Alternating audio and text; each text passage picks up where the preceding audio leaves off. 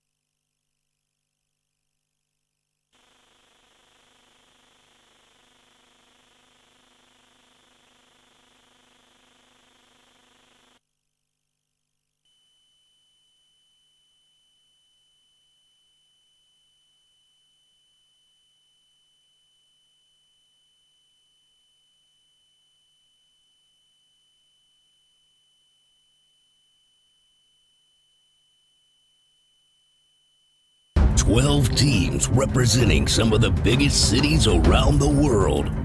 72 of the world's most talented poker players with over $350 million in combined lifetime earnings will put everything on the line over 8 months to compete for the title of the first ever GPL World Champions. Which team has what it takes? The Global Poker League starts now. Indeed it does. Hello and welcome to the very first live show of the Global Poker League. I'm Laura Cornelius, joined by their GPL guru, Eric Danny. It's been a long time coming, but we are very excited for today. Laura, 3 years in the making. It's been a lot of hard work, but it comes down to this. 72 of the world's top players from 12 teams, all from across the globe. It should really be an exciting first season for the GPL. Today is going to be a really great day. It's all going to be in 6 max format. We've got 4 games coming at you. Let's take a look at that lineup. So first up, kicking off at 12 p.m. Eastern time, it's the first of the Eurasian Conference teams. The Wolverines are the home game for this one. Who have we got playing? It'll be pretty exciting to see the likes of Davidi, Kitai, Jungle Man, Igor Kurganov. But maybe the star of the show here will be Dzmitry Urbanovich playing his first match for Moscow. And at 1:40 p.m. Eastern time, it's the second Eurasian game. It's not too different. There are a few changes, though. That's right. 2 managers deciding to sub in, to put in a second player. When it comes to subs, Chris Moorman could be the best sub ever in the world when you're making that switch. We'll also see a switch with one other team here. So it'll be interesting to see the strategies as the weeks go on. And at 3:30 p.m. Eastern time, we have the first of the Americas Conference, LA Sunset, the home team for this one.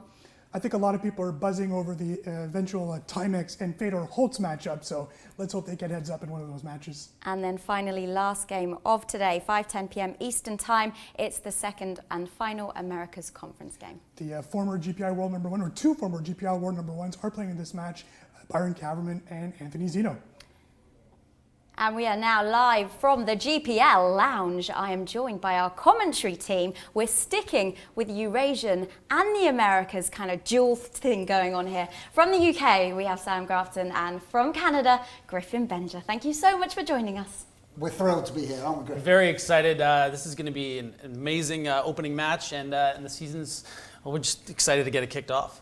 Well, we've got 8 months of this, don't forget. So what things are you most looking forward to within that 8 months? I'm just excited to get the cards in the air today. Obviously, there's been a lot of talk about the GPL, a lot of excitement surrounding the draft, but this is a new format. This is a new launch for poker, and reputations are going to be unmade and new stars are going to emerge. And I'm excited to see how that plays out. Yeah, I'm excited for the first match. I mean, you look at we really have sort of an eclectic group of rising stars, a couple like an unknown in Volter on the Roman Emperor. So there's a lot of you look at Davidi, Kitai. I mean, he's one of the biggest stars in poker right now, representing the Paris Aviators. So it's a first match that we're really looking forward to. Guys, we've seen rivalries already start. The 2 Swedes, Anton Wigg and Martin Jakobsson, the San Francisco-Montreal matchup coming up later this week in heads-up play. They've already started going at each other. This format will probably allow for a lot more rivalries to be formed, right? Yeah, I mean, these are unbelievably competitive individuals. Most of these players couldn't sit down for a game of Ludo without rivalries breaking out. So, as the weeks progress, particularly, of course, these guys aren't just playing for their own personal reputations, which are on the line. A lot of these people are representing their hometowns and representing their mates. So you can expect rivalries to emerge for sure. Yeah, I mean, within poker, a lot of the time, you feel like you're playing for yourself only. But, a lot of the time when these players compete in tournaments all over the world, they swap pieces of each other, they buy each other's action. So it does kind of create that team dynamic, and it's really interesting to see how they're going to fare when they have to get points, not just for themselves, but for their franchise and representing, their city or their country in a lot of cases. Well, we want your questions, your comments. Who do you think is going to win the GPL? Who do you think is going to finish up today with the most points? Who's going to go away with nothing today? Let us know on Twitter. Follow us at GPL. You can also use the hashtag GPL, and also leave your comments on the Twitch chat as well. Now, we had draft day just around 6 weeks ago from Beverly Hills in LA. It was a really fun day. You enjoyed yourself, didn't you, Eric? I did. I got to work with two rising stars in journalism, Daniel Negreanu and Phil Helmuth Jr. You didn't even know his name. That's right. I didn't recognize either of them before the show. There's also Joseph Stapleton who did a great job at that too. So we had a great time, Laura. We did indeed. And if you missed it and you missed how all of the teams and all of the players came together, take a quick look now at our draft recap. On February 25th, 2016, the entire world of poker tuned into the Global Poker League's Twitch channel to watch the inaugural GPL Draft Day play out in real time at the SLS Hotel in Beverly Hills, Los Angeles. With Kara Scott leading the action, NFL sports reporter Holly Saunders at the sideline to provide interviews, and an expert commentary panel including Joe Stapleton, Daniel Negreanu, Phil Helmuth, and the GPI's Eric Dennis, the day was set to mark a breakthrough in poker. Each GPL team manager was given 3 minutes to choose a new team member in each of the 4 rounds in the NHL-inspired draft, not, of course, without a few surprises and upsets along the way. The draft was intense as managers from each of the 12 worldwide franchises had to choose from an impressive list of over 200 highly skilled poker players from the GPI Top 1000, combining over $550 million in lifetime earnings. The draft order had been predetermined by a lottery the previous week. Managers invested a great deal of thought into their picks both on the day and leading up to the event, taking their roles extremely seriously, often consulting with friends in the room and their other newly drafted teammates via social media and Skype, adapting if they needed to correct a change to their prior plan. The viewers and fans online were transfixed by the tense atmosphere and this new innovative process taking place, setting Twitter and other social networks on fire. Some obvious choices, some controversial, and some were even left to luck. The teams were set, most seemed content, looking forward to the wildcard choices that would follow, and to win the first ever Global Poker League. Welcome to the inaugural Global Poker League. This is our first broadcast and our first set of matches. As we mentioned before, super excited to be here and joined as always from now on by Sam Grafton. I'm Griffin Benger, and let's just jump right in and start talking about these teams. 12 franchises from all around the world, and let's start with the Berlin Bears. Yeah, I mean, all so strong, these franchises. I mean, I think it speaks of worldwide poker talent, the fact that there's barely a weak spot in any of these teams. Berlin Bears are a case in point, obviously managed by Philip Grusom, and Brian Rass went #1 in the draft there. Yeah, I mean, this is a team, you have a wide range of guys. Dominic Nietzsche is obviously going to be a great representative from his German descent. You got a guy like Jeff Gross, Bill Perkins, who was recently just in the poker media, obviously with his big bet with Dan Bilzerian. So a really interesting group here. But Daniel Cates is going to be the guy that we're going to be watching and talking about a lot today. He is going to be in that first lineup, and he's a guy that obviously the 6-max and heads-up format are really going to play to his strengths, as he's one of the biggest high-stakes winners of all time. Yeah, I agree with you. Berlin Bears are going to be a very, very, very strong type of team going forward into this season. The Hong Kong Stars, representing the Asian market, and Selena Ling was the team manager, and she picked, I believe it was Raiden Khan as her first pick. What do we think about the Hong Kong Stars, Griff? Yeah, Selena Lin decided to go very, very local with her choices. Obviously, she's familiar with all of her teammates playing in the APPT. So today we are going to be able to see, they're doing a little switch up in between the first 2 matches. We do have Wayne Zhang starting off for the Hong Kong Stars and then leading into Raiden Khan. Yeah, I agree. And also one of the wild cards, Randy Liu, Nanonoko Online. He's got a very, very strong online pedigree, represents PokerStars as well. We expect big things from Randy, yeah? And a big smile too, look at that. Let's talk about the London Royals. Obviously this is a team that we both agree, and a lot of people online have agreed, that had pretty much the strongest draft.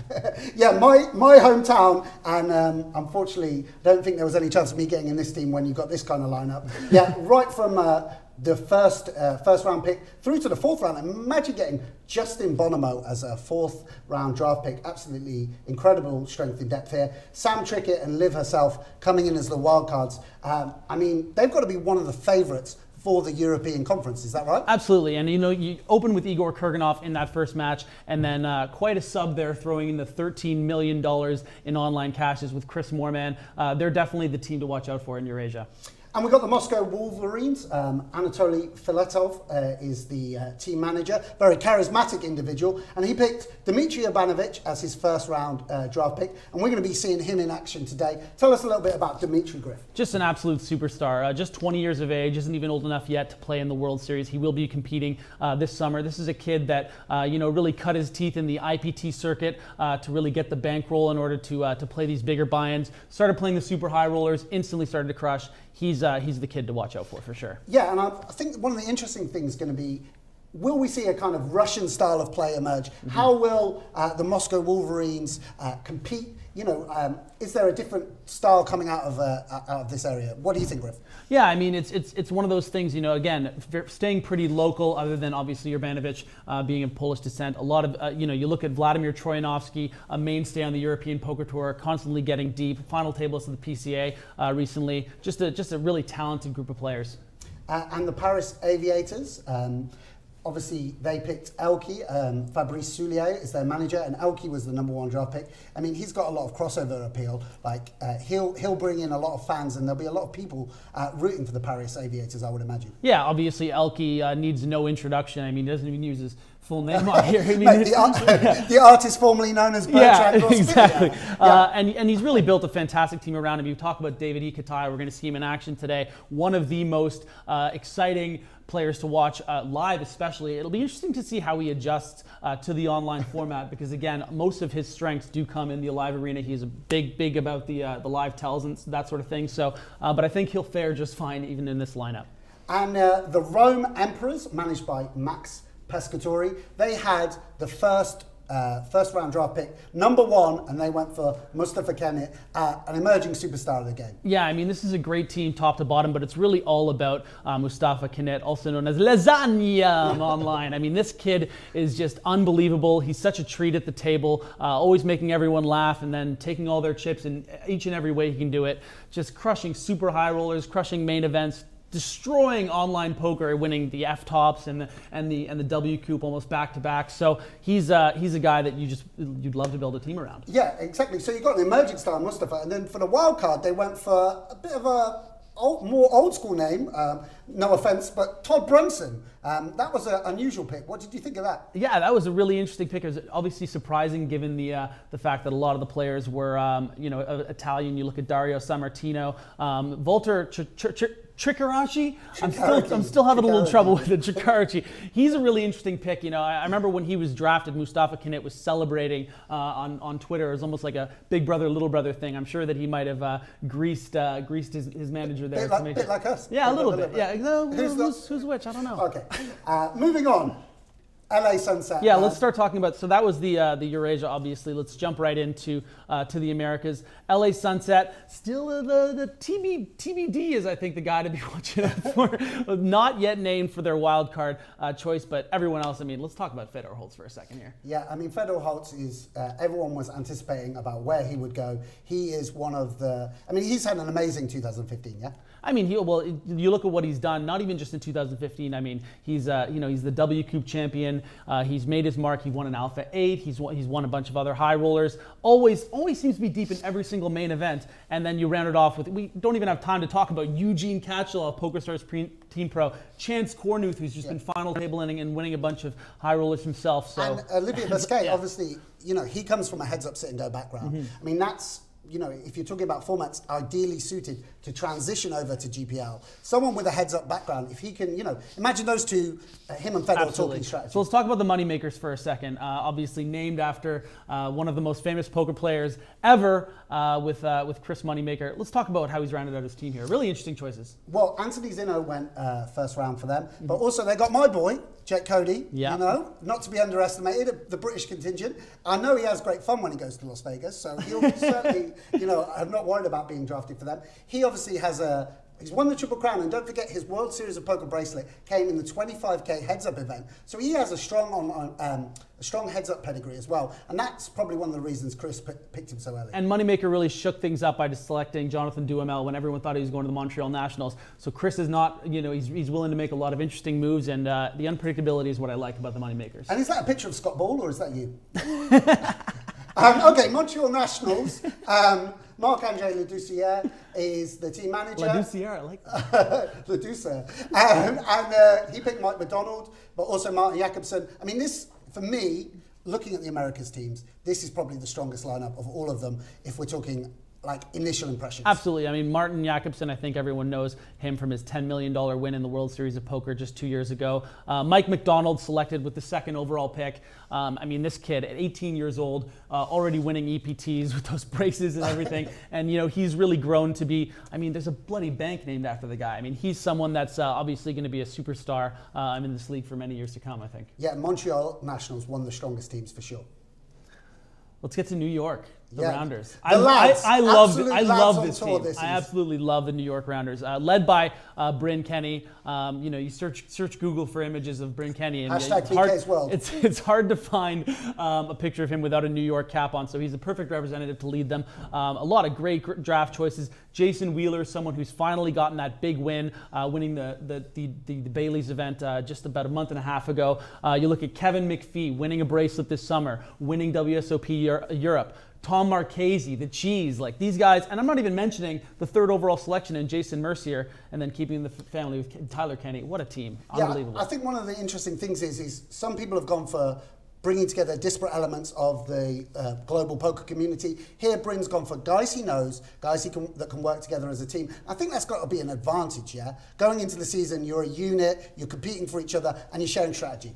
So San Francisco Rush, Faraz Jaka, he picked Phil Galfond as his number one draft pick. What do you think of this lineup? Yeah, the homeless millionaire Faraz Jaka going right with Phil Galfond. Anyone that's familiar with his training site, Run It Once, this is a guy that's been a mainstay on the high stakes online circuit forever. He's won a bracelet himself. And then you go with Tony Gregg. I mean, what can I say about Tony Gregg? One of my personal poker heroes. Won just under $5 million in the one drop a few years ago. I mean, to draft two leaders like that right out of the gate, it doesn't really matter who you put together. But some interesting selections after that. Kitty Kuo, for instance, what a character she is. She's going to be a star in this league, I think. Yeah, I know that Kitty works really hard on her game. She's putting together more and more results on the tournament circuit, so she'll definitely be an asset. And obviously, Anton Wigg, Cervantes, one of the toughest opponents that we face regularly online. Sao Paulo Metropolitans, let's talk about a Brazilian team. Brazil may be the home of sportifying poker. It's such a growing game there. Andre Akari, he's in the graphic there, but he's not actually picked himself. What do you think of this team? Obviously, they picked Darren Elias. Something of a shock, went number one to their team. You know what? That was a shock for a lot of people, and even a lot of reporters in the media were surprised he went that early with a pick of Darren Elias. But as far as like poker talent is concerned, and just that table presence, I mean, he's a guy, you draft him in the first round, and he's just scary. He's unbelievable. WPT champion, multi-champion, and you can't say enough about Byron Kaverman squeaking ahead of Anthony Zinno in the GPI Player of the Year last year. So a lot of great selections here. Yeah, I mean, this is exactly a great GPL team, yeah? You've got a Brazilian foundation, and then you've got two foreign superstars coming into that team. If he can get them working together as a team, sharing strategy, that Brazilian creative style of play, it's going to be really exciting to see. Vamos. Let's see a lot of people will be rooting for the Brazilian Metropolitans. Oh, absolutely. So let's toss it back to Laura and the gang there as they discuss what to expect for today. Thank you so much, boys. Those were your team lineups, 12 great teams and 72 amazing players there. And that first match will be kicking off in under 20 minutes time now, not long until the first Eurasian Conference match. As I said, all games today are in the 6-max format, so lots to look forward to. But we have 8 months of Global Poker League. They're all going to be playing different live, different online versions. So take a look at the specific structure and format of what's coming up in the 8 months. The Global Poker League consists of 12 worldwide teams, 6 in the Eurasian Conference and 6 in the American Conference. Each team has a total of 6 players, and the manager of that team may choose whoever they like to play at any time, provided each player on their team plays a minimum of 6 matches across the season. The GPL starts the regular season with 8 weeks of online arena action, which consists of 6 max and heads-up matches. Every Tuesday, all 6 teams from each conference will face off in 2 6-max sit-and-goes. One team in each conference will play as the home team, while the other 5 are away. Home team managers have the ability to pick their players once they have seen the lineup of the away teams. Points will be awarded to all teams competing except for the 6th place finisher per match. First will get 7 points, second 5 points, third 3 points, fourth 2 points, and 5th will get 1 point. Every Wednesday, each of the 6 Eurasian Conference teams will battle in 3 heads-up games against an opponent from another Eurasian Conference team. And every Thursday, each American Conference team will do the same. For heads-up, one team from each matchup will play at home, while the other away. All 3 games will be played, with 3 points awarded per game won and 0 points awarded per game lost, with a total of 9 points available. After the 8 weeks of online arena, live heads-up play will be introduced in the Global Poker League Summer Series in Las Vegas. Teams from GPL's 2 conferences will face off against each other in cross-conference heads-up play in 6 heats across 5 weeks of daily action. Just as in the online arena, during studio heads-up play, they will duel for 3 games, with 9 possible points available per match. After the summer series, the GPL regular season continues, with 6 more weeks of online arena action, after which the 2 teams at the bottom of each conference will be eliminated, and the remaining 8 will advance to the playoffs. The playoffs will see the much-awaited introduction of the Cube, the ultimate poker arena. A 2-day event hosted from an epic venue in North America at the end of September will see 8 teams reduced down to 4 in a completely revolutionary 3v3 format. Finally, the first season of the Global Poker League will conclude its play with the live finals, played from the Cube at the SSE Arena, Wembley, in London, where the champions of each conference will be determined on day 1. And finally, on the grand final on day 2, where the Americas Conference winner will face off against Eurasia's best to determine who will be crowned the Global Poker League champions. So who's it going to be? Who is going to win the Global Poker League? Let us know. Hashtag GPL on Twitter, and don't forget to follow us too at GPL. Also tell us on Twitch too. So that's a little taster of what's coming up in the next 8 months, but there's also a lot of intricacies involved in all of those games as well. Eric, tell us a little bit about some of them. A few that will be interesting to see how managers and the players manage those situations. The time bank is different than the shot clock that we're starting to see a bit more in poker. Players will have a full amount of time, whereas before you would have an amount of time per hand. This will be for the whole match, so it'll be interesting to see how players, manage their way through that. The home and away as well can be an interesting scenario.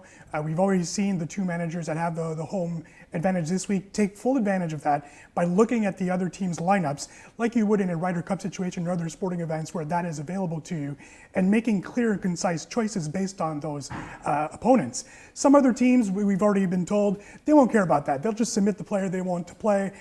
Let's be honest, sometimes scheduling will become a factor for a lot of these players, so it'll be fun to see how managers actually, if managers use that little spin that we've added this year.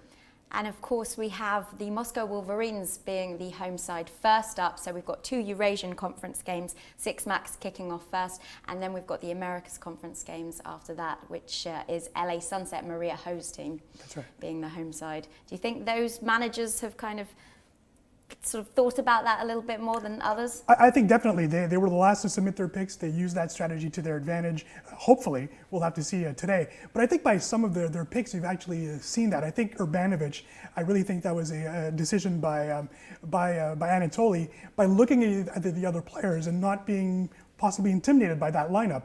Many players might have been intimidated by the stature of those opponents, and we all know that for Urbanovich, it's probably just a cakewalk for him. So it'll be interesting to see how he handles playing 3 megastars or 4 megastars at that table. And also we've got the heads-up games, obviously Wednesday and Thursday as well. So the Eurasian Conference heads-ups are tomorrow, and then the Americas Conference heads-up on Thursday. Do you think the home and away advantage is more important in the heads-up or the six-max? I think so. I think for someone that has, if you have to play Olivier Bousquet, if you're the LA Sunset, for example, put up Olivier Bousquet, you're going to have a tough decision to make. You'll probably have to, obviously pick the heads-up opponent that has the most experience. Since Olivier is by far at least one of the most skilled heads-up players online. So I think in that situation, it'll be scary. So not only the team taking advantage of seeing who the other pick is by putting their top player on the line, but also seeing if the player who's up on the other side is high quality, how you manage that as well.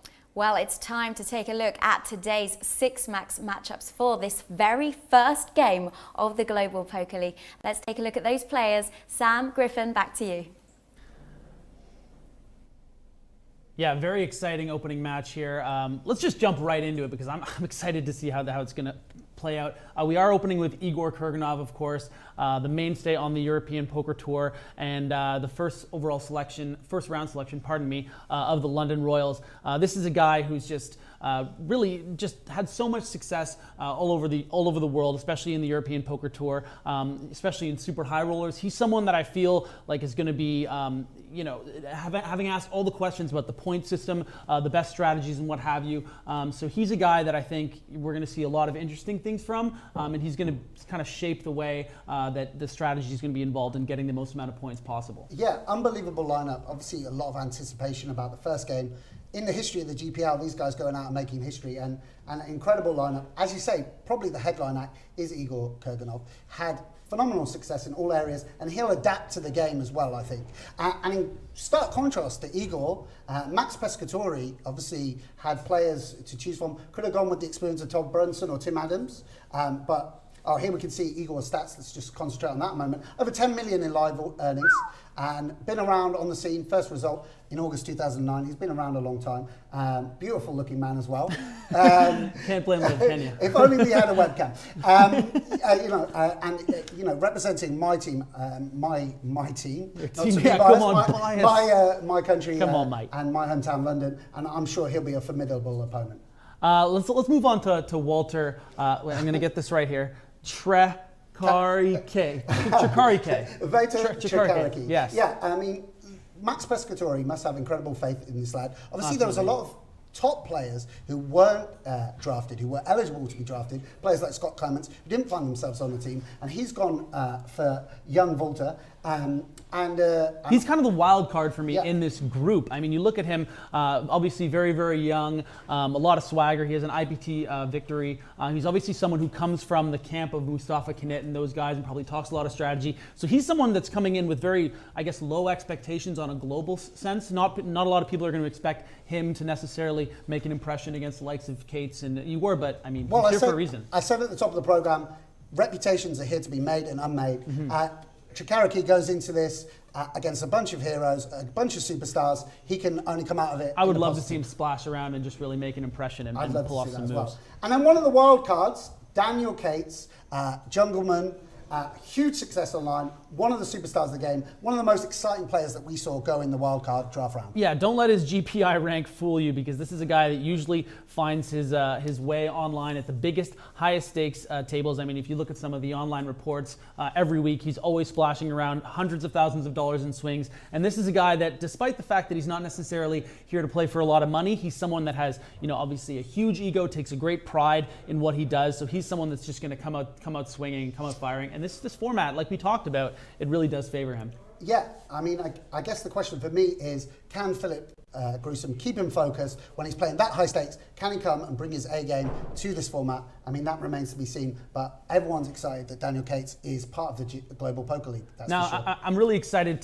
to move on to Davidi Kitai, to jump the gun a little here, but he is the most exciting player, in my opinion, from this group. An excellent selection by the Paris Aviators. Yeah, his live records speak for themselves. Obviously, he's a Triple Crown winner. He's won, I think, 2 WPT titles. 10 wins. Unbelievable. Yeah, exactly. I mean, the question with Davidi is he comes from that live background, Right. Griffin. So there's no doubt that in the summer series, he's going to be a formidable opponent. No one's going to want to face him heads up, particularly after, where his famous cool down against Andrew Chen. But can he do it online? And then another first round draft pick, this time for the Moscow Wolverines. I mean, you can't say enough about this kid. We already, touched on it in the intro. I mean, this is a kid from Poland, just 20 years of age, just made a huge splash, already earnings up to almost $5 million. His first result was in July of 2013. The ripe age of 18, and here he is, as a first round selection. Yeah, I mean, the thing about Dzmitry is he's put really a lifetime's worth of results into just 12 months, and that's incredible. He's gone as a first round draft pick, even though he's only a couple of years into his career. So yeah, that's very, very impressive. And then for the Hong Kong Stars, we've got Weiyi Zhang, who I'm sure his stats will come up in a moment for us. Also helpfully goes by the nickname of Wayne as well. We're seeing a bit more footage of Dzmitry. Yeah, so Weiyi can't get enough of it. They needed the GPL here. Let's be honest. So Weiyi Zhang for the Hong Kong Stars. What do we know about him? Oh, well, he's obviously someone who's cut his teeth on in the APPT. Someone who was selected by the Hong Kong Stars and Selena Lin.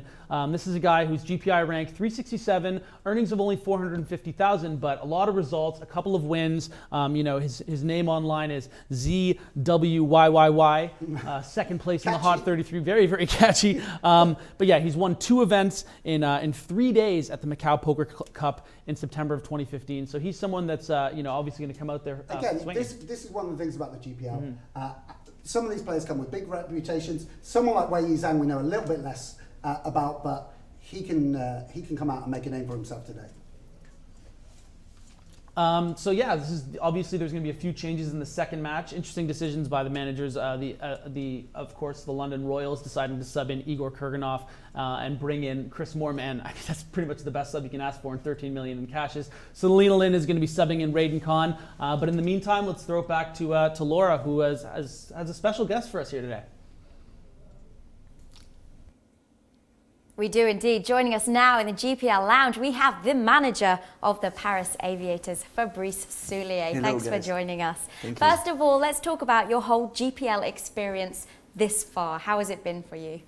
It's been great. It's been a great team experience, and we had a lot of chat, and we've been discussing, and it's been a group set up by you guys actually, where all the manager could talk, the players could talk, and it was very nice to let us think about the process also, and involve us in the process, and I really appreciated that. Fabrice, I want to go back to the draft. I've been talking to a lot of managers, you as well, but the Las Vegas picking Jonathan Duhamel, I think it had an impact on, or at least made people like you, it just proved that you made a smart decision in going with someone like Elke first. I think general consensus was that Davidi Kitai was probably the best player for you at that moment. But with Selena Lin having 2 picks and Elke's exposure to the Asian market, that was a strategic move. Again, people thought that managers might have been nice to each other. Maybe Kurganov could have gone 3rd, 4th round to live. She knew to draft him early, and you knew to do the same thing with Elke. Yes, absolutely. I was scared that Selena might take Elke first, so he's half Korean. Let's say, he loves Korea. He's been playing video games there. He was a superstar in Korea, so I knew the Hong Kong team could be interested in Elke. So then I wanted to make sure to get Elke, and I knew they wouldn't like. I mean, they like Davidi, but they don't know him enough, and they had no connection with him. So it was not risky for me to let Davidi go in second. I knew I would get Davidi second. Just quickly, Mike Leah has become the favorite pick, I think, by many people. That came out of left field. As you know, I did a lot of research. In no way, shape, or form did I think that pick was going to happen. I did think that Mike would be picked. I just did not think it would be a Paris Aviators pick. But you've told me that Mike actually is so committed to this process, and that's probably one of the reasons why you picked him. Yeah, I love Mike. I love his dedication to the game. I've always played with him. He's always been such a nice guy at the table. He's always so sweet, talking strategy, very passionate. And I have absolutely no regret. I mean, he's one of the most motivating. Every time we have a core group together, he's talking a lot strategy, taking a lot of lines, and yeah, he's bringing a lot to the team. I love Mike. So Davidi is playing the Six Max, which is coming up Yes, very yes, soon, yes. less than 5 We're all minutes or so shaking. now. I know. How nervous are you? Yeah, And a what little sort of bit. plans and preparations have been put into practice before this match for him? We were at the beach this afternoon because he's in Malta at the The moment. beach? So David is living in Malta, and so am I with my family now. So it's great. I mean, we were at the beach, we was discussing, and it was wonderful. So I hope he's going to do well. I mean, I'm very confident with Davidi. I mean, I think Sam was pointing that he was maybe not the best, the most experienced player online, but actually he's playing a lot of Six Maxes online. So I think he's going to be a very tough opponent to beat. Did he get any tan at the beach? I hope he did. I think he did, yeah. Right, it is time now to look at our very first matches of the Global Poker League. Good luck.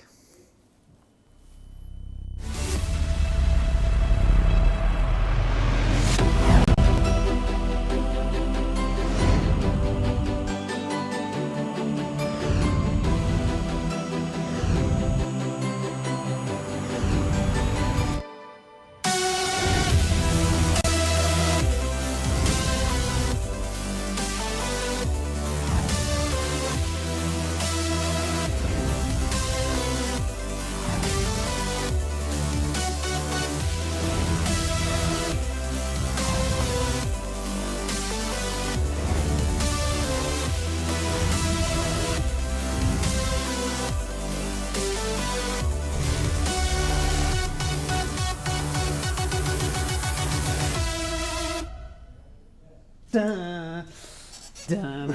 I'm a big fan of the intro music. I'm not gonna lie. Okay, so we're almost about to get started here with the first match. This is a pretty exciting time.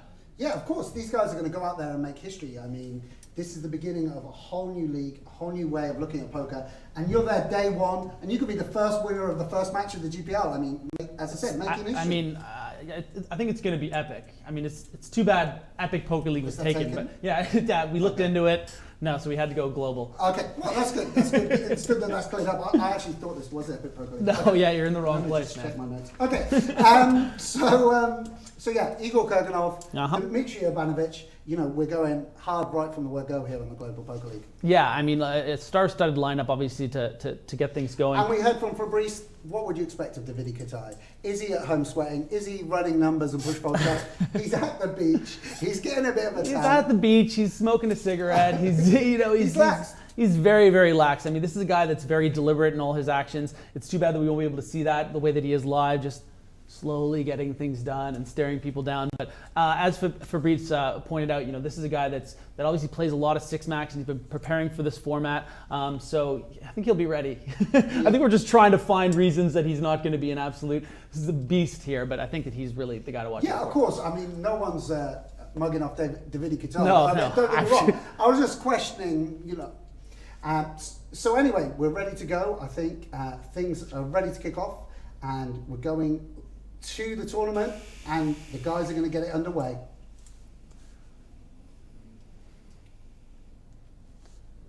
And here we go, the first hand of the Global Poker League. And as obviously you see Walter starting things off with queens in the big blind. I would expect an open here from Igor, pardon me, to open things off. Yeah, I mean, we were worried about young Walter, but if he gets hands like this pretty frequently, he'll do all right, I'm sure. I imagine he'll just be flatting in this situation. Obviously, there's an argument to be 3-betting, but in the first hand, it's going to really disguise his hand, and Igor's just going to fold worse so often if he makes it around 2,000 here. But he might be going sort of for a play-to-win kind of strategy as well. And it looks like that is actually the Great case. prediction there, Griffin. Starting things off as you mean to go on. Griffin Benga there, ladies and gentlemen. You can see why he's semi-retired. He spends a lot of the time at the beach these days. And do you expect Igor to call here? Or he has? Surprising to see him call in this situation, but obviously Igor feels very, very comfortable and confident playing deep stacked. So interesting to see him call in this situation, but again, maybe he just feels like the kid's trying to make an early impression in the first hand. Well, let me ask you about that. Obviously, these guys are super smart strategists of the game, but do you think that it will have an effect, the fact that there's so much focus on this, as we say, making history, the first ever game on the GPL? Do you think people are going to almost put on a little bit of a show for the cameras? It's hard to say. I mean, again, like I said about when it comes to Volter, I do kind of expect him to splash around. I think that might have been in Igor's head in that hand, and he didn't want to just like open things up with a 3x the big blind and then just fold to a 3-bet. So first hand is going to go to Volter. It'd be really interesting to see if he decides to 3-bet right away. It would really make an impression, but just flatting here. Yeah, so this is our first chance to see Weiyi Zhang in, or Wayne. I think that's not just something I made up. He does go by the name of Wayne. So Wayne opening up the button.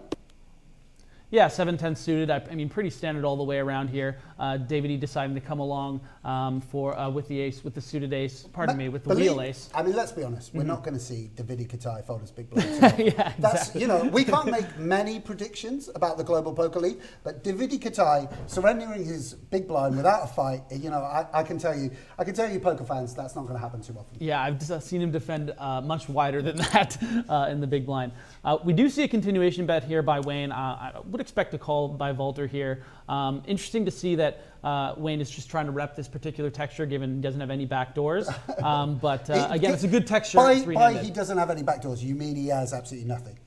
Exactly. He has 10 high. He's on a wing and a prayer, the lad.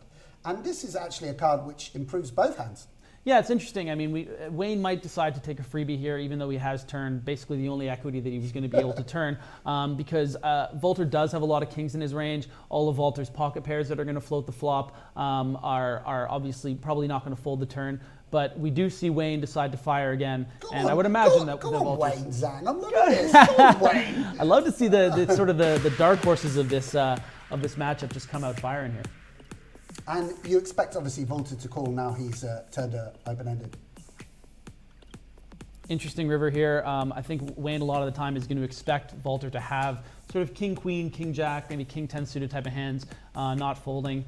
So it'd be interesting to see if Wayne decides to fire 3 here and hope Volter has a hand pretty much exactly like he has. Yeah, I mean, of course, we know that a third barrel here is going to work, but, he's not necessarily going to have a hand like pocket fives. Could have a much stronger holding than that. That's right, yeah, Griffin? Yeah, absolutely. And the jack really can improve Volter a lot when he's flatting the small there with a lot of king jacks. So I think it was a good check back by Wayne, even though Volter in that situation probably would have folded. Mate, and I wasn't crazy about the 2-barrel. I mean, our boy, Volter, here we go. And he's going to go 3 in a row here. We've repped him as the underdog. We've repped him as the underdog, and he's going to win the first 3 pots. I mean, maybe.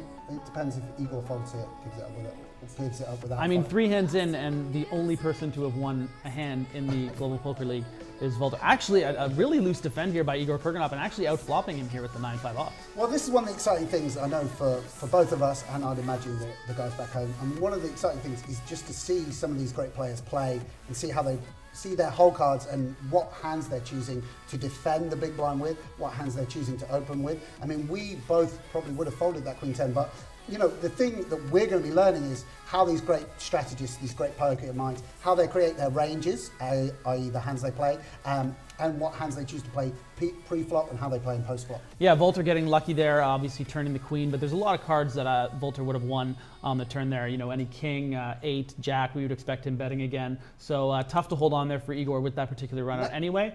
Maybe Volter's just going to win every hand here and just dominate the table. Oh, I would love to see him open this 9-4 off, but I think it's going to go right into the muck. Yeah, you know what? You were talking sort of about what we can learn by just watching, and that's sort of the thing, is that there's so many different ways and so many different viewers that can appreciate what we're seeing. I mean, guys like us who obviously have a lot of experience playing online and live and playing against these guys, we're still going to be able to learn from them. People just new to the game, Griffin, they're going to see the best of the best. Winner of Shark Cage season 1. Even I have something to learn. Winner, Griffin Benger is going to win. Even me. Wow, okay. So interesting that Igor limp folding the small there with 7-8, and then Urbanovich just raising it up. Very deliberate actions by Igor early on. He pretty much knows exactly what he's going to do. I think it's he probably feels like his strengths are going to be in these earlier levels. So he's trying to keep the pace up, and obviously we appreciate it here in the booth. Yeah, and this is our first chance to see Daniel Cates, Jungle Man, in action. Do you think him and Igor have played a lot together? I wouldn't necessarily think so. I don't know if Igor necessarily spends a lot of time playing the high stakes cash games. Having said that, I'm sure they've played a fair bit of it against each other and maybe a few super high rollers and some high rollers on the EPT. A check back here by Igor and betting the turn. We're going to expect to see a call there from Cates fairly often, but I guess he just reads that as stronger as it is, and he's going to rescind that first pot for Igor. Yeah, and here it's going to be a chance to see Davidi Kitai coming in for an open with Ace King suited. I mean, you spoke in the introductions there about what a fan you are of Davidi Kitai. I know I feel the same as well. He's sort of a player that is a sort of iconic figure on the tour. When it comes to like field player, that's a player, you know, who goes by their instincts, a live player who can sort of has those old school poker qualities of just being able to say kind of, does he, has it?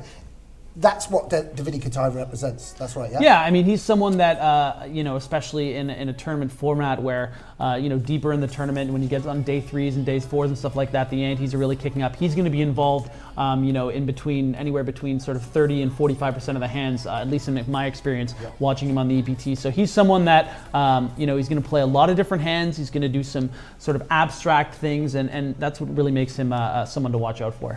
For sure. And so we've got Dan Cates open the button. And would you perhaps have expected to see Volta 3-bet a hand like Ace Jack off? I don't think so. I mean, the Queens was obviously a spot where it can be recommended to just flat, but in this situation, can you value bet now, by the way? Do you think you can value bet the Ace Jack high? He's just going to check his show. I think it's obviously very thin, but Cates is. I think he's going to fold a lot of hands that he might even bluff on the river if he's just been opening with something like King 9 or Queen High rather. So yeah, nice to see Volta doing well. As I said, we shouldn't be patronising about him. Max Pescatori, you know, he's not going to put someone in his team and certainly not put someone into action in the first day who he doesn't have a lot of confidence. And now we're going to have a Dan Cates, Davidi Kitai matchup. Superstars everywhere we look at this table. I'm loving the pace. I mean, they're playing quick. You know, all of these guys really know what they're going to be doing. Obviously, you know, the shot clock is something that's going to be affecting. You know, they don't want to waste time, and I like that. I mean, a lot of the complaints in recent memory, when you look at sort of the EPT and you know, a lot of these high rollers, is just how long some people take. And I'll be interested to see, you know, guys like Byron Kaverman, who have a reputation for taking a heck of a lot of time, see how he adjusts and if he's going to be playing as quick or as deliberate as these guys. Yeah, and Daniel Cates paying off a river bet there with the pocket sevens. Was that right? Did he call there on the river? I believe it was checked through to the river there. I mean, obviously we're going to have to get used to the software, but it appeared as though it was checked to the river. Yeah. I should make sure I'm aware of that. So Volta, imagine looking at Davidi and Igor in the blinds. It's not an appetizing prospect. But just opening it up with the 7-8 off. I mean, this is a kid that's ready to splash around with the best of them. We could see some pre-flop leveling here as Davidi Kitai is going to take advantage of that button open, and this should go through a fair bit. Yeah. Obviously, the blind structure's pretty rapid. You can see we've gone up to 150, 300. How long are the blind levels again, Griff? I believe it's. I have it right now. You're trying to throw me on the spot here. Come on, I thought you're the expert. I'm the blinds yeah? guy. Well. Okay, shouldn't put my co-presenter on the spot. Well, like it's that. right. I mean, it's right there on the screen. I'm just. Can we talk about the Urbanovich aces? It's right there. Blind 6 minutes. All right. Okay. 6 minutes left. 8 minutes to start. Oh, look at this. We've got a bit this is trouble. Yeah, we've got an exciting hand here. Volta coming in for a raise, which is pretty standard. And Dzmitry. This might be the elimination for Daniel Cates, unfortunately. It's obviously a super cooler. Everything just seems to be going Urbanovich's way in the last year. In this spot, maybe this is how he's won so much money. Maybe this is it. I mean, once Cates comes in here for the re-raise to about 5,000, I think that he's probably just going to be calling off the extra 50 big blinds and hoping that he's in a race. Yeah. So Volta's going to pass, and so comes back to Dzmitry. Do you think he's ever going to consider flatting? Given that his, so putting in the 5th bet pre-flop, I mean, that's a very, very, can only be done with a very, very strong holding. Yeah, I think that he's going to be shoving a lot here, and I don't really expect him to be flatting a fairly often. What do you think? I think he'd want to be balanced to make sure that Well, the the only case way- calls off with the queens and For the jacks sure. or what have you. For sure. Or ace king in this and case. there we go, he's jammed. Yeah. Oh dear, Daniel Cates. That's a great flop for Daniel, though.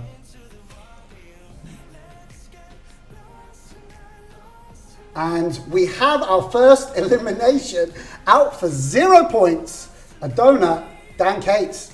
Yeah, I mean, it's just one of those things. We talked about how he was going to be one of the most dangerous players in this 6-max and heads-up format, but you know, the way that poker is, she giveth and she taketh away. And in that situation, not at all surprising to see the chips go in, and unfortunately for him, he's our first elimination. Yeah, that's two. I mean, we're going to have some new viewers, some people that aren't as familiar with poker. I mean, ace king, aces, that situation, there's no avoiding the chips going in. And right? the 6-max format especially, you know, a lot of people are used to seeing poker on television where it's, you know, 9-handed and stuff like that, where maybe, you know, for instance, at the recent World Series of Poker when Daniel Negreanu was able to get away from ace-king and for that amount of chips, obviously it's a bit different, you know, final two tables of the main event, but, you know, when there's 9 players at a table, it becomes a lot easier to avoid those kind of coolers. 6-max format, there's no way that he's letting that go, and Urbanovich was recognized that when he put in the 4th bet there, that he had a hand he was not folding. Yeah, I agree completely, and I think that's real unfortunate for Daniel. The great thing about the GPL is he'll be back. We'll get to see him in action again. He can go away, lick his wounds. Let's pick up the action here in this hand, though. This is interesting. It was a defend by Walter with the pocket 2s. Queens for Davidi Kitai. I don't mind the peel on the flop here. Obviously, we know that Davidi has pocket queens, so he's almost, well, now he is fully dead, especially with Wayne folding a deuce in the small blind before the turn even came out.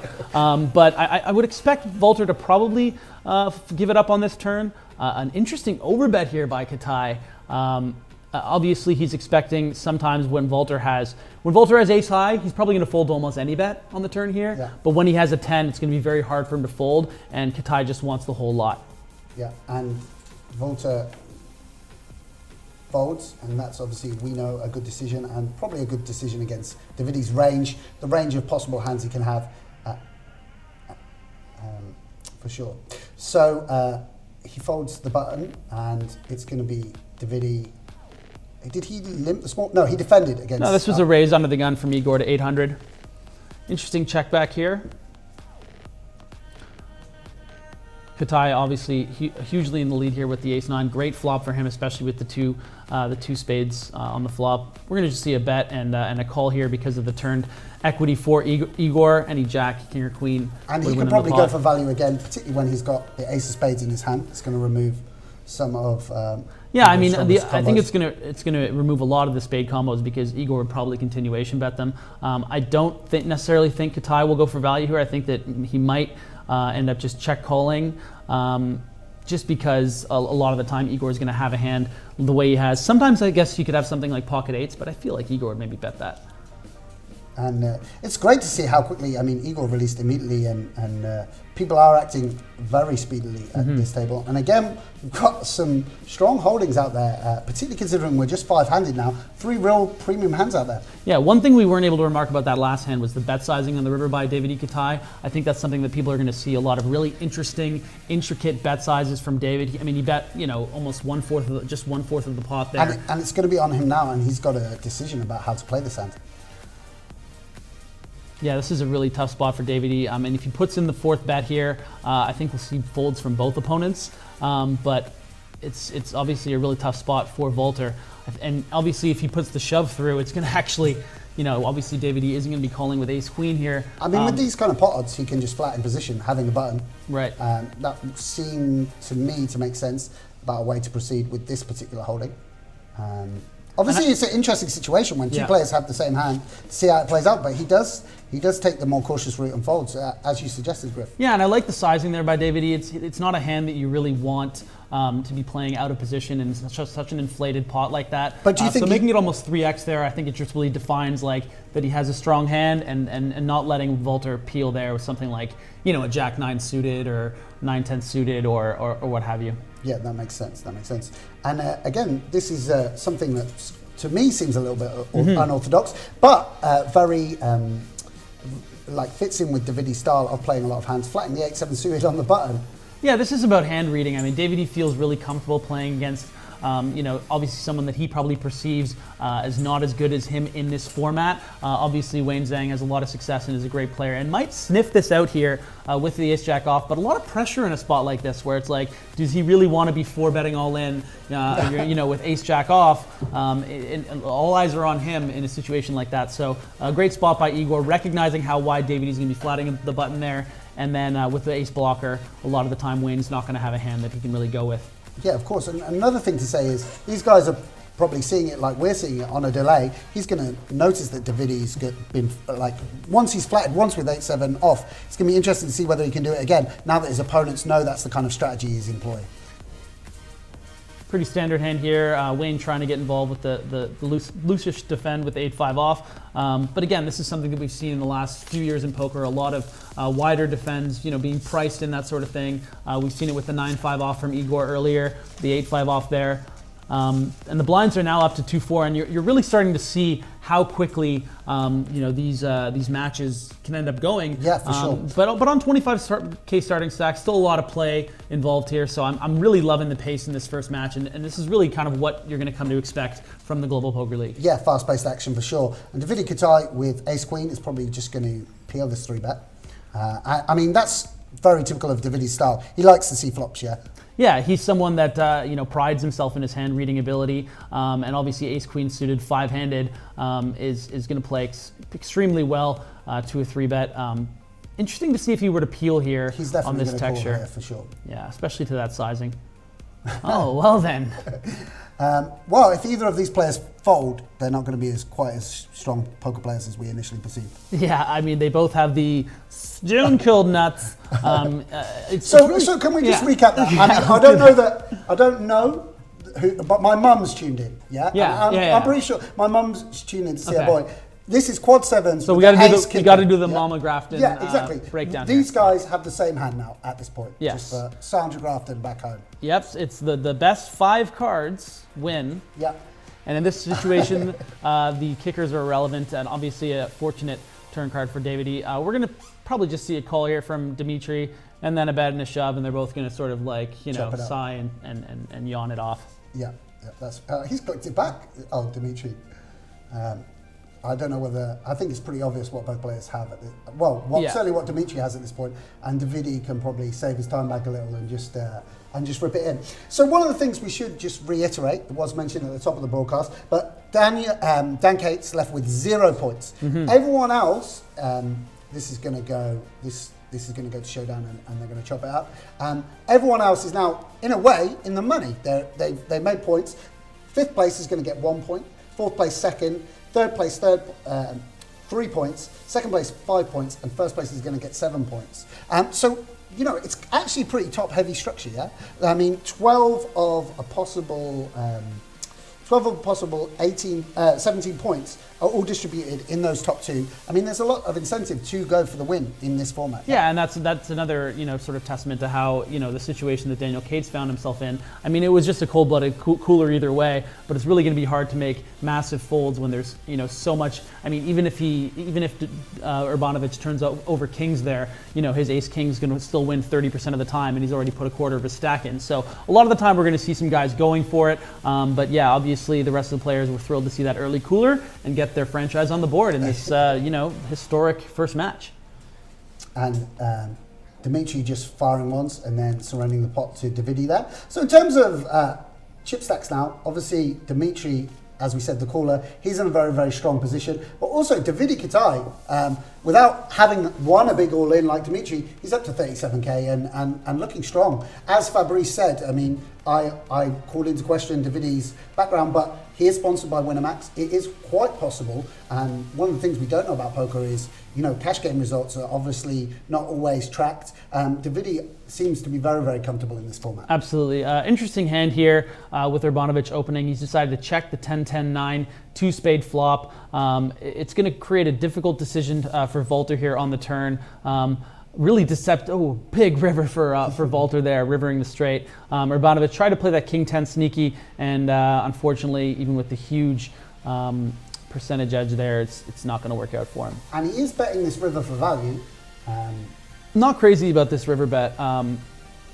I mean, you know, I feel like Walter's going to have a lot of jacks in his range anyway, so maybe Dzmitry just wanted to set the price, but I certainly don't think he was getting a 6 to fold, and obviously not a jack. Was a double gutter as well, so yeah, it's definitely hard to get called by worse. Now, when we're talking about sort of ranges for people flatting and that sort of thing, you know, a lot of the time, Walter's going to have a lot of Broadway combos there, your queen jacks, your king jacks, you know, your king queens, pocket sixes. So it is a weird sort of block bet by Dzmitry. I feel like if I was in that situation, I would begrudgingly check fold. But again, he's going to be so much better at. But Griffin, you're a shark cage winner. I mean, no, but you know what? Urbanovich, what experience has he got in the shark cage? I just my point is that there's just so much to learn from these guys and how good they are. It's interesting to see a spot that you know we may have played differently, and it's just it's so fascinating to see their whole cards and to think like, now why did he decide to make that bet? Because Dzmitry is just literally one of the best players on the planet right now. Yeah, crushing the game for sure. I think Davidi might open here on the cutoff with the king 6 suited. Seems like a reasonable holding. Dzmitry with the no equity check raise actually on that previous hand, defended with the 10-8 of spades and check raised the queen, I believe 7-3 club board. So he's someone that's just going to put a lot of pressure on the less experienced player, and we learned that right there. And Weiyi Zhang is, I mean, seems like a pretty slam dunk call. Yeah, he's going to defend. Obviously, this is an example of a texture that, you know, even though Weiyi Zhang has the best hand, it's going to be hard for him to call on this flop. Yeah. Texture. What do you mean by texture? So board texture, what we're talking about is just what comes out on the flop and how that's going to affect whether there's straight draws, holdings. whether there's flush draws. In the case of the 10-10-9 board texture, that's going to hit Walter's range a lot, given that he's flatting on the button. You know, he's going to have a lot of 10x suited hands. He's going to have a lot of queen jack suited hands, maybe some pocket pairs. Yeah. So that's what we're talking about when we're talking about board texture. For sure. I know that Sandra Grafton is appreciating that insight, Griffin. I'm loving it. So gets to the river, and Davidi Kitai doesn't make his flush, but hits king on the river, and I imagine this is going to be strong enough. It's all coming up, Davidi. Mate, I mean, the man's won everything else in the game. Yeah. He might as well go and add, and like as if he needs to make more history, go and win the first round of the GPL. And this is what I'm talking about with the different kind of betting frequencies that we see from a guy like Davidi. He's someone that's so fascinating to watch because you can really start to think about poker in a more abstract way and how you can bet, you know, 1/4, 1/3 of the pot here, over bet a turn here. So he's just someone that's so fun to watch and just, you know, just that beautifully eccentric kind of way that he plays the game. It's thrilling. It's great. So this is really interesting. Dzmitry's limped the button with pocket jacks, which is pretty, I would say, unorthodox. Yeah. Mm-hmm. Yeah. I mean, there's sort of a perceived range of hands that you have when you limp the button. A lot of the time, people are limping buttons, especially I guess a more shorter stack, like, you know, hands like Jack 8 suited, or, you know, King 10 suited, King 9 suited, or maybe even 9-10 off. So I think that it's something that he's just deciding to do to kind of balance his range there, where he actually can have a monster. And he also he just wants to see a flop with a hand that's going to be dominating the one pair hands. I mean, Walter there had the 9-5 off. If it had come a 5 or a 9 on the board, he gets a bet. Whereas normally if he had opened the button, Walter's out of the pot. So it's easy to, when we see the whole cards, to understand and validate these sort of obscure tendencies of these players. But again, would you have limped the jacks? Would I have limped the jacks? Would even pros back home have limped the jacks? Probably not. But when we see it happen, we're just like, oh, that actually makes a lot of sense. Yeah, for sure. So Davidi 3-bet here with the... No, he just defended. The blinds are up to 3-6. Dzmitry opened to 1,500. Oh, he did 3-bet. Yeah, he did 3-bet. I'm following. Some of us are following the action, Griffin. It's not all about the sound of our own voices. You know that. I was greasing Urbanovich's tires over there. But Dzmitry defended, and Davidi just checks both streets and check folds. And you know, the fact that he decided to check fold that particular texture is kind of a testament to Davidi just knowing the kind of hands that Urbanovich, I think, is going to be calling 3-bets with, and a 9-9-8 board. I think that hits Urbanovich, a fair amount of the time that Davidi was like, you know what, I thought I could just get this through pre-flop with the blockers. For the layman out there that you're not familiar with the term blockers, it means you have like a king and a jack in your hand, so it makes it less likely for your opponent to have that kind of hand. He probably expected once he 3-bet for Urbanovich to be folding, his opening probably 80% of the time there in the cutoff, maybe a little less than that. Yeah, obviously by having 70%. Two blockers, you block the especially with the parts momentum that he has of their range. So you can see. Well, let's let this. Really big hand here. Yeah. Obviously a 3-bet from Igor pre-flop. He got the flop he wanted, and oh wow, we're gonna see a snap call here. Big pot here for Igor. Just has to dodge an ace or a 6 for a chop. Really well played by Igor. We got diamonds as well. Dzmitry had a turn to flush draw. Oh wow. Jeez. So yeah, and a big double up for Igor Kurganov. Trapped Dzmitry by checking the turn. Obviously, Dzmitry had turned a lot of equity himself, turning that flush draw and a gut shot for a chop. And that's why he floated the flop too, is that he thought there was a lot of turn cards that he was going to be able to shove. And but that's a big swing, because we could have lost Igor, who for a lot of people is the favourite going into this match. And it's Dzmitry loses half his stack, and now it's Igor who is the chip leader. Weiyi Zhang can't catch a break here. If he does decide to shove and make a stand here against Walter, I think that it's probably going to go through. But a real tough shove to make, especially when he has the opportunity now to potentially move up if Urbanovich loses. They're running out of chips out there too. Yeah, I mean, this is one of the things. In such a tough lineup, even a player of the caliber of Weiyi Zhang, who was a first-round draft pick, I believe, and you can't pick on Davidi Kitai, you can't pick on Igor Kurganov, so they're going after Weiyi Zhang a little bit harder than perhaps if they're going after other players. And relentless from Dzmitry, and I would imagine these chips are going to be getting in if it's Urbanovich's intention to sort of 3-bet get in the 35-40 big blinds. But it's a tough spot with ace-jack. I mean, once Walter comes over the top here, it's not going to be a snap call from Urbanovich, and it's actually going to be a fold. I feel like ace-queen maybe he would have gone with, but this is, again, a situation where he doesn't think Walter's ever going to really be shoving worse since he's raising under the gun, and he certainly didn't want to flat the ace-jack off in the small blind there. So a lot of things you can learn about sort of how people value hands in different spots. And a very disciplined fold there. Unfortunately, obviously, he was going to be in a flip, but that's being, rather results oriented. Yeah, and Weiyi Zhang min raising from the small blind, which is also slightly unusual. Yeah, that's another situation. This is a term that we're going to be using repeatedly. That was another situation where he was using ace-jack essentially as blockers. Yeah, he blocked the strongest hands that Walter can have, i.e. aces and jacks. So he used it as a 3-bet that he could fold. And sometimes Walter will call with hands that are dominated, hands like king jack. We're going to see an all-in here, definitely from Weiyi Zhang. He's running out of chips, and his hand's a bit too strong. He probably doesn't expect Walter to be folding. Let's see a 7. Yeah, there we go. There we go, Weiyi. Yeah, hold. Yeah, thank you. I'll take that. Double up. Get him back in the game. No, Weiyi Zhang back at it again with a full house. I mean, he's been pretty card dead compared to the other guys, and so I'm really pleased to see him double up. And now he can come out and play. Now he's got a stack where he can't just be, he's not in a situation where when he's 3-bet, he's got to go all in. No, I think it's important for the viewer too to see. So what made that situation where Walter just snap called the ace-jack, and whereas Urbanovich just snap folded it, and it's all about position. Even though we are only playing with 6 guys on the table, when Walter opens in the first position there, also known as under the gun, when Urbanovich 3-bets, many seats over, and then he goes all in, his hand strength is going to be a lot stronger than, say, when Weiyi Zhang opens the button and then he re-raises from the small blind. It just creates how you value your hand is definitely going to change, and that's why we saw the snap call from Walter and the snap fold from Urbanovich. Yeah, and we've got another blind-on-blind situation between two of our strongest players, Igor and Dzmitry.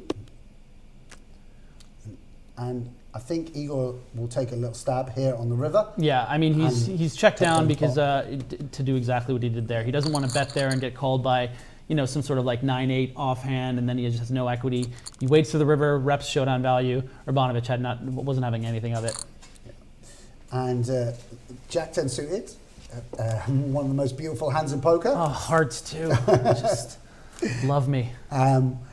But Walter, showing no signs of being a weak player. It seems like he's very, very capable at this level. Yeah, I mean, it's really what I expected. I mean, I don't really think there are any weak links in regards to capability across the whole league. Arguably a guy like Bill Perkins, because obviously he's not a professional. He's more of a business guy that does it sort of as a recreational. But this is also a guy, you look at Bill Perkins, so much experience playing with the best players in the world. Getting a lot of coaching from a guy like Jeff Gross. Is Jason Lavalley a pro? Yes, Jason Lavalley is a pro. He's one of the biggest. I thought it was some kind of comedian. Well, he is a funny guy. Some sort of TV celebrity. He plays for a living. Is that what he does? Jason Lavalley plays for a living. No way I've played with him. I swear. Really? Jason Lavalley? Yeah. Wow, okay. Are you serious? No, well, we all learned something. I mean, did you not know who he was? No, I'd never heard of him. Are you serious? I can't. This is going to be a problem if we're broadcasting. Anyway. I don't know if you're doing a bit. King High against King High. Thrilling. Back to the action, Sammy. Back to the action. Great British accent there, Griff. Thanks, man. Yeah, I'm actually half British, so that explains it. Oh, you're half. Yeah, my dad's from England. Didn't know that. I think maybe you told me. Yeah, I can't believe you tweeted the other day that I was stuck at Vancouver Airport. I'm from Toronto, Oh, and it was a great tweet too. Like I was happy to. Invite me over to come and hang out, and maybe I'll get to know the geography. I don't know you of that Canada. well. Like we've been working together for. We'll see at the end of 8 weeks. 30 minutes. I'll be like your blood brother. Okay, so Walter with dominating King, and this is going to be a situation where he's going to limp call. Yeah, yep. Indeed, and flop strongly. See if Davidi can work some magic here. It seems like it's going to be hard to get a flop fold for certain. A lot of the blind on blind battles we're going to be seeing again blind on blind for those not familiar. The small blind and big blind, the two seats to the left of the button. Obviously, not all of our viewers are going to be completely familiar, but we're going to be seeing a lot of limping in as opposed to raising. Obviously, you're always going to be playing out of position from the small blind, and that's what Walter decided to do with a hand like King 10, because he doesn't want to raise and get re-raised in a spot like that by Kitai, but he's very happy to, as he gets super unlucky on the river here, very happy to limp call and have this is going to be, Davidi. We'll see whether Davidi's... value bets, right? We're going to see whether Davidi's live reads work here, because Walter's just going for showdown. No, so it's going to Davidi just has to check here, right? Is he going to bet like 1,200? He's definitely going to. He's going to bet 1,200. No, obviously Davidi recognizes that he has some jacks and some sevens in his range there, and maybe some queens. So just going to take it with the lucky river. Now, do you expect an open shove here with the 20 big blinds? Just an open fold by Urbanovich, and that has to do with the fact that it turns his hand face up, shoving the 20 big blinds, and everyone's going to be able to play their hand so correctly, and then he doesn't want to go out in fifth place when he has such an edge, keeping himself in there. Yeah, and also that, some people would say, okay, if you're not going to shove it, why not raise it? But a player as well, someone that plays as well as Igor in the big blind, the best thing that's going to happen is going to get through and be defended against Igor. And pretty much any hand he plays is going to have two overcards. It's going to be a difficult hand to negotiate. So he's just made a pretty solid fold there under the gun, and I certainly don't blame him. Yeah, and a lot of these hands are going to play themselves. Walter opening the button with the king 8 off, Igor defending with the ace 4 high. Not a card that Walter's going to be barreling on a lot with the 3. As we can see, Igor probably would have called once again. So this should go check. And Igor is going to take it with the ace 4 high. So let's have a quick look at the chip counts here. Igor, early on, he lost some chips in the first few hands, but really came into his own, played that great hand against Dzmitry to take the chip lead. Davidi's just been winning a lot of small pots, just playing as many pots as he can. Urbanovich obviously getting a little unlucky with that flush draw. But Weiyi Zhang back in it with the big flip win. For sure. And there are points sacrificed at every stage of this. So, if you have an all-in confrontation, when you're covered, everyone else sort of can move up the ladder. So there is a lot of, the thing I want to emphasize for the viewers back home, and again, I think Igor's going to take a little stab on the river and probably get... Well, he bet the turn here. Oh, he did? Yeah, so again, sort of using the same strategy, but deciding that because he has that minimal equity, a really interesting bet here that's going to get snap called. I think he just makes that bet because in case Urbanovich has something like, Jack 8 off with a diamond, that he's not going to be able to call with the Jack high. Yeah, so just to go back to what I was saying, is the way that this is structured, these guys aren't playing out and out for the, it's not just about winning. Yeah. While it would be exciting and prestigious to take down the first ever match in the Global Poker League, it's about accumulating points for your for your team. Absolutely. just Really as interesting much. open here from Kitai. And again, this is what we're talking about, how he's going to play hands in really abstract ways and kind of flex his Wow, and game. he's got 3 bets. Good for Weiyi Zhang, yeah. So this is Go on, Weiyi. kind of some of the moves that you're going to watch and them happening and just think, wow, you didn't expect that. And beautiful work by both of them there. Let's talk about the match tomorrow. Yeah, It's you going can to be a see it in the heads-up match bottom of your between. screen. Yeah. Randy Liu, Nanonoko, who has a big online following, big Twitch following.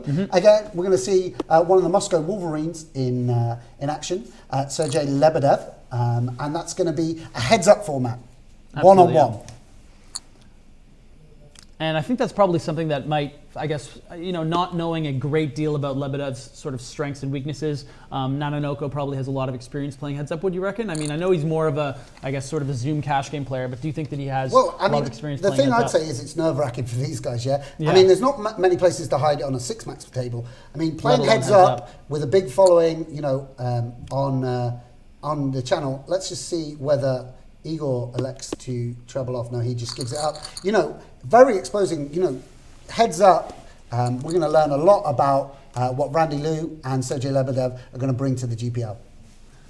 Weiyi Zhang here is going to have the ace-10 offsuit on the, I believe, the button here. Yep. And this might be another spot where Volter is going to 3-bet. And I would imagine that Wayne would shove, but we have Davidi in the big blind with King Queen. This is a really interesting hand. We could see a lot of different things happening here. Yeah, I think with 30 big blinds, I think Wayne is probably going to just flatten position. For this, because of this circumstance exactly, some of Walter's bluffs are going to be completely dominated by ace-10, but when he shoves all in, he's only going to get called by hands that completely crush him. So we'll see. I mean, that would be my strategy, but... Yeah, I mean, there's an argument to do any of the 3 things here, to shove, I mean, fold, or flat. I mean, that's a pretty tight fold. Yeah, I mean, it's also sort of a game flow thing. When we talk about game flow, I mean, the last time that he opened the button... Game flow. Sick lyric. Yeah, game Jason flow. Lavalley taught me that one, actually. The comedian? The comedian, yeah. Okay. Wow, amazing. So tell us about game flow then, because I think... Well, and Igor's just in gonna that throw spot, back. I feel like Wayne decided that Volter wasn't going to be light, and that's just from the different spots that they've played in late position. Volter's 3-bet him a lot of times, and that's sort of the thing. Is he really just coming after me here with like King 6 suited, like he's just taking the spot every time against me? Yeah. And Wayne said, you know what, this spot isn't enough of an edge. I'm out of here. Yeah, and again, coming up in the corner of your screen, you can see, follow the conversation on Twitter. Follow us at GPL. You can, if you demand the immediate sacking of me and Griffin Benga. Yeah, let us know, please. Tweet I mean, to them, hashtag sack Griffin and Squids. But yeah, you can complain and moan about us to the GPL directly, or tell us how much you love us. Tell us how Or much tell you us enjoy this. how to improve. I mean, Yeah. we're obviously open to any and all comers. And tell us how much you love Davidi Kitai. Do you love him as much as us? Yeah, probably not. Yeah, probably not. And this is, again, sort of hand that someone like myself, I might be tempted to fold here on the cutoff, but Davidi taking his time, and yeah, he's in the mix. He's always in the mix. And this isn't going to get a fold. In the mix. This isn't going to get a fold, is it, Griff? No, I don't think so. What do you think? There's a couple ways to play this hand. I mean, obviously there's an argument to flat. There's no argument to fold.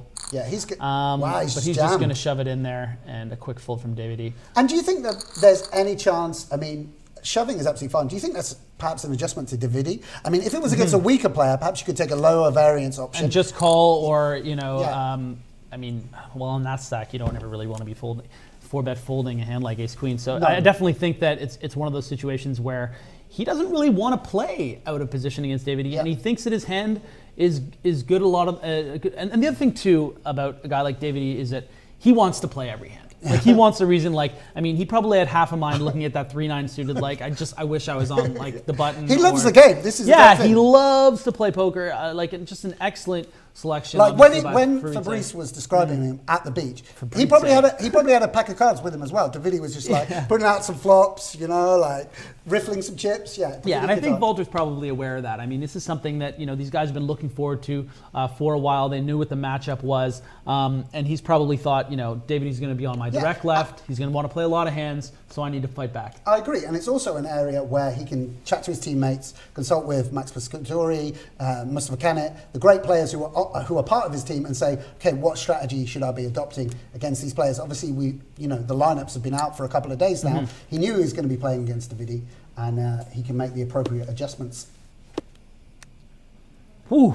Wow. Where did that card come from? Who built this software? And I think it will still probably be a check fold from Walter. Yeah, I mean, Igor's going to be checking back a lot of hands that have showdown value here. I would almost expect a snap fold from Walter. He has some jacks. Obviously, he has some 3 deuces, apparently. Pretty unlikely, but there it was.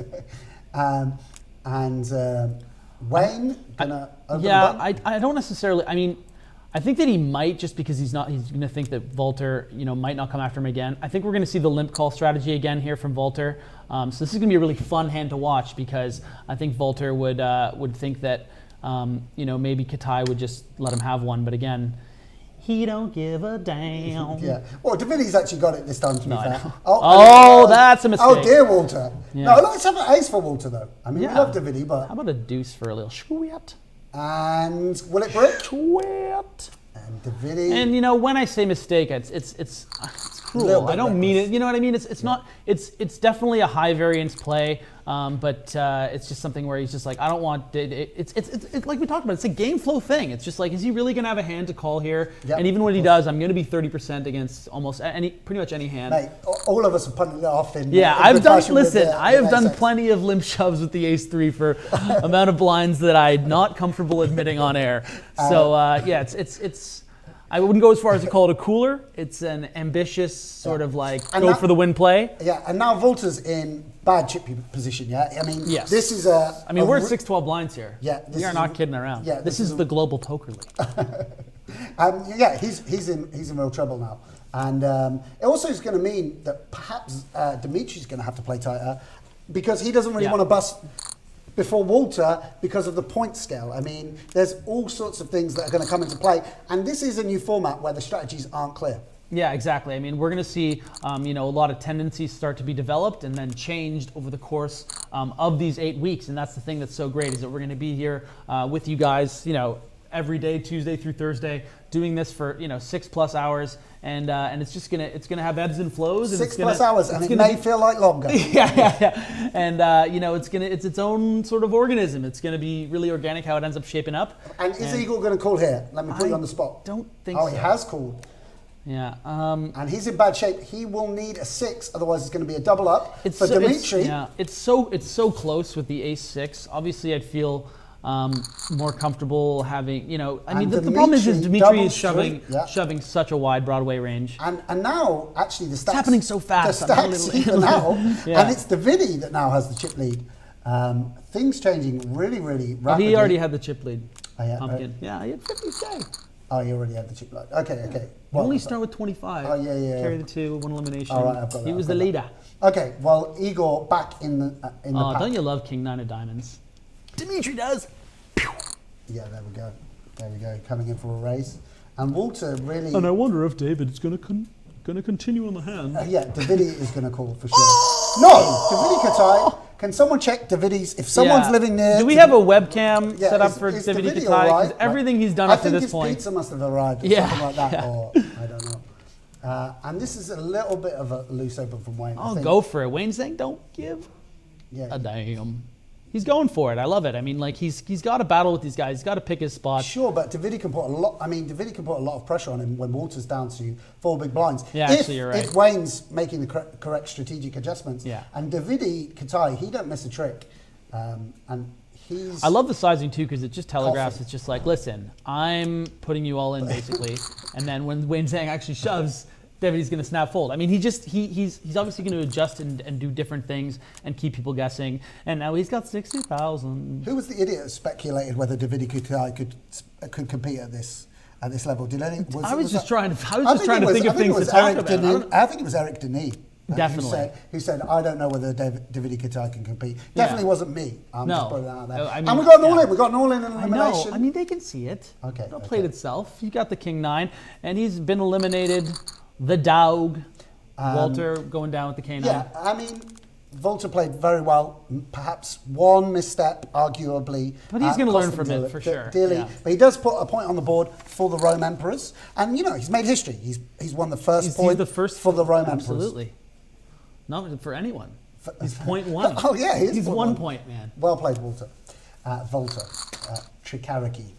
Pointer. We'll call him Pointer. And now... we won't call him that. We'll think of something better. Can we just say, Davidi Kitai, he's got to be the favourite now in this four-handed format. Absolutely.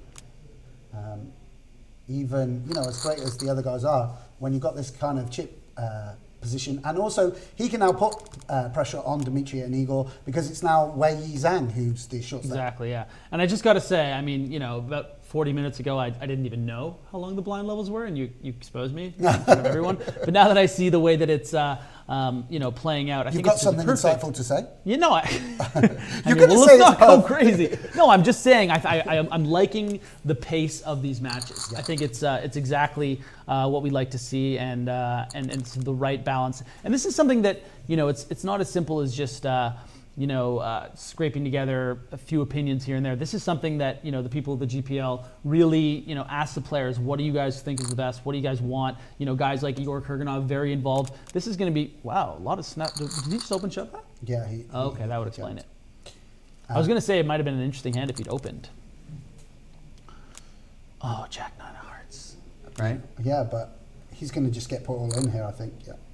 And he can't call, unfortunately. That's great. I know, but can we just get a run out anyway? Like, Queen 7, and it's just like, Queen 7 suit is just like an AK against an M4. You know? I bet these guys were happy when Dan Cates went out early doors. Because, I mean, that takes a little bit of pressure off. And Because you don't want to be the guy And just knowing that he would just slam his desk and be super pissed about it. Like, I would get, like, you know, like a bit of a cheap thrill from knowing how much it bothered him. 'Cause, I mean, he wants to play, and it's instantly coolered. And this is going to be an all-in and a call as well, I Yes. think, here. Time to flip. Yeah. I gotta say, it's a classic race. And I feel like Davidi's going to win this flip as well. I disagree.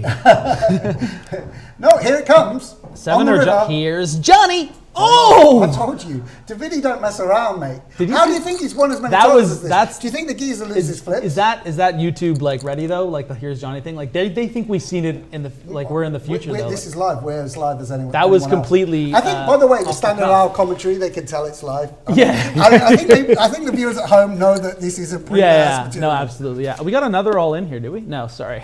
Back to the action. Yes, It's hard because are we supposed to look at the camera or you know, we're both admiring the camera and we've actually got to look at the action here, bro. Do you not know what we're supposed to? And, now the match is over. Now they've established. Okay, now we're back. so we've got a C-bet from Davidi Kitai. This is going to go through Yeah. every damn time. Yeah. Unfortunate, like everything's going Kitai's way here. Yeah, he's in a hugely commanding position. And actually, again, just to refer people back to the structure, what this is going to mean is that neither Igor, like there's a sort of battle between Igor and Dzmitry to outlast each other. Which is a 2-point swing. With There's a big points jump here. You know, if you go out third, you get 3 Look at points. that. See, that's a great move there by Urbanovich. He just limp shoved the 7-5 suited. He's just like, hey, I know what you're doing. You're taking the no equity holding. I mean, maybe Dimitri's not going to abide by anyone's rules. Yeah, exactly. Yeah. And Davidi probably going to use a raising strategy here. And we're going to see a shove from Igor here. And a Schneppefeld from the Frenchman. Yeah, that seems likely. Igor taking his time to think it through. He calls. He calls. Yeah, definitely an argument to play it that way. I mean, again, I honestly think this is an adjustment because of that 2-point jump. Yeah, you're right. You know, if he has an all-in confrontation with Davidi, one of the people that benefits most from that is Dzmitry. You know, every time your opponent's all in and you're just free rolling to go up that ladder. So, you know, and it's interesting too. Is that like it's this so easy to be an expert when you see the hole cards, and that's something that's always bothered me about hole card poker is that it's easy for our job to just be like, Maybe- oh, this is what's Griffin, going to happen. If you want, we can ask them to not show us the whole cards the next time we do I commentary. already know what they have, man. And this is where Igor's background in these super high rollers. Yeah. There's obviously huge pay jumps ICM, there yeah. and equity decisions. We're going to where- see an all-in here, though. Probably a limp. I would imagine just a raise, shove, call here, or do you think that he's just going to shove the 20 big blind, 23 effective, 22 effective to make sure that he doesn't have to flip for? I would shove. I would shove, yeah, and he's probably going to call. And Here we go, off to can the Davidi races. Kitai win another flip, or will Dzmitry get there? He needs an ace or a 9, and we have lost Dzmitry, and we are heads up with 2 of the legends of poker to win the first ever GPL match. Davidi Kitai dude, look at the way and it's Igor split up there. Kurganov. I mean, great start to the GPL, having these 2 legends battling it out to take the 7 points. Yeah, and really smooth sailing for Davidi. Obviously, he won a few huge flips, but he really showed his flair and how comfortable he feels in the 6 He max. showed he's a massive luck box. Yeah. He showed, do not flip against this man. You can't beat him. And this is going to end up being an all-in here, and probably a double up for Igor Kurganov. Yeah, do you think he's going to check raise here, Davidi? I think he's going to check raise to about 4,200, and then Igor's going to put the rest in, and then Davidi Kitai is going to backdoor spades. There we go. No need to watch the rest of this hand play out. No, Griffin's called just it. turn it off. Oh, we got to click back. Oh dear, Davidi. You think Davidi's fuming at this now? Yeah, Like actually. he was loving it if Igor shoved, and now he's puking. Yeah. No, he folded. Davidi Kitai is the. Oh my God, Davidi Kitai is some kind of witch doctor. Oh my God, he's unbelievable. That was so sick. Look, I don't care about sport my poker. God. He is a sport. Mate, I believe the hype. Davidi Kitai, Much better than us at poker. Oh my! I'm never playing with him. I'm not No, even entering. I'm I done. want to know. No, That's it. I'm done. I'm not playing another I'm VPT. putting my. Here, can we get that on camera here? I'm. I mean, the guy. I can't do this. I can't do this. Griffin has actually left the building. Come back, Griff. Come Yeah, back. I'm back. The guy spends the afternoon at the beach. He's laxed. He's chilled. He's on the beach with Mrs. Kitai, having a great time, and he just comes and makes folds like that. I mean, he's actually embarrassed Igor a little bit there. He has pulled Igor's pants down a little bit. Come on, Griff. Now look at his 2x shove the river here. Well, second pair. I can't even follow. We're this. breathless. If you understand what Davidi's doing, do tweet to us at GPL. Yeah. If you have know any indication, how Davidi Kitai is this good at poker, But that's the thing. I get it, but I just could never do it. yeah, Do you know what I mean? Yeah. That's the problem, like, Here we go. I Here get we go. it. Davidi's got queens, and it's an all-in. And a 7 of hearts for the Igor needs Shredikins. some help. 6 or an 8. Otherwise, we're going to have our first winner, Davidi Kitai. It's over. Davidi Kitai is the winner. The Paris and the 7 Aviators, points. 7 points, leap to the top. They're top of the GPL. I'm still having trouble with that hand, but he's obviously amazing. Congratulations to Davidi Kitai. Fantastic performance. Yeah, Igor squeaking in the 5 points, second place there for the London Royals. That was a good time. I learned a lot. I enjoyed that. I kind of just want. I was dreading spending. I kind of just want to just watch. This like, is going to be great. Can we just? We don't even need to do this. Can we just watch the matches and discuss? That was like. That was kind of cool. Yeah, run it up, run it once. You don't need any of those guys anymore. Yeah, that was amazing. Davidi Kitai single-handedly sportifying poker. Yeah. You know, after an afternoon at the beach. We have our first superstar. What an amazing guy. But to be fair, all the guys acquitted themselves well. And I think we should say fair play to them because, we're nervous about commentating. I mean, how nervous must they be to step up and say to the managers, yeah, I'm willing to go in the first game. I'm willing to step up and play under all that scrutiny. That's a pretty I feel like brave there's decision. more pressure for us to be. Obviously- I mean, I don't obviously want we're the to real split stars, it. Yeah, but, I like- mean. but I know exactly what you mean. I mean, to take the reins there, and Wayne Zhang was obviously, I would never go as far as to say he was outmatched. I mean, a lot of the situations, nobody else would have played them differently, but he showed a little flair in some certain pots. He made a bit of a tight fold with the ace-10 that you weren't crazy about, but the 5-4 off, recognizing how wide, and he's probably someone that him and his team did a lot of research beforehand, being like, okay, Davidi Kitai is going to do a lot of different things here. Yeah, I mean, everyone came to play. Yeah? Exactly, absolutely. Yeah, I agree. But only one man came to win. Davidi Kitai, making history yet again. What an amazing guy. So do we go to Laura in the studio now? Or they should signal to us to let us know. Post-analysis with Q&A? Oh, yeah, we're still doing the post-mortem. Yeah, let's talk more about this. Okay, well, Igor acquitted himself really well, Absolutely. as everyone expected. I mean, Yeah. it was interesting that, you know, in terms of reputations, Davidi, Igor, and Dzmitry, and that was our 1, 2, 3.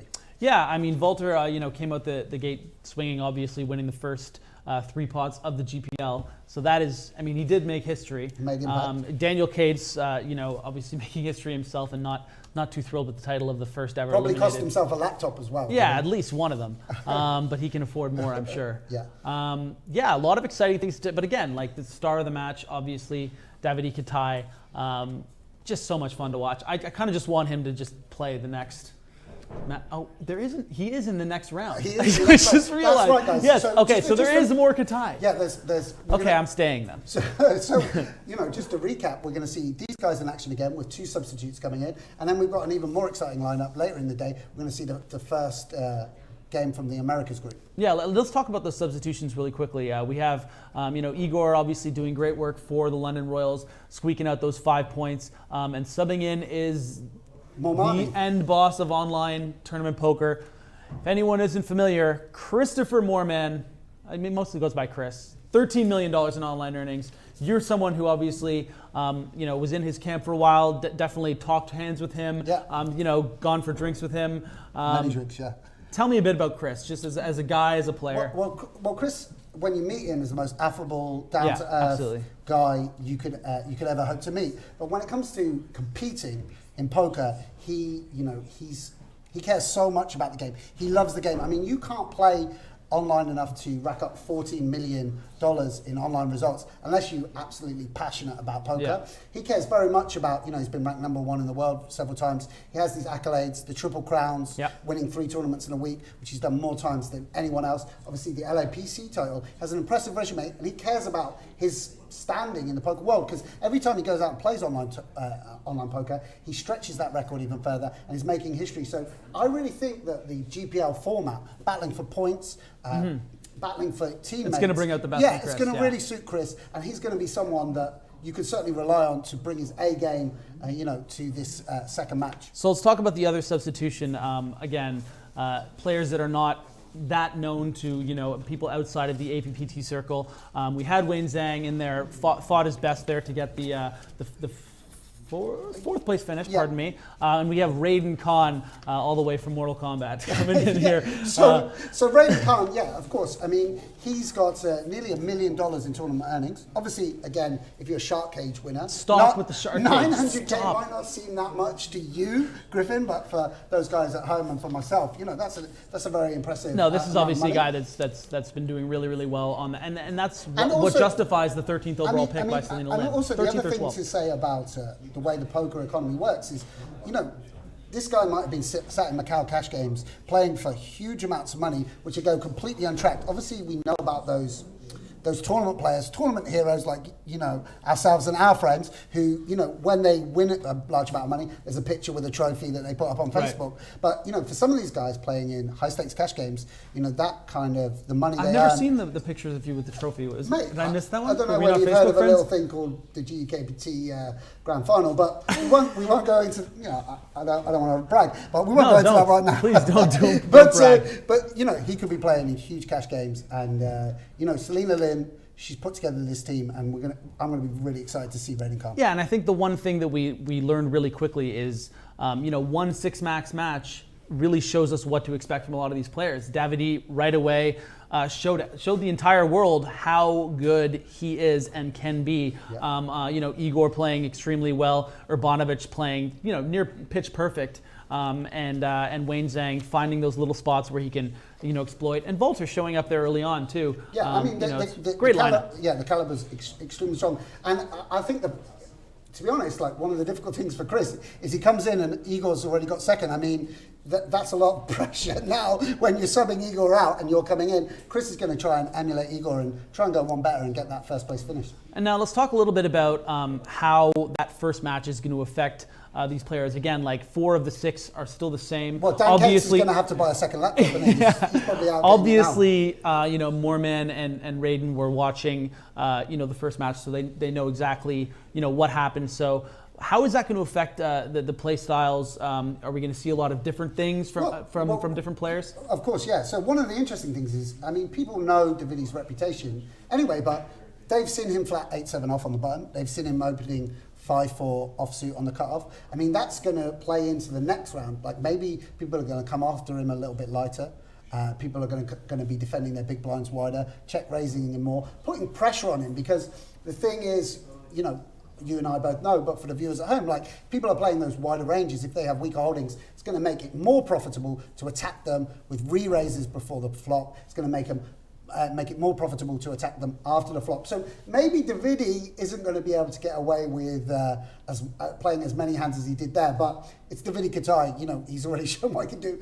You know, maybe it won't slow him down. Yeah, I mean, it's one of those things where it's not necessarily going to affect how many hands he plays, but it's probably going to affect how he plays them. I think we're going to see a lot of things that are going to surprise some people. He's going to analyze hands, as we've talked about, a lot differently from your average Joe like us. I mean, he makes me and like we feel very we're fish, emasculated. Like it's just like you know, he was incredible and really just established himself as a force here. Yeah, and I think that's one of the things, because obviously there's been a big build up to the GPL league launching, and particularly with the draft, obviously incredible amount of buzz created. And I think one of the great things is, you know, we knew we had an awesome lineup, but so many interesting hands there. I mean, the guys behind the scenes who, you know, supposed to pick out, we wanted like 1 or 2 hands as highlights. Yeah. There's a whole raft of hands. You know, such an interesting hand between Igor and Dzmitry after he had that big double up where he peeled the 3-bet with ace-9 suited, then he floated the flop and turned that flush draw. And, you know, Igor obviously had that, you know, like rounders or something, the patience to check the turn and let Dzmitry shove with a bluff on the turn. So, you know, really, really high level stuff. Yeah, Yeah, exactly. absolutely.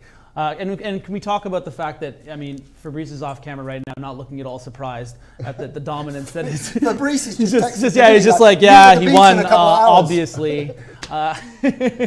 So obviously a great showing from Kitai. Should we see what our friends are doing in the maybe lounge? they're going to get Fabrice in the lounge and they can chat to him over there. Laura? That indeed is exactly what we're going to do for Fabrice Soulier, manager of the Paris Aviators. Congratulations. Thank you, thank you. Your gang have won the first That's ever what game. I just heard. I didn't even see with the lag. I was watching and I didn't even see the hand. So I'm so happy. I'm delighted. It's great. What was the decision? Why go with Davidi as the player to play these first 2 matches? Like I said before, I think he's one of the most accomplished players in 6 max of the team, and he's very confident at the moment. He's playing at the top of his game, and I had no problem making him face all those great players. You know, I thought he could fight, and he fought more than expected by winning this thing. It's unbelievable. I'm so happy the Paris Aviator won the first game.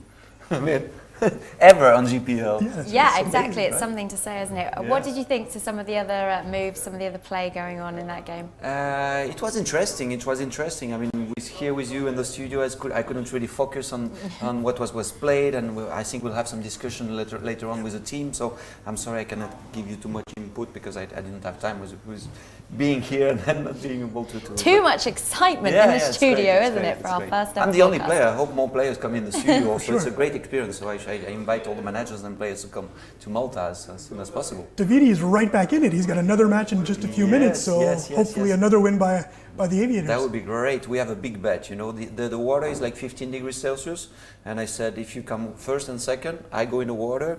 If you score less, so he's in great position right now. He's in great position. He's free rolling actually because he had to score less than 4 points so as he goes to the water. So I'm like shark or a fish? He's free rolling. That's okay. I'll go in the water. Swimming with the sharks or with the fish? I'll be happy. No, I just go in shallow water, not deep water. Does the fact that the first match you beat London heads up, doesn't that make you even more satisfied about getting those 10 points? That was London heads up. Great. From getting all those points? Yeah, it's great. It's one of the most... why I love London. Well, it's a good Paris and London. It's a good rivalry, right? Oh, yeah. But I used to live in London. I love London. I just think they're one of the most competitive teams all around. That's for sure. So I'm happy with beat London, yeah. Davidi gets Christopher Moorman next. Boy, you just mentioned they have a good team. Another big player right in there. Sure. Does the strategy, have you talked to Davidi, does the strategy change by the players they're playing? Or is it too new still that they're still... Yeah, he knows all the players, and I think he knows what to do. We spoke a little strategy about it. Of course, I'm not going to disclose that now, but yeah, he's going to adapt. I'm pretty sure, confident. And also tomorrow, it's an exciting heads-up match. We've got Elki It versus Jungle Man It Dan, who It didn't is. fare so well today, did he? Yeah, So 0 far. points for Jungle Man, so he's going to have to get those back tomorrow. Yeah. What about the big matchup, Elki and Jungle? What are your thoughts on that? I think it's going to be a difficult match. Elki was a little tight this weekend. He had a little flu, so I was concerned. Oh, yeah. I even thought about changing, Right. swapping Yep. at one point, and he said, "No, I'll be okay, Fab. Tomorrow I'll be able to play my best." So I trust Elki a lot.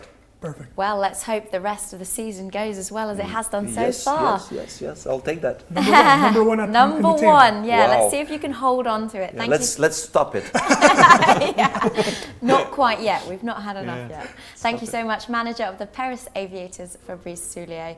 We're going to take a look at some of the tweets we've had in whilst the game was in play as well right now. So let's take a look at some of those. All of your thoughts. Ethan Moose says, at GPL, will we be able to watch the matches after they ended, or do we have to be on Twitch live?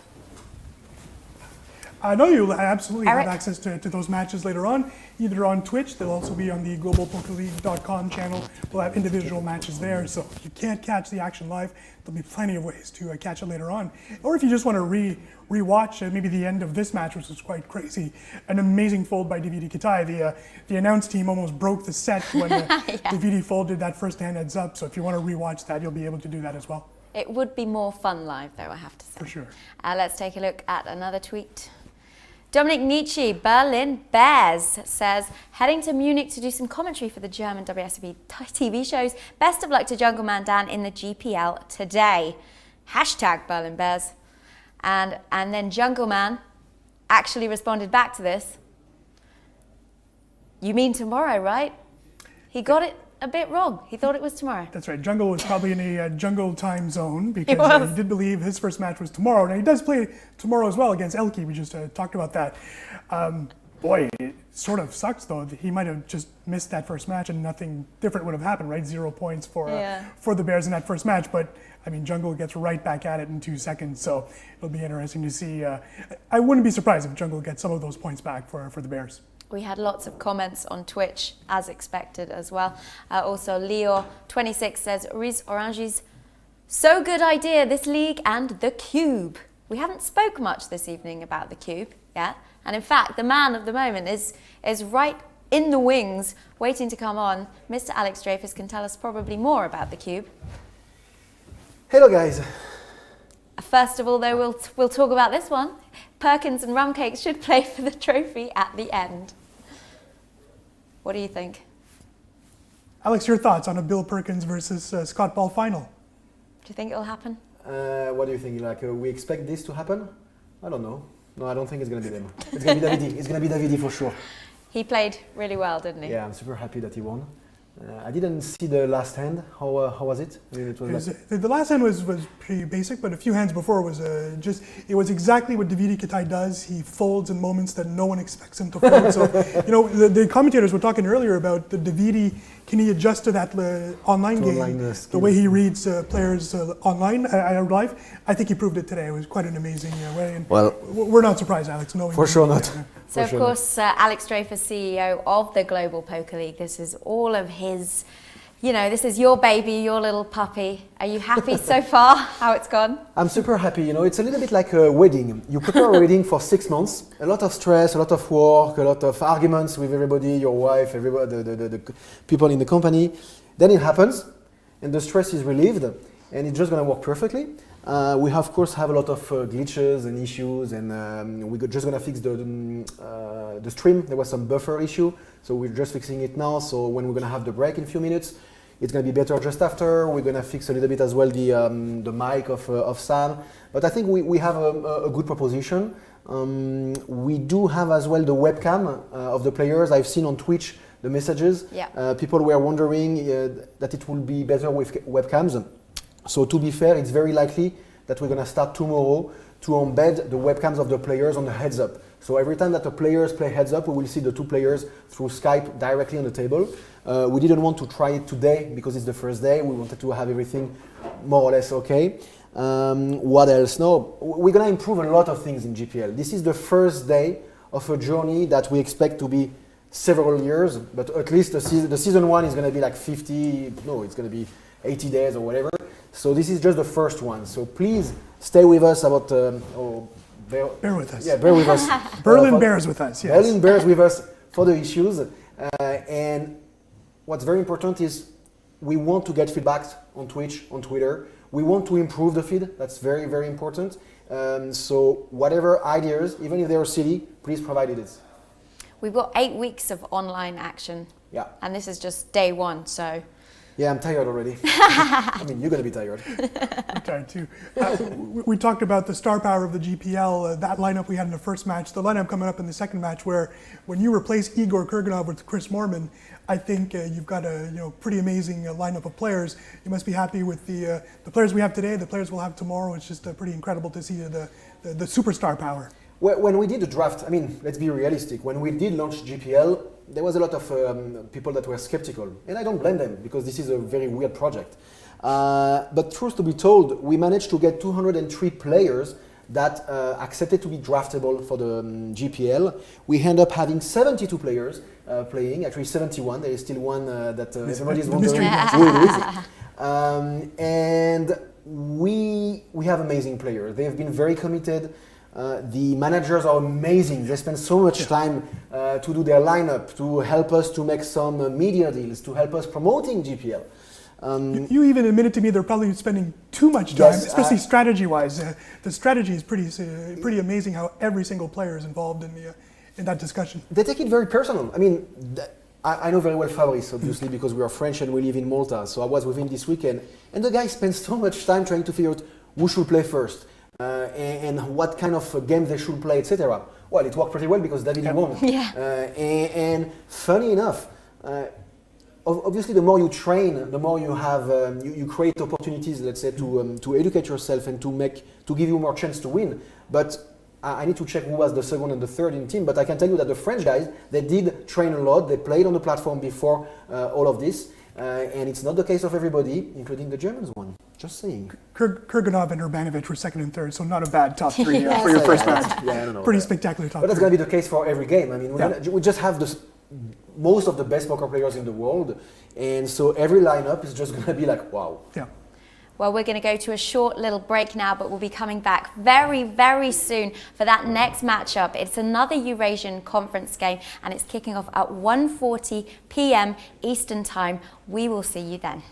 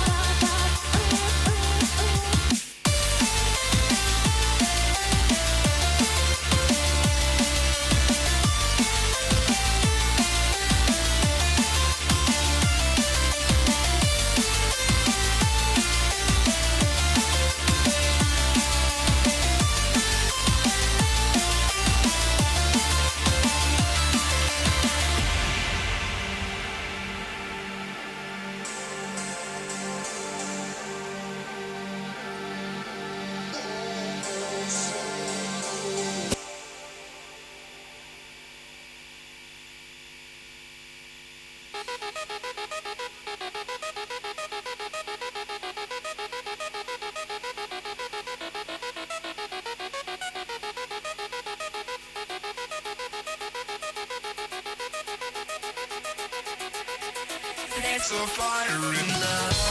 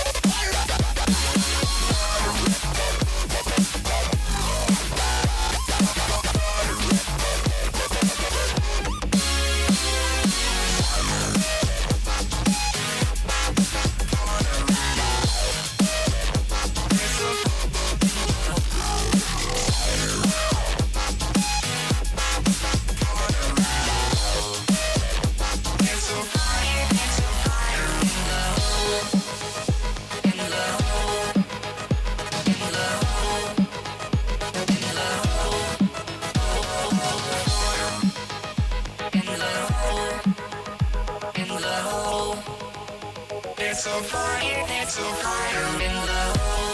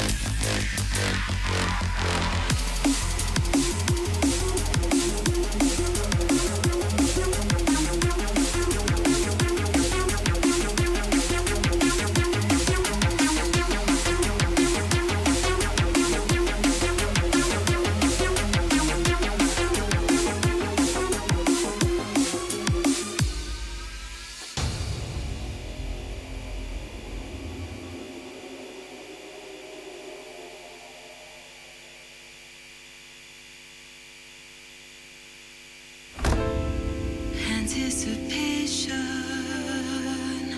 The twilight fuels the intoxication. No hesitation. I'm giving into this sweet sensation. I've been good, I've been bad, but this moment is all we really have. So when the night is calling, I pick up the phone. A voice is singing sweetly, you don't have to be alone. 12 teams representing some of the biggest cities around the world. 72 of the world's most talented poker players with over $350 million in combined lifetime earnings will put everything on the line over 8 months to compete for the title of the first ever GPL World Champions. Which team has what it takes? The Global Poker League starts now. Hello and welcome back to the first ever live show of the Global Poker League. Well, we are one game in. It is all 6 max this evening. Davidi, Kitai. Yeah, first place for the Paris Aviators, 10 points. Everyone's talking about that mega hand that he folded. Guys like Olivier Busquet actually talking about how amazing that fold was. So that's a little tip to the cap to Mr. Kitai, who wins first match for the Aviators. Indeed, well done to the Paris Aviators and Fabrice Soulier, in fact, who we had here in the studio just a little bit earlier on, very happy with his first win and 10 points for their team. Now, the next game is also from the Eurasian Conference. It's kicking off very, very shortly at 1:40 p.m. Eastern Time. We're going to throw to the commentary team and they're going to look at the players for this next match. Welcome back, guys. Great first match there. Obviously, everyone's talking about Kitai's showing. We talked about it in the post-mortem, some of the different tendencies we saw. It's really interesting to see what can we expect from the same sort of lineup, just 2 substitutions in this second match. Yeah, exactly. I mean, it certainly didn't disappoint.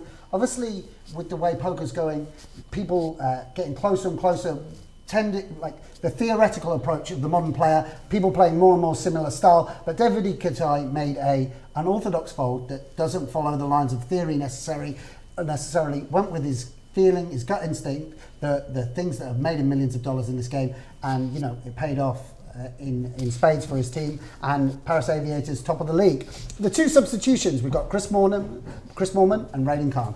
Yeah, Chris Moorman, and we've talked about it a lot of times over the course of the broadcast so far. Obviously, a huge pedigree when it comes to his online success. This is, of course, going to be played in online. Igor Kurganov was able to get the London Royals 5 points in that first match, so a real leg up for him just going right into it, having that advantage of getting those points, and he's going to be someone to look out for.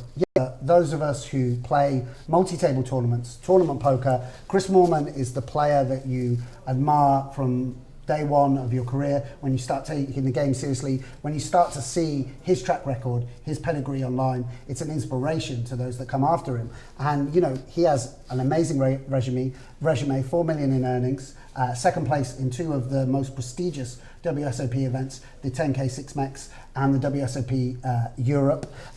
So incredible record live, as well as obviously the WPT title, but it's online where he's got those triple crowns, record numbers, record figures posted in terms of track tournament results.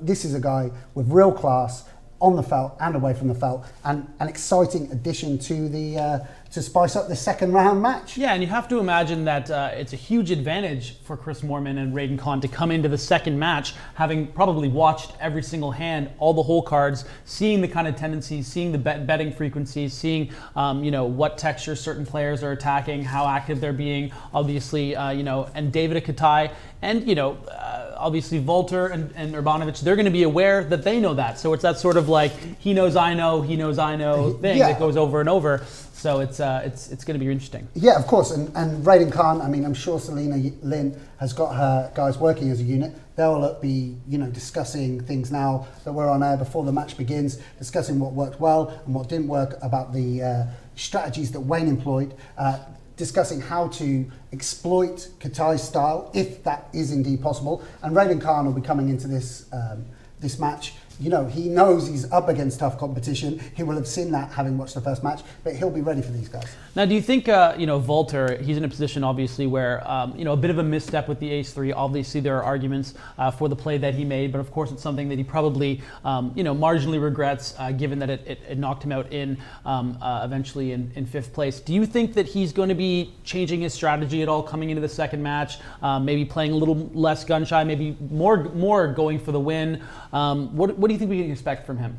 Well, I think that Walter will probably try and employ a more solid strategy. I mean, he was playing pretty solidly anyway. But I think if the lineup is the same, having Davidi Kitai, who plays so many hands, and he was attacking in with 3 bets and by flatting in position, having him on the left, then you're opening into, if you're not opening into Davidi's button, you're opening into Igor's button, you're opening into Urbanovich's big blind. He needs to be playing solid from those late positions and maybe going after Weiyi or Raiden Khan in this instance. Yeah, I mean, we talked a lot about you know, game flow over the course of the last match, and it's going to be really fascinating to see how that translates into the second match. Yeah. Obviously, you know, the dynamics have changed, especially with the way that the points were distributed. So I'm really excited to see how things shape up, and also they're going to be a lot more comfortable with how quickly the blinds go up. Yeah. You know, the pace of play. You know, with the software. Again, this is just our first broadcast, so we're all just kind of getting our feet wet, and I just can't wait to get it started. Yeah, so I mean, I'm going to be rooting for the London Royals. Like I say, like, you know, You're supposed to be. Basically, it's London Royals and it's Chris Moorman. So basically, this is two of my favourite things combined. I mean, I'd also, but it's going to be interesting. I mean, imagine if Davidi Kitai, I mean, you know, imagine if he wins both games. I mean, he could set records here early on in the Global Poker League. Yeah, you know what's really interesting too is that you know, as great as Davidi Kitai obviously played, it seemed like he played almost every hand perfectly in his own unique way. There's something to be said for you know, momentum and winning those flips. You know, obviously we're going to be focusing on the great fold on the flop on the 8-high board with the 10-8. We're going to be focusing on those interesting overbets and different strategies that he employed. But the reality is, to beat the players of this caliber, when you're talking about an Igor Kurganov and now Chris Moorman, you're talking about an Urbanovich. You know, I mean, let me ask you about that fold. How do you think Igor feels about that fold? Do you think Igor feels, well, I do this with an equal amount of bluffs as I do with value hands, and therefore he's making a mistake by folding a hand as strong as top pair? Or do you think, as professional to professional, he's going to sort of say, hands down, fair play, Davidi owned me in this spot? Or do you think he thinks it's a theoretical mistake from Davidi Kitai? I think that he probably does. I think that, you know, obviously when he limps the button in that particular situation, only about 16 big blinds effective, and continuation bets the really pretty dry texture of 8-3-4, 8-3 deuce. That particular board texture with his limping there, when he decides to bet and then 3-bet the flop, he's going to have a way stronger 8+ in that situation, or he's going to have complete bluff, like limping the button with, you know, queen 9 off or what have you. But it's just, Davidi is just so good at reading the situation, and he really recognized, like, I think that he really did limp strong here. I think that I'm dominated. I don't want to double this guy up to, you know, 50, 55,000 chips. I'm going to do my thing. I'm going to probably win another flip. And that's what I'm talking about with the momentum, is that as good as Davidi played, he ran well. He ran great. It's like one of the oldest sort of pieces of advice poker players give to each other. Sort of go with your instincts, go with your heart. Mm-hmm. And it's amazing to me that at this level, you know, we're talking about the best players in the world. We're talking, you know, he's up against Igor Kurganov, one of the best players in the world, that he's still going with that kind of instinctive play, rather than a more theoretically sound strategy, a theory-based strategy. And amazing to me, really. I mean, quite a revelation. And that's another thing that's just so fascinating about poker in general, about how, you know, there can be different situations that change things so dramatically from player to player and situation to situation. In the case of a guy like Davidi Kitai, he's famous for those big YouTube clip folds of, you know, when he was 3-handed for his bracelet against Tony Roberto, you know, when he was heads up for the EPT Berlin against Andrew Chen. You know, these are situations where he's bet calling rivers on 4-card straight boards with ace high and calling rivers with queen high. And here he is, just 15 big blinds effective, finding a fold with top pair just almost immediately. Just goes to show you that he's an unbelievable poker player. Let me ask you about another player. Obviously, Dan Cates has, you know, lost, has been called for far greater amounts of money than he was in this situation. But still, he barely got his feet wet in this game. He was out immediately. Do you think that's going to affect him psychologically going into the second game? Or do you think he'll just ease off? I think it's going to affect him positively. I think he's going to come in with a bit of a chip on his shoulder. He wasn't really able to flex his muscles. He just comes in and gets coolered for the 70 big blinds or whatever it was with Ace King in the 6-max format. I think he's going to come in and really want to send a message, especially probably watching the rest of the match, seeing the way that Davidi played. He probably wants to steal some of that thunder back. So I imagine that Daniel Cates is going to be coming out swinging and really going for the win for his franchise. Yeah, that makes sense to me.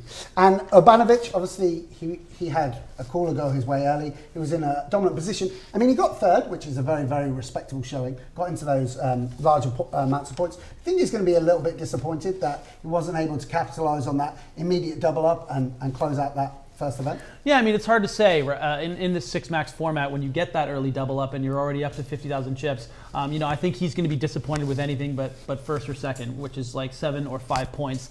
So I think he's probably a bit disappointed he finished third. Maybe a bit regretful the way that ace-9 suited hand played out. But obviously, once he floats the flop there, the money's going in, and especially the way that Igor ended up playing the hand. So I mean, Dzmitry's not someone that's going to be results oriented. I think that he's probably happy with the way that he played. He made a couple of really good folds in certain spots, and I think he's going to be someone that's going to play pretty much perfectly in almost every situation. Yeah, I can believe that. So very, very exciting game we've got here for the second thing. We just actually lost our monitor, so I do hope we these are the hiccups of day one. I do hope we get to. We still actually don't have a monitor, so. So I guess we can guess the action based off off Twitch. So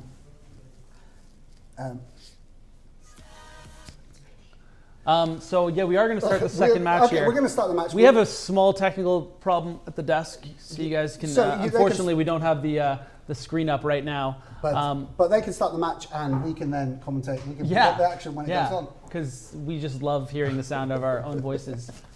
So there's bound to be some technical hiccups. Yes, first day absolutely. Here at the GPL for studio. Sure. First day, you and me in the commentary booth together. Yeah. First Coming day. Together. Literally the first day after I missed my flight. So, yeah. And how's your jet lag going? I'm fading a little bit. I mean, Davidi Kitai gave you a boost. I mean, that's for sure. It's gonna be, that fold's got to be the equivalent of a few cups of coffee or a can of Red Bull or whatever. Is there Red Bull here? I could use it, to be honest with you. We're going to have the...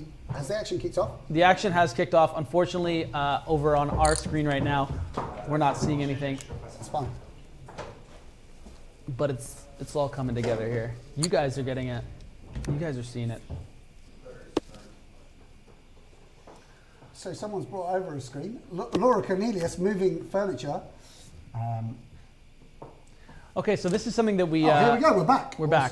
This is something that's really interesting that we unfortunately hadn't mentioned yet, is the position changes. Okay. This is a huge dynamic shift. I mean, look at Volter and Davidi are actually switching spots here. Raiden Khan with position on Chris Moorman. So this is something that we didn't really talk enough about, I feel like, in the first broadcast. Position is absolutely so important, and right now it's really going to shift the dynamics and make the game flow a lot more interesting, I think. Yeah, for sure. So Dzmitry, be interested to see whether he raises here. He did raise Igor's limps with a decent frequency in the last match, and he's gone for it again. Yeah, we talked about the what we expect sort of in the blind-on-blind battles. A lot of the time we're going to be seeing some limp calling. Daniel Cates is someone that obviously prides himself a great deal on his hand-reading ability. He finds that King 8 in this spot is going to be probably on par with Urbanovich's range, I would say. Yeah, it's not a hand that he's going to fold. Mm-hmm. He's just making sure that he doesn't get 3-bet. Be interested to see, doubt he can proceed here without a diamond in his hand. But maybe he'll come up with something creative. No, he does just fold. And yeah, it will be, Raiden's not going to get involved.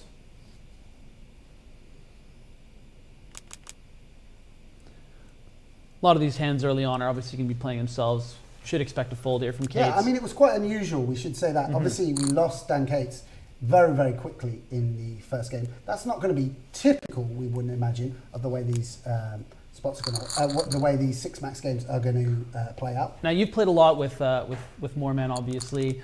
Talked a lot of hands with him, I'm sure, over the years on Skype. Are there any sort of tendencies that you see in the 6 max structure that you would imagine? I mean, he's had a great success in 6 max online and even live. I believe he final tabled a 10K World Series event one year.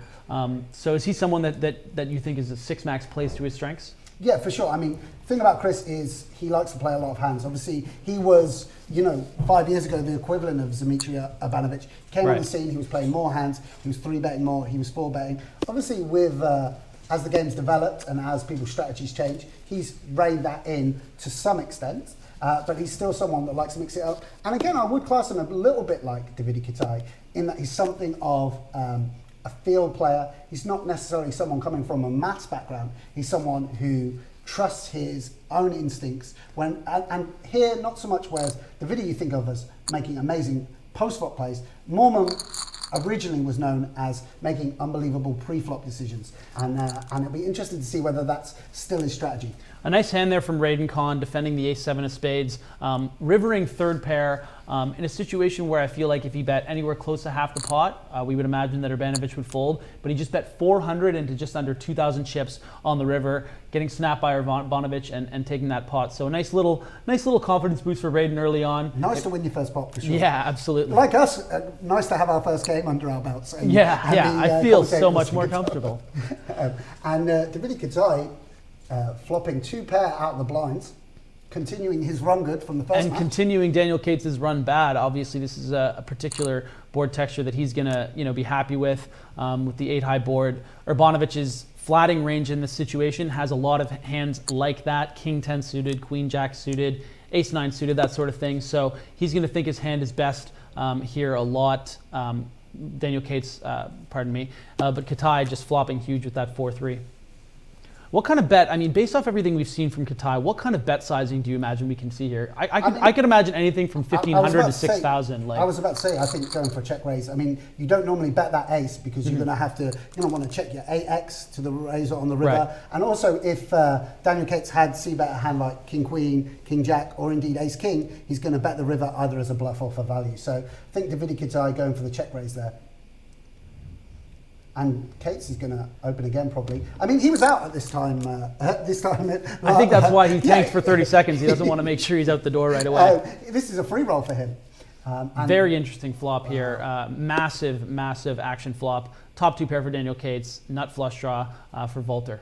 And it'd be interesting to see how Volter elects to play it. It's not a board that you would expect to have that much of a check raising range on, just because the nut hands, the strongest hands, are going to be in Cates' range and not the big blinds range. But we'll see what happens. I would imagine seeing a check call here from Volter. I mean, when he check raises on this board texture, he's repping what, set of 4s and King 10 pretty much only. King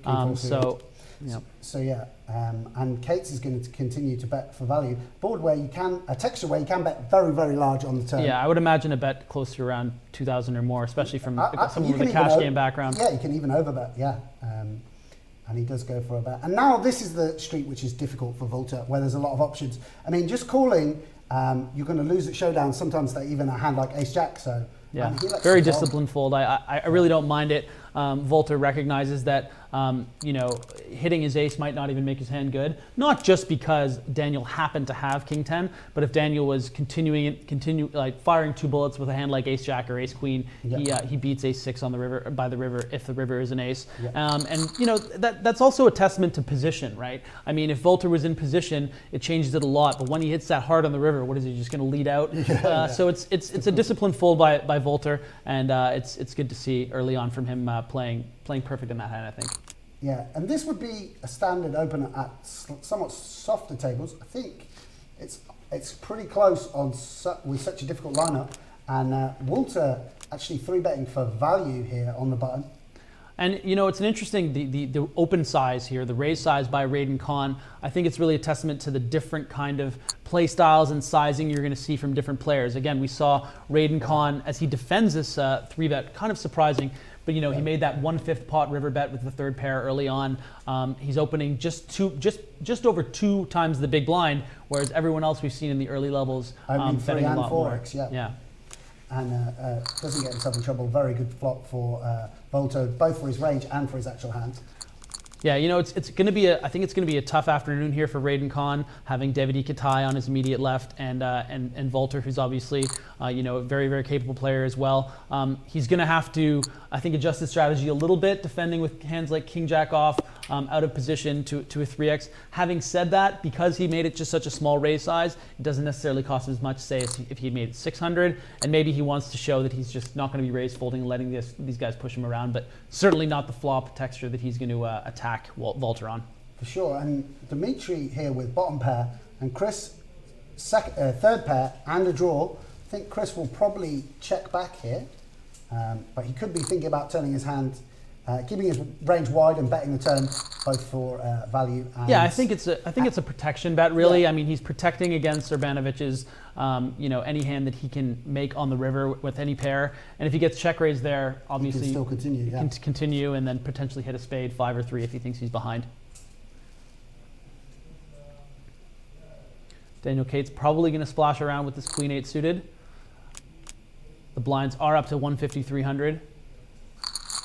And the quick levels make things interesting pretty quickly. No early coolers so far, but that happened at this 150, 300 level in the first match to Daniel Cates. Getting a lot of nice playable little suity banoonies. Mate, you can deal anyone Queen Jack suited every hand and they're happy.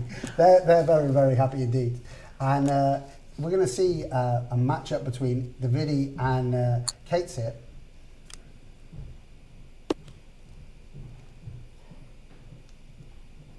And Daniel's going to c-bet here, and I don't necessarily think Davidi's going to relinquish with 2 overcards, backdoor flush. No, he checks back, Daniel Cates. Yeah, you know what? I don't mind this check back. It's very easy to be kind of results oriented based on the information that we already have, where we know that Davidi Kitai has king high there, and we know that Cates has queen high. However, you know, that particular texture of 988 is going to smash Kitai's range when he's calling with a lot of hands that include 9s and 8s. So Cates doesn't want to, you know, get check raise on that texture when he has 2 overs and a gutter without a backdoor flush draw. So the delay continuation bet there, I think, is definitely the right play. Yeah, that does make sense. Of course, it's to do with the fact that Davidi has more 8s in his range than Daniel does. Means that Davidi can check raise with abandon on that board. I always find Ace-Jack, you know, a very frustrating hand to play in the small blind in general. I mean, in 6-max, it's obviously going to be ahead of the opening range of the button and the cutoff, and often the hijack where Urbanovich had opened from. But it does certainly kind of put your range face up. You know, when you flop the small blind against an early position open like that, you have a lot of ace-jacks, maybe even as strong as ace-queen off, and then, of course, all the other Broadway combos and small pocket pairs. And that's why Urbanovich decided just to check back there and relinquish the pot, because he recognized that was all over Kitai's flatting range. Yeah, that makes sense for sure. And again, Davidi, you know, he's obviously don't want to read too much into just 2,000 extra chips, but he's already beginning to pad his stack a little bit, Davidi. I mean, certainly he's going to feel a lot of confidence. I mean, you know, when that hand came on screen and replayed back to him, he's obviously going to get a huge buzz out of having made such a big fold in the first round. And smart play from Dan Cates, just not getting involved with the 8 deuce.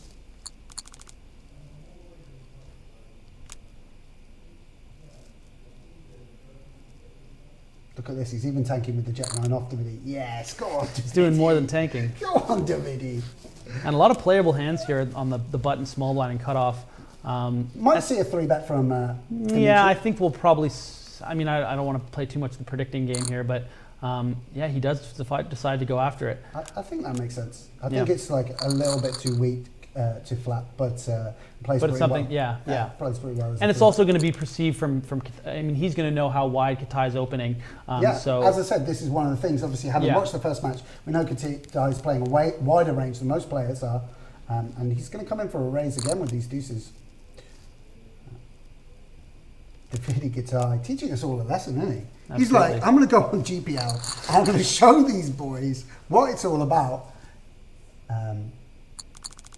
And Fabrice must be buzzing in the studio. You know, like to get Davidi Kitai on his team as a second round. Yeah, and it makes him look like a genius when we're just trying to find something to talk about, and we were just like, oh, maybe he's not that good online, and then he just comes out absolutely swinging, smashing the home run right away.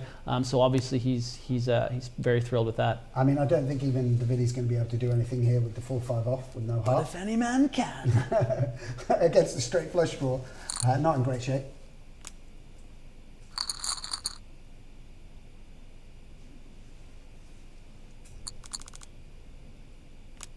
Ace Queen suited here for Urbanovich. He's going to come in with an open.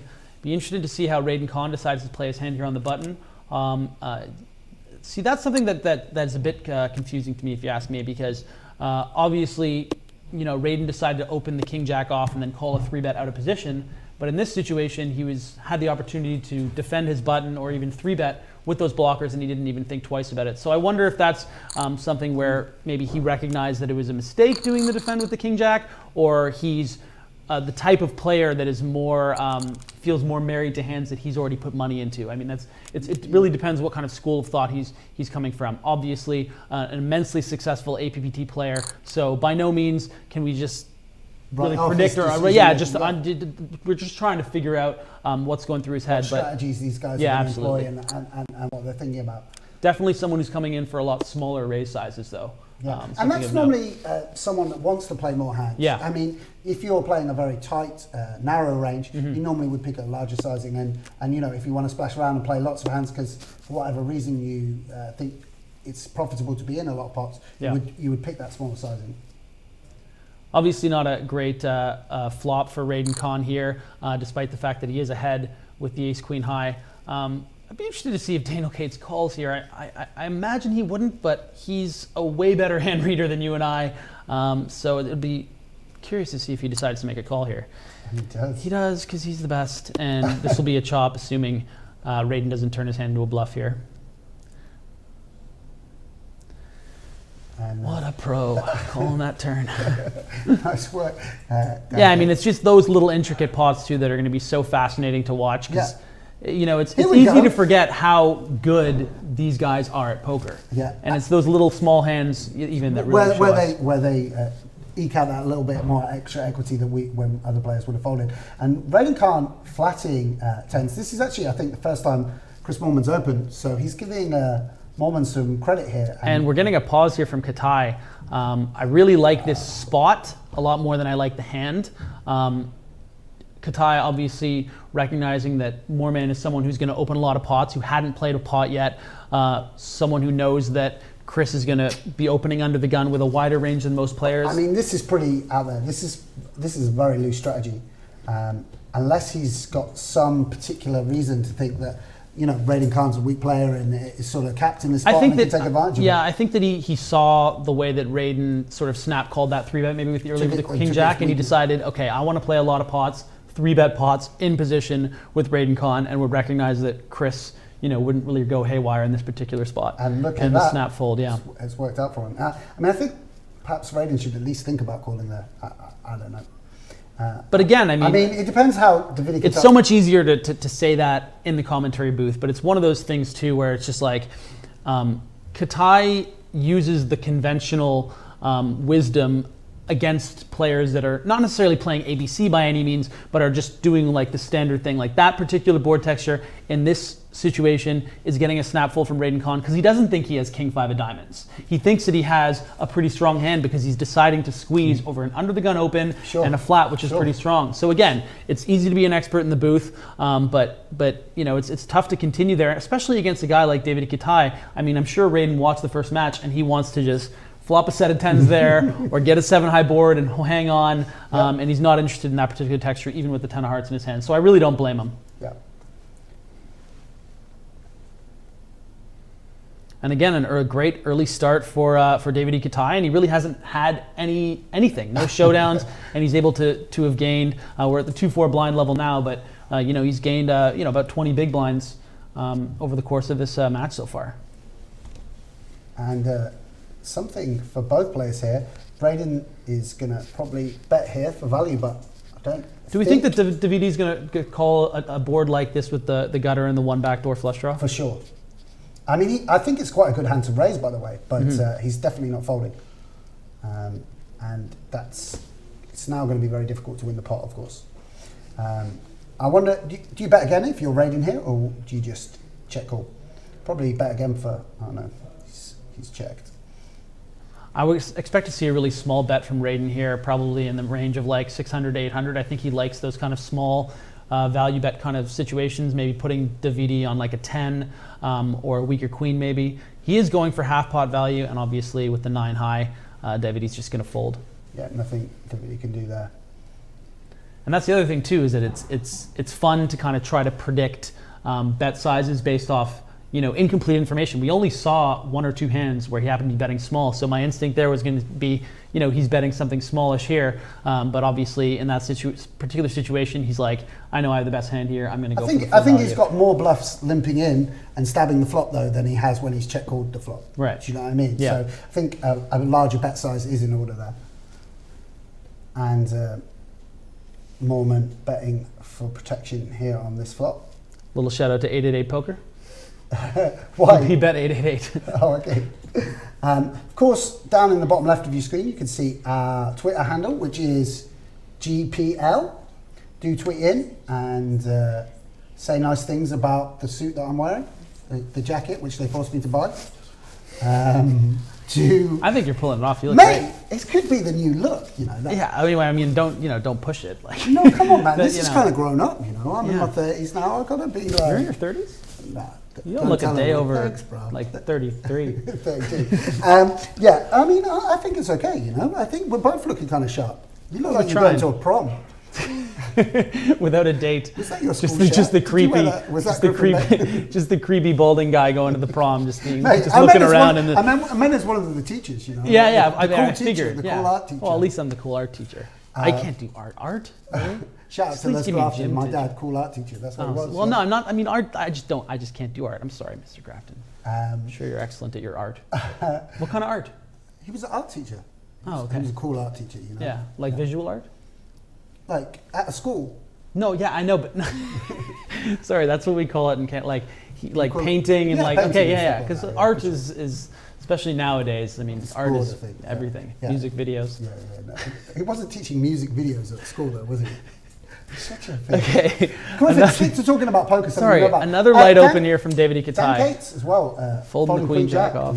On the queej. Go on, Moorman. Moorman's having a little think. You think so? Go on, Moor. He loves to do random button clicking. Yes, Moorman. There we go. From the old school. There we go. This is what made the guy. This is how he made $40 million. That's how easy poker was back in the day. You just did that, and you just squeezed. You just squeezed 8-7 off, and all of a sudden you won 10 million online. Unbelievable. Yeah. The blinds again at 200, 400.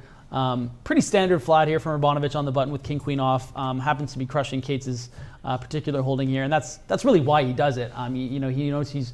King Queen is going to be kind of marginally ahead of Cates' opening range there. He could 3-bet the blockers, of course, but not really necessary. And this is just going to go bet and fold. So a nice early pot there for Urbanovich. Again, the blinds are up to 200, 400. They'll jump right to 3-6 in just over 3 minutes. It's nice to see it staying at 6 max early, dodging that cooler. Obviously, everybody wants to get on the board in the second match, especially Mr. Cates. Yeah, and I think that's why it's got a little bit of a more cagey feel than the first match. Obviously, the first match, we lost someone so early that actually they were playing not 6 max, but 5 max for almost from the word go. And that meant that the action was a bit more fast and furious. Obviously, maybe a little bit of nerves. I mean, we were probably talking faster than we normally did. And I think they were playing slightly faster than they normally would. Whereas here, I think people are a bit more careful, feeling each other out. Apart from Davidi, who's obviously got that momentum coming in from the first game. Yeah, I mean, Davidi obviously is just par for the course right now. Oh, wow. This is really interesting here. And this is exactly what we talked about in the first match about why players limp the small blind in these blind-on-blind tournament situations. It's because when you're facing a 3-bet, Volter can pretty much do it with any 2 cards. I mean, that's pretty out of line frequency. I mean, that's... Yeah. Doing it with 10 deuce, you are saying, I am taking the spot with any 2 cards. And that's kind of a hand there that you would expect from a Mustafa Knit type, and obviously Volter is coming from that school. A nice pot there. I mean, that's going to be one of the great things that's going to emerge over these coming weeks is whether they're is a particular style that the Italian team employs, Yeah. or there's a particular style the Russian team employs. Like the differing, characteristics of these franchises. Certainly a unit like the New York Rounders, where they all talk strategy, Yeah. you would imagine they're going to have a particular style of play. Whereas other teams, it's going to be more individualistic. Yeah, I mean, I'm someone that's always subscribed to the idea that the way you play poker can often be an extension of your personality. I mean, it's how do you play poker then? Clowny and loud. Yeah, clowny and loud. Well, how do you play poker? Clowny and loud. What? They've employed basically two twins here. Yeah, I know. They're crazy guys. They need to get should it. have got heart again. Anyway, Yeah, carry no, on. we tried actually. Yeah. I requested a British sidekick, and unfortunately, I just ended up He's got getting. the golden handcuffs. They pay him fortunes at Poker Stars to stay on board. There's no way you can get him, unfortunately. You're stuck with me. One day. One day. Maybe season 2. So, Raiden Khan, Ace King. He's got a legitimate open. It's a good hand. Yeah. But no one's really got much of anything. Oh, he's going to be fuming. He's going to think they 3-bet me every time. I pick up Ace King. It'll be interesting to see whether Dzmitry defends, but not considered good enough. You were talking a bit about how players maybe playing a little more careful, a little cagier. The other thing that you should really, I feel like people should take into account is just the distribution of cards. Like a lot of the times, the reason why it seems a bit slower and it seems like people are being, a little more careful is simply because people aren't getting a lot of big hands. When you look at a hand like aces to ace king, those chips were going in the middle no matter what. And that's really what we were talking about with the success that Davidi Kitai had, was not only, were the hand distributions favoring him maybe with his play style, attacking certain textures, overbetting, doing things like that, but he won big flips. Mate, he won big flips. The 8s to the queen jack suited, obviously in the final hand as well. He was just he was on fire. running well, and this is what you want in tournament poker, especially to just play well, run well, and it feels fantastic when it happens to you. Yeah, and this hand just checked out. Moorman not trying to take the pot away from Walter. So you guys should know that for the latest info about the GPL, you can visit globalpokerleague.com. There's a lot of information about the teams, the franchises, the players, and the concepts. Yeah, and a lot of new news. I mean, obviously this is, this league is just starting today, and there's going to be a lot of announcements and things to come up to look forward to in the future. Maybe LA Sunset are eventually going to announce. Yeah, maybe we'll finally. Maria's out flyering people on the strip. Maybe she'll announce you, and I can get a real teammate. Mate, what are you talking about? I'm not glamorous enough. She's in a nightclub It is right the now LA with Chance Corner, yeah. approaching celebrities. Yeah, that's why with Olivier busy. Bousquet. Yeah, No, is that San she's Francisco like- Rush? He's on the Rush. Oh, well, someone from LA. Yeah. With is Olivier Bousquet. Is Olivier Bousquet on the Rush or no? He's on the Sunset. Yeah, that's what I thought. Yeah. Yeah, they're in a nightclub right now. That's a good looking team. They've got bottle service. Chances like he wears the glasses a lot, but like real good looking guy.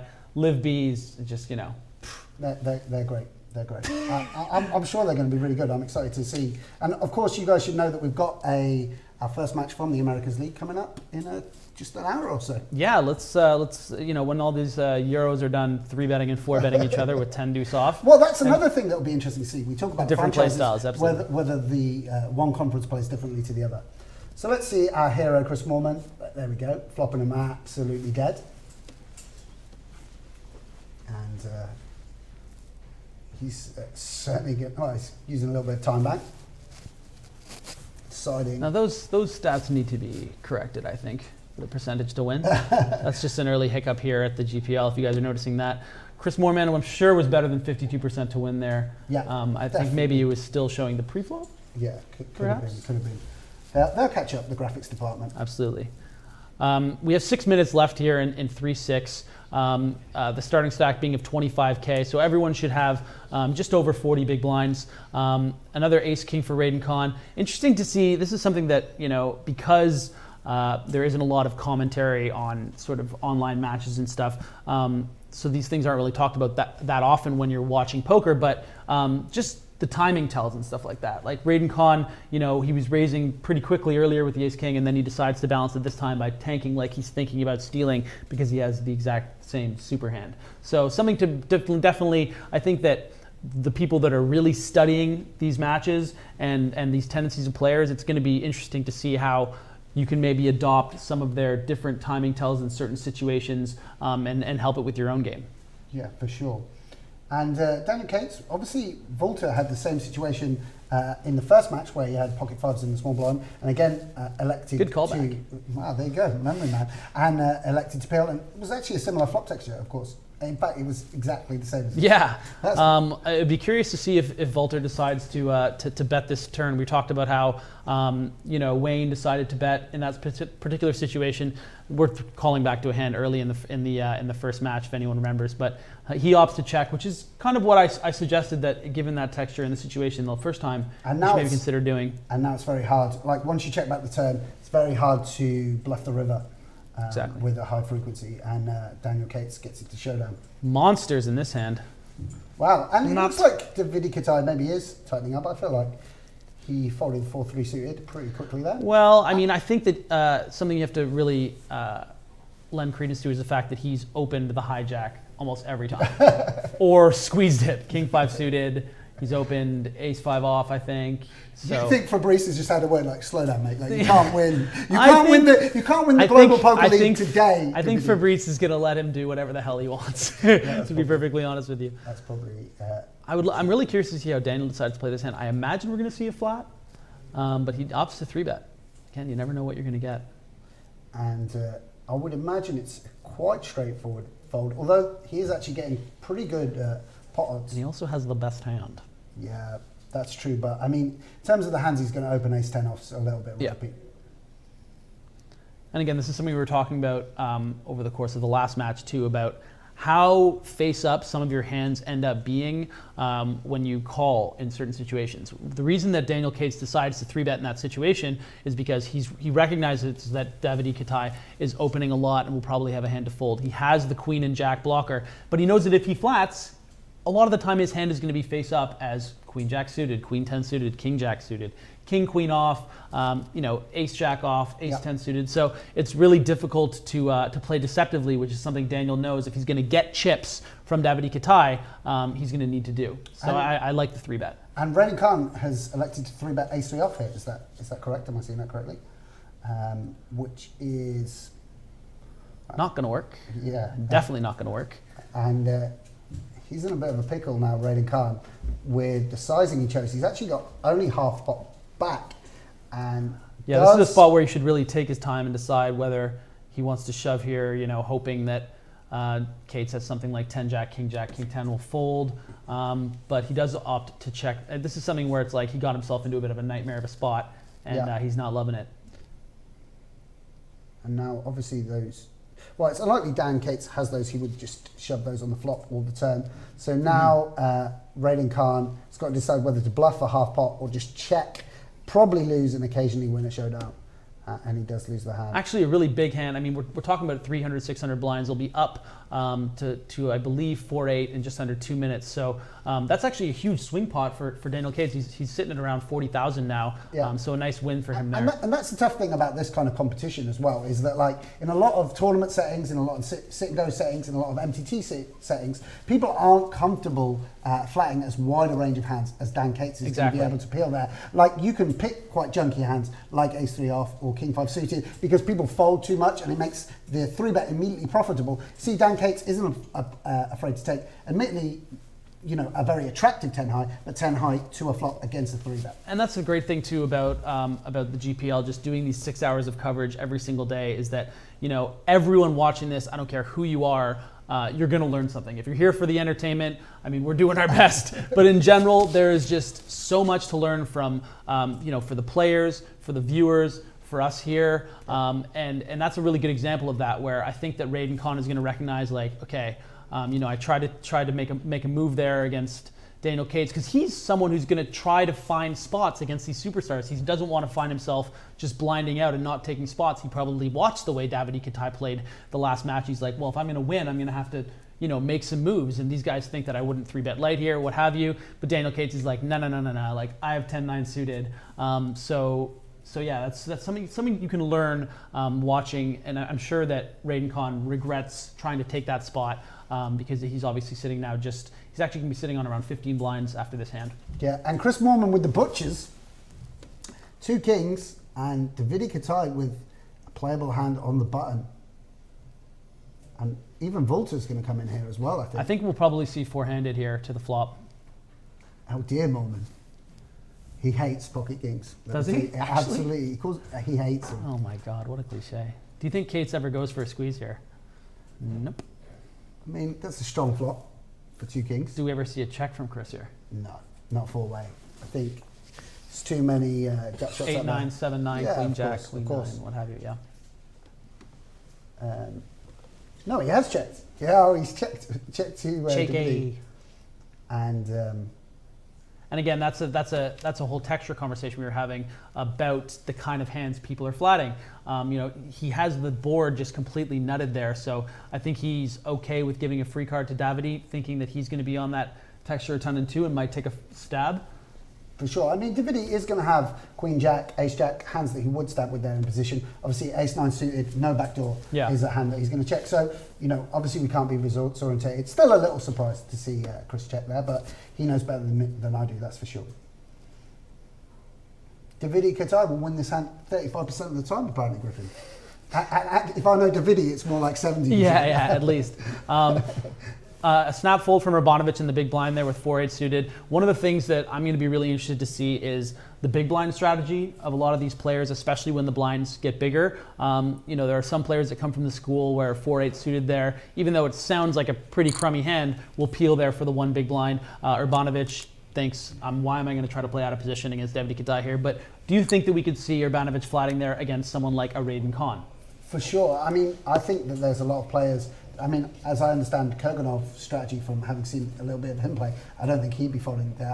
I actually don't fold A4 suited there myself. So, again, this is one of the things where people coming from the Russian, school of thought, chatting strategy amongst the Moscow Wolverines are going to have a different approach to perhaps the London Royals.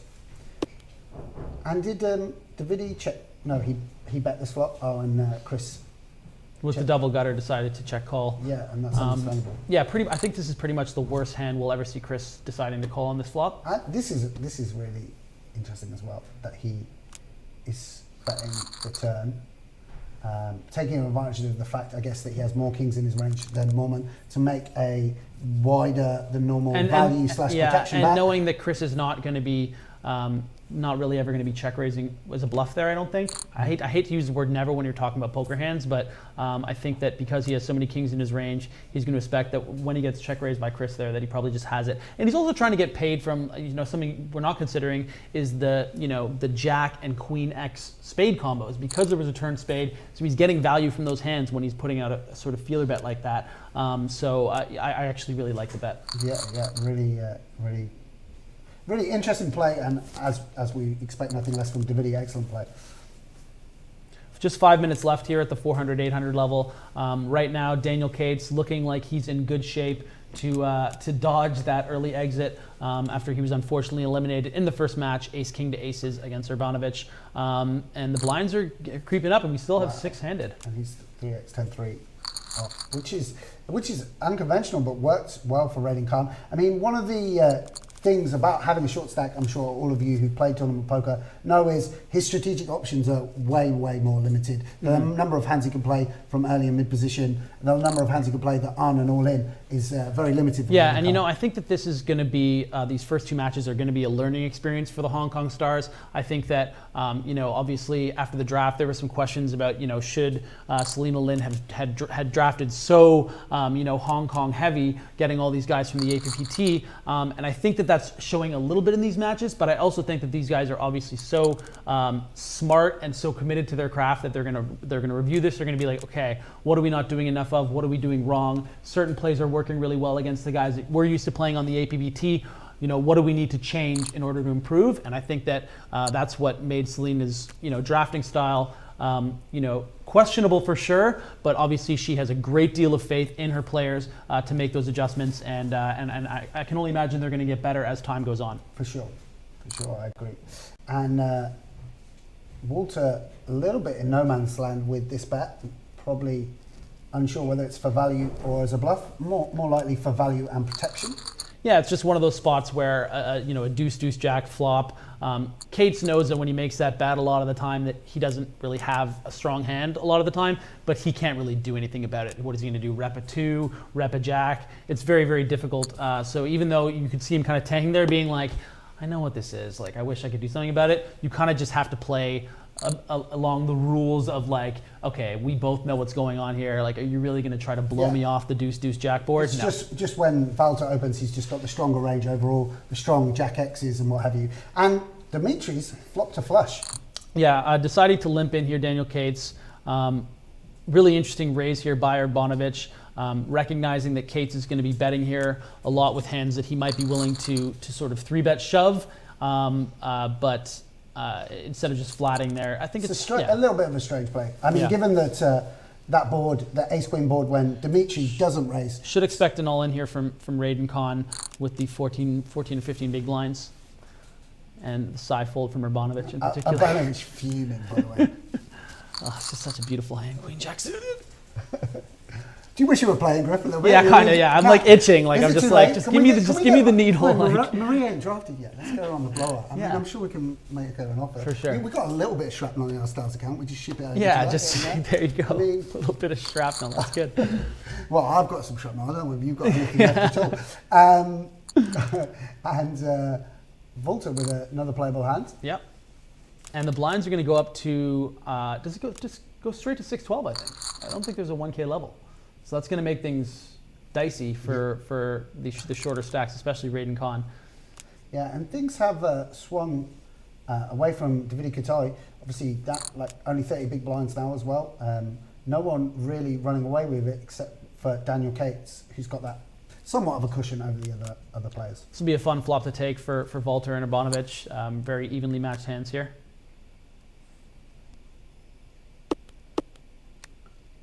And Dzmitry checking back and allowing Walter to turn a gut shot. Should be expecting a folding from Urbanovich, but he does make the call. I guess he's expecting that Walter's going to be betting a ton of combos. The more I think about it, actually, the call doesn't seem that out of the ordinary. And it's going to be a question of whether Walter fires again now or not. I mean, he does fire again, and this is very difficult for Dzmitry to make the call. Yeah, nice hand from Walter. Putting pressure, recognising that Urbanovich doesn't check back too many jacks there. Yeah. Doesn't check back too many overpairs. The thing that makes a spot like that interesting is that when Urbanovich decides to check back that particular board texture, Jack 7, 3, 2 diamonds, and then the turns an 8 of diamonds like that, or what is it, 9 of diamonds.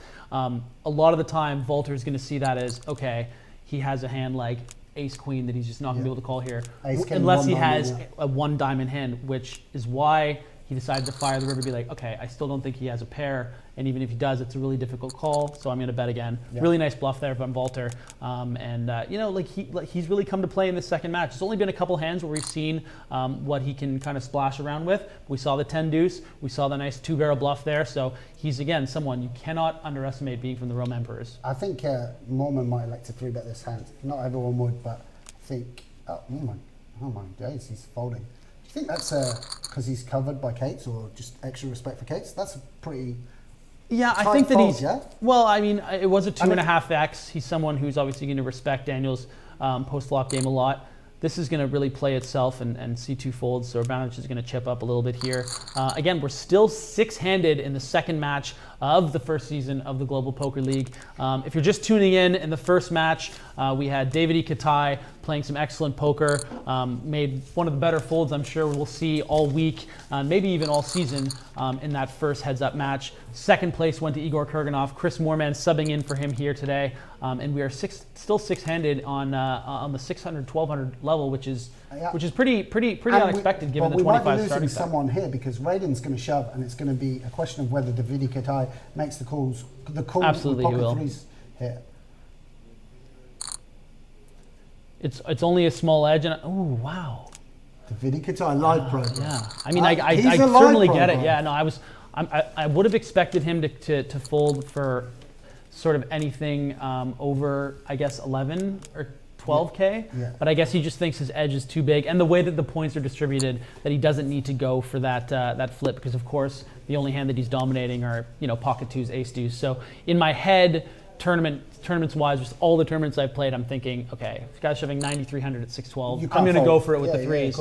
But again, that's just how this particular that's setup. That's one of the great things about poker, because again, even the amount of, with training videos, with theory discussion, with friendship groups, spread worldwide. It'll never be solved. Yeah, you expect people to play more and more similar. These are the best players in the world, but they're not all employing the same strategies. Exactly. Davidi's making a fold there that you, me, and certain other players would, consider a snap call, and he folded very, very quickly. Yeah, and the same thing with the 10-8 hand, the way that he snap folded after, if you flop me top pair in a limped pot against Igor Kurganov, 15 big blinds effective when I have a massive chip lead, you're going to have to you're going to have to cut my hands off. So Davidi just showing that he's an absolute force to be reckoned with. And just to remind the guys back home, the way the payouts work here in terms of points for the league is only one person's going to go away with 0 points to add to their column. The person that busts instinct will exit with 0 points, and then it's 1 point for 5th place. Urbanovich really splashing around here with some weak aces. And Daniel Cates snap calls for the 17 big blinds. Really, really unexpected. Flopped a great deal of equity here, and he is going to miss on the river. That's really, really interesting, because that might be what you were worried about earlier when you said, is he just going to get frustrated and just be like, I'm not playing for any money here. I love my hand. Let's run the cards. And that's exactly what we just saw there. So definitely a misstep for Daniel Cates, but he's going for it. Yeah, I guess he just thinks that Dzmitry has a really, really wide shoving range there. He's playing. He's shoving 18 big blinds. He had Jack 8 suited. He raised called it. It's very, very unconventional. But having said that, we're not in the mind of Daniel Cates. Maybe we can rush to judgment and think oh, he's tilted. Oh, he's not. He's just upset. Or maybe it's a winner-take-all strategy that he's deciding to employ. He's like, I have an opportunity to knock out Urbanovich here. Yeah. I like the way my hand plays. Let's go for it. And he almost got there. Maybe. Can Davidi Kitai? There's only a few runouts where his kicker would play 3 or a 5. No, and that's a chop pot. Yeah, that's amazing. Maybe, do you think Daniel Cates is playing cash games on the side, and that could be, maybe he's tilted by things we can't even see, or maybe he's letting certain it's hard. I don't want to rush to judgment because obviously we don't know his his strategy or his opinion about Urbanovich, or there might be some previous dynamic between them where he thinks Urbanovich is just shoving any 2 cards here or what have you. No, I don't think he's ever thinks that he's winning there. I think that he just decided, I think I'm going to win this hand. I've been there, he put me in the big 22 at the right time, and I'm just like, hey, this is the global poker league. This is the big 22, Griff. Come on, mate. Have some respect. That's what I'm doing. I'm having respect. Okay. So here we get a situation where Chris hasn't flopped anything, but he does have the stronger hands on this board, and he's checks back. No, he doesn't. He has Jack high. No, he has the stronger hands, plural. Range. Yes. I'm using the word hands to mean range there, bro. I'm thinking of my mum.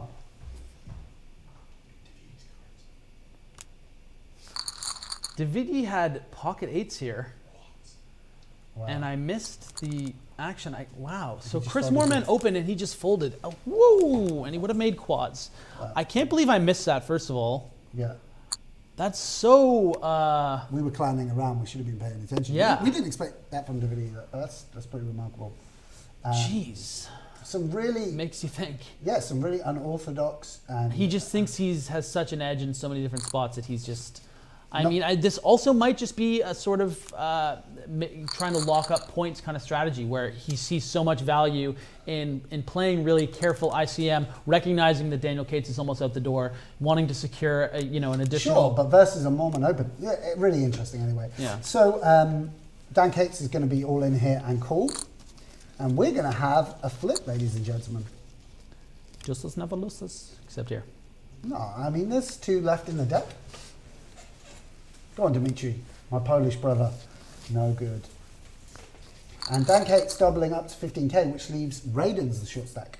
It's interesting to think about how one day this first broadcast is going to be like Ancient relic when history. we were just like couldn't believe some of these strategies, and then like in GPL season 5, it's like, can you believe that they thought that he should have called with like the 3s and like the 8s, that he should have shoved them?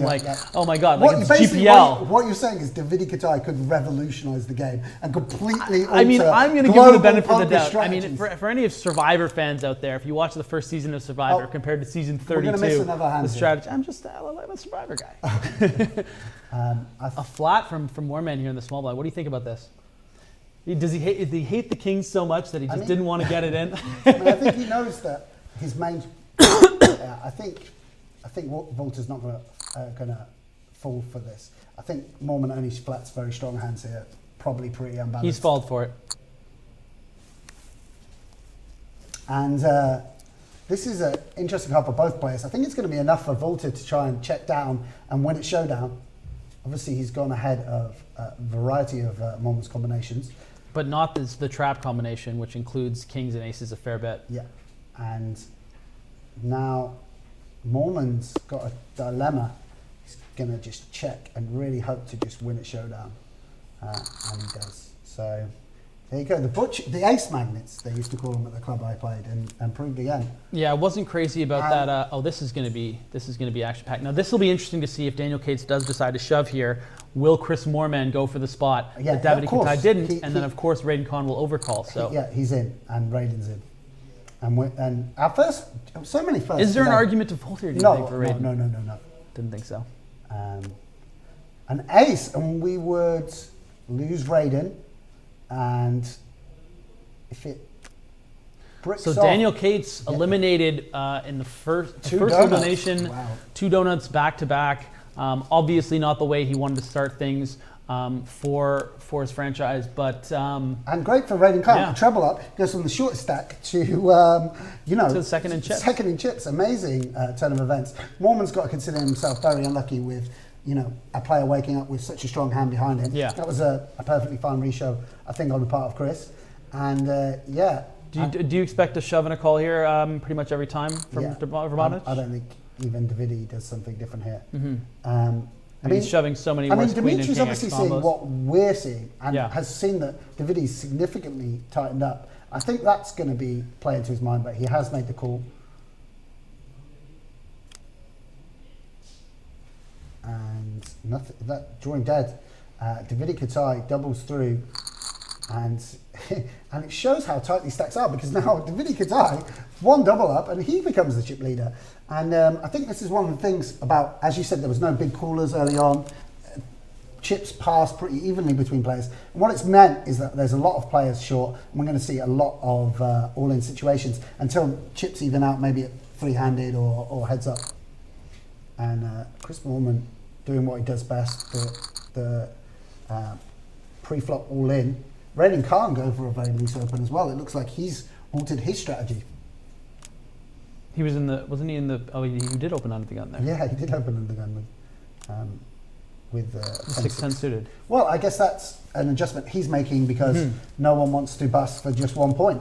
I mean, action thick and fast, and it's pretty hard to even just keep up with the developing strategies and stack sizes.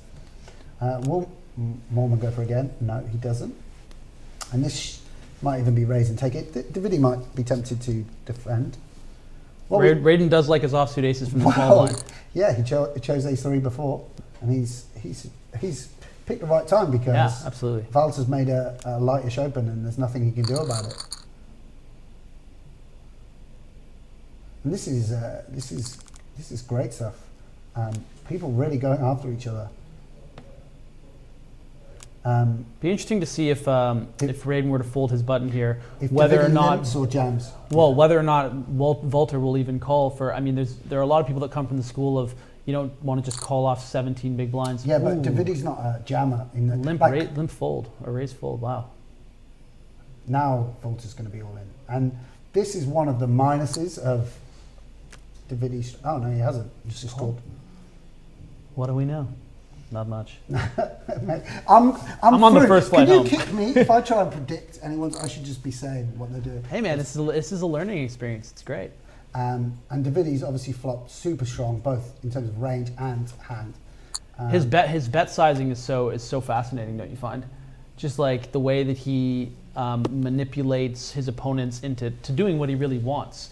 You know, a lot of people play by these rules of balance, you know, whether it's in cash games or tournaments. And I'm definitely from the school where I can get caught in playing very balanced and all that stuff, but then I miss the opportunities to do the things that Davidi Kitai does. So it's a great learning experience for viewers out there, whether, you know, it's obviously a bit more advanced for the beginners out there, you know, even still very advanced for, you know, sort of the moderate players, but you know, for guys that play poker all the time, live, breathe it, watch a lot of poker, this is just electrifying stuff from Davidi Kitai. And Walter's got a decision whether to check and give up with ace high or to bluff the river. Davidi obviously is going to have some queen 9, 10 9 that he checks, as well as some slow plays, and Walter feels like he can't bluff that river, having fired on the turn. Yeah, and Davidi just won a 22K pot, where ordinarily, had he just shoved, I think that probably Walter would have folded and he would have won a small pot. And then that bet size manipulation where Walter's like, you know what, my ace highs can be good here. And we've got an all in again. David's run exceptionally well in these situations so far, but he's going to need an ace, which he doesn't find. And there you go. Davidi will be like, I knew I should have kept up with my raise fold strategy. And big chip swings here, every single hand really. Yeah, and this is what's going to happen. We were talking again about card distribution. This is going to be an all-in for moment, yeah. And Walter can't call. Yeah, exactly. Like now, if there's two strong hands at the table, a lot of the time it's going to result in an all-in competition.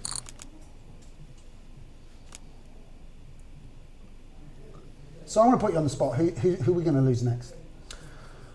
I think that we are gonna lose. I mean, it's an easy to say Urbanovich because he's the shortest stack. I think that Davidi is gonna find any way he can to stay in it. I mean, so again, like once you get to this sort of stage, you really have to think about who are the guys that are going to play these kind of stacks best. And I think that's the Chris Moormans, and I think that's the Davidi Kitais, who does things differently and is going to really put Chris on his toes because he does things so unconventionally, and he's willing to play sort of small ball and different. Interesting limp here from Raiden Khan. You know, 3xing, what was it on, maybe 15 big blinds effective with a similar hand, and this time deciding to limp the 10-5 off. Very interesting strategy here from the Hong Kong star representative. Yeah, and fortunately he's got a board, well, he's not only got the best hand, but he's got a board that he has a lot more strong hands than Davidi does, so he's able to win the hand. We should see a shove here from Urbanovich. The blinds are going to go up to 2,000 big blind in just a minute and a half, maybe even 2,400. I got to get the structure out here, but it is going to be getting a lot more shallow. Pretty slow-paced second match. Again, we were talking about the card distribution thing. Not a lot of coolers going down. A little bit of an unconventional, well, a lot of bit of an unconventional raise call from Daniel Cates that really forced the first big showdown. Yeah. Again, we're not really sure. Unbelievable raise call from Dan Cates. Yeah. I mean, to make that decision so swiftly. Like, yeah, that what makes me feel like it was more of a heat of the moment passion thing where he's just like, I can't believe how bad I've been running. Like I just, just like, let's frickin' go. Like I'll take you out here and then I'll run over this table, or I'll get knocked out and hope I can run it back up. So I think that definitely is where it came from. But I think that it's one of those things too, when he reflects on that moment and he realizes that, maybe that mistake let down his teammates a bit. Yeah. And that's something that, you need to own being a part of a team, whereas normally he's used to just only having to think about himself. You're basically saying Bill Perkins is fuming right now. Bill Perkins is on the blower. Yeah. Jungleman, what have you done? Jeff Gross and Bill Perkins are on the jet right now, just watching this thing on Apple TV and just being like, I can't believe it. Yeah, God damn. I knew we shouldn't have drafted Jungleman. I mean, again, we've talked about it. I still think he's by far the best wild card selection, and I think that to say he learned something from this would be ridiculous. What about Tyler Kenny? Hey, he's a great player. No, I'm joking. I know. I don't think I wouldn't go as far as say he learned anything from this, but I think that maybe upon reflection, especially someone who is so studious with the game and sort of structure, either he did it very intentionally and that was always his intention, or he's going to think maybe I let him down a bit and change it up for next time. For sure. And two strong hands here. I guess Davidi, and he does obviously balance his range somewhat because he Yeah. jamming what is a pretty strong holding. And again, Dzmitry snap folding. Yeah, I mean, we're going to learn a lot about ICM, I think, from a lot of these guys. So do you want to talk, because this is hard, I've actually tried to do this before. Do you want to talk about what ICM is for those viewers? I don't. I'm not. So basically, it stands for Independent Chip Module, I believe, modeling, right? Yeah. Go for it. No, this is you. No, but it's simply the fact that when there's all-in confrontations between two players, the other players get to gain points from that, which means that by having an all-in confrontation yourself, actually, although you might gain chips, you actually lose points. So it's about, the chip. This is an interesting example of it, actually, where Chris Moorman has, 10 big blinds in the small blind here. He has a hand that is going to be flipping a ton when called. He knows that Walter has to call pretty tight. I don't even know if King Jack suited is a call here, despite the fact that he's already put in 2 big blinds. Yeah. But Chris obviously doesn't know what he has, so he elects to make a pretty tight fold. I mean, if people were playing a little bit more aggressively. Wow. Yeah, I was about to say you could just take the action out of the opponent's hands and just shove this hand. I think this is a profitable shove with under 20 big blinds on the cutoff. And instead, he's raised it and been forced to fold. And this shows Raiden Khan stepping you know up what? his He's game. playing. He's definitely stepping up his game. We're seeing some of the things that he obviously does so well in those APPTs. I mean, this is a guy who has a lot of victories under his belt, who's really made an impression out there. And this is why Selena decided to select him. Really finding those pressure points in the blinds in particular, throwing guys like Walter off on numerous occasions. Yeah. It looks like he's thinking about it again, Raiden. He's committed. So he's basically gone all in here. We're going to see a fold from Walter, given the situation. And also, this is something that you don't see as often anymore, where he's picked a sizing which says I'm all in, but I'm not all in. He's changed his bet sizing, sort of to rep. Because if he'd made it sort of like 12K there again, maybe he would have thought Walter would fold. And here we go, Raiden Khan wielding the big stack, and this is obviously. The way the game's developed here in terms of stack sizes, Raiden Khan can't be all in for his tournament life. He covers the other stacks and he's using that to his advantage. I'm really curious to see if Raiden decides to, he does decide to go for it. I think I would as well, but definitely let's see an ace for more. Come on. Ace of diamonds. Spade? Ace of diamonds. That's a very interesting card. Ace of diamonds. Oh dear, no. So Moorman is our 5th place finisher. He got a point, though, didn't he? He did get a point. That's going to give the grand total points for the London Royals through 2 matches at 6. Raiden Khan with a very significant chip lead here. Urbanovich, Kitai, and Walter rounding out the top 4. But Raiden Khan really running away with it. After having a hiccup early on and us kind of reflecting that maybe he wasn't playing his play style wasn't going to match up well against these guys, definitely proving us wrong over the course of the last 30 minutes. And we've got another all-in, which we're going to see any moment now. There was an all-in for Dzmitry and... Okay, so we have just a little bit of a technical error again, guys. Give us a break here on the first day of broadcasting. We'll get it up as soon as we can. But just to catch everyone up. I bet the first day of the NFL, when they first put it on TV, I bet there was loads of technical hitches. When was that, 1952? People don't remember I don't watch football. I don't know why. It's so weird. Everyone I know watches football, and I just never got into it. The first day of the NHL. Sorry, you're Canadian. First day of NHL. There was I'm sure there were some technical errors. There was loads of mistakes. Yeah. So basically, this is their backup plan, though. Their backup plan, if we can't show the poker, we just go to Griff and Sam. I mean, what a contingency plan. Can you imagine if that is your backup plan? Oh my God. It's going to be a long season. Yeah, it's going to be a long season. We're back. Oh! So we missed the elimination of Urbanovich. We're going to have to assume that those chips went to Raiden Khan as he's up to 100,000 chips. And we're going to see another all-in here between him and Kitai for the third. Could be a third place finish here for Kitai if he's ran out. And he holds. He's got the best hand. King or a queen is what Raiden needs, but he doesn't get it. And Davidi Kitai. And he's still in it to go back to back. And at least this makes decision-making a little bit simpler for Walter with a significant third place stack. Going to have a little bit less ICM pressure on him. And Davidi flops best. Great flop, obviously, here for Davidi. It's amazing. Every single pot that he enters, I'm just chomping at the bit to see how he plays his hand.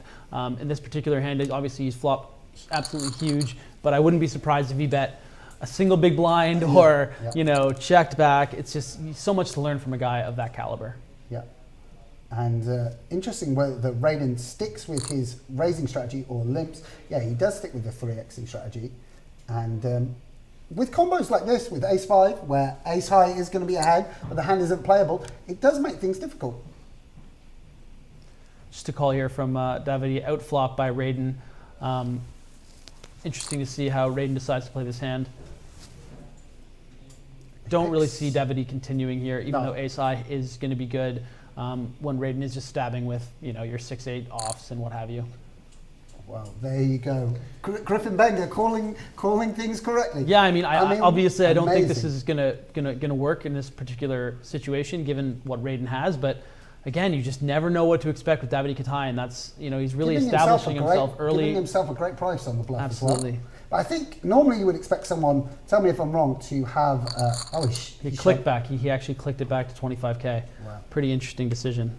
Yeah, and now Davidi. I think we might see a limp here from Davidi Kitai. Yeah, you would.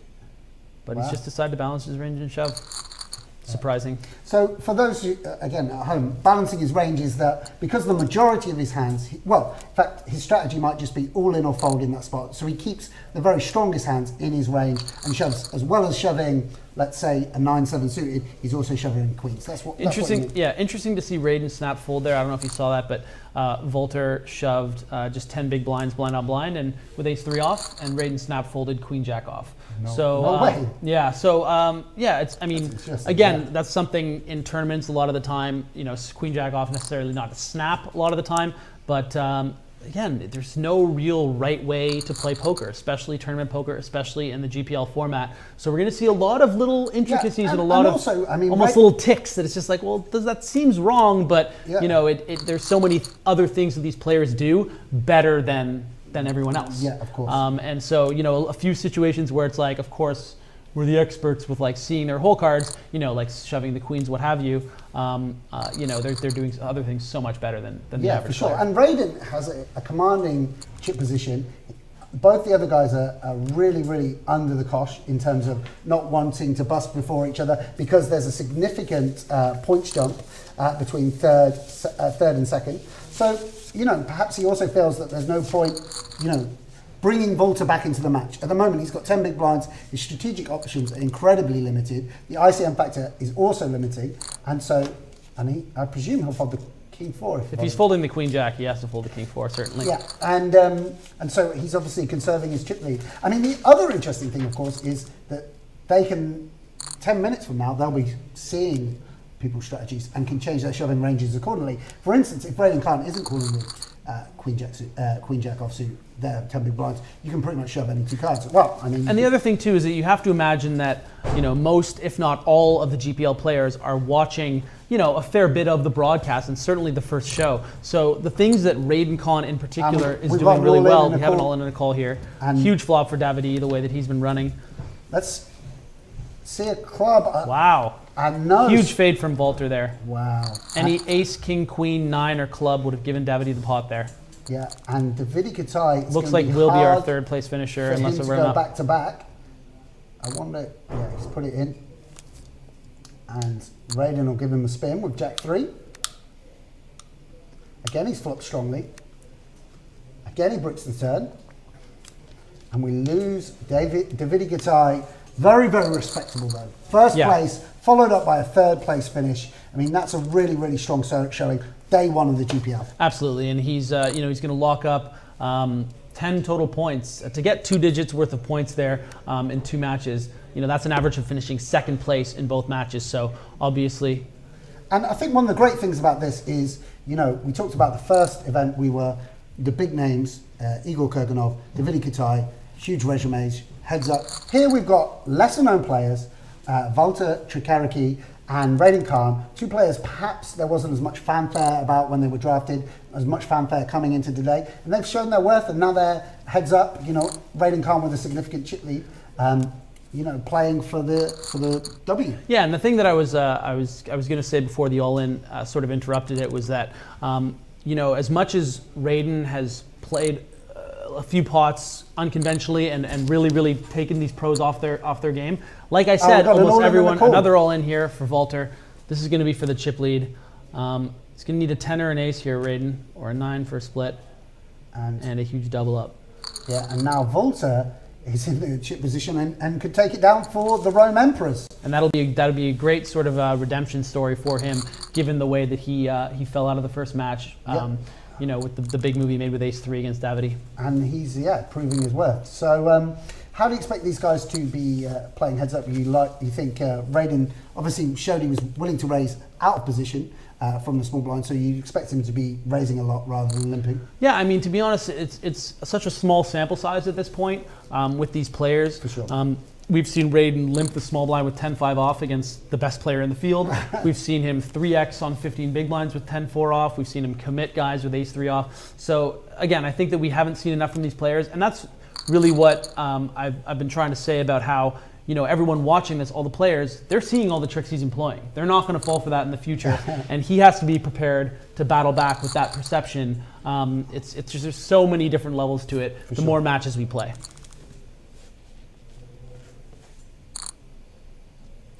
And Volta will be defending almost only 2 cards for a min raise. And he's Ding, ding, ding, ding, ding, ding, ding. The nutter butter. Beautiful. The Volta. nutter butter.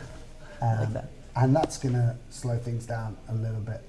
Raiden's probably going to be happy to just check down and occasionally win at showdown with ace high. Probably expect a bet and a fold here. Full pot bet from Volta, and Raiden's certainly not going to bite on that.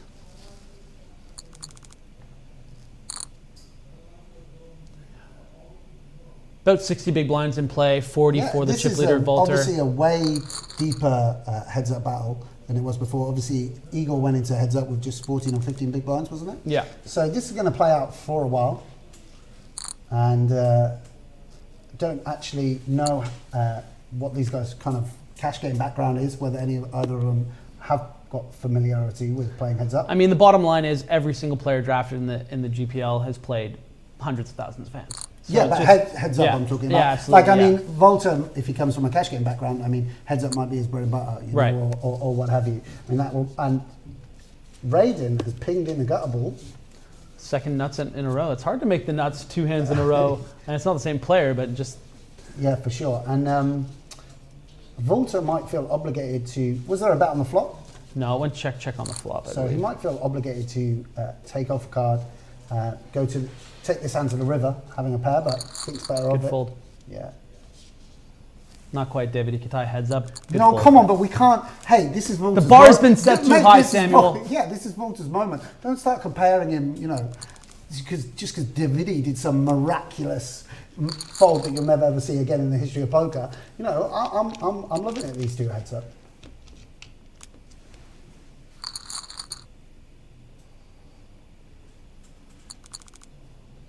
And big hand here for Volta. Yeah, Raiden's raise isn't going to get through here. Can expect a 3-bet to around 7,000, I guess. Yeah, I mean, it's tricky because 7,000. Oof, it's brain tricky. fart. I thought the raise was 2,400. I mean, it's tricky because of that stack depth. A 3-bet is very committing, and you can't do it with a very high frequency. You might even have a jamming range as well at that stack depth. So I'm not surprised that obviously Raiden had to make a swift fold, but it's a difficult spot for Volta. And yeah, Raiden almost 100% on the button here. Yeah. If you're opening deuce 5 off, it suggests that you're willing to raise 100% on the button. Yeah, and again, we're talking about what kind of players Raiden is used to playing against, and I'm sure he's someone who is very comfortable playing in position against the weaker opponents that he might be playing against on the APPT tour. So he's just going to play position, and that's an example of it right there. If he's raising deuce 5 off, what is he and also folding? picked like a pretty large sizing on a dry A-side board that favours him so much. Like just press the half pot button. Like perhaps a little bit of inexperience. And now limping deuce 5 off. So definitely just different strategies. It's hard to really know what to expect from Raiden. He has a flop best though, out flop Volta. Seems like he's sort of going for half pot as kind of standard.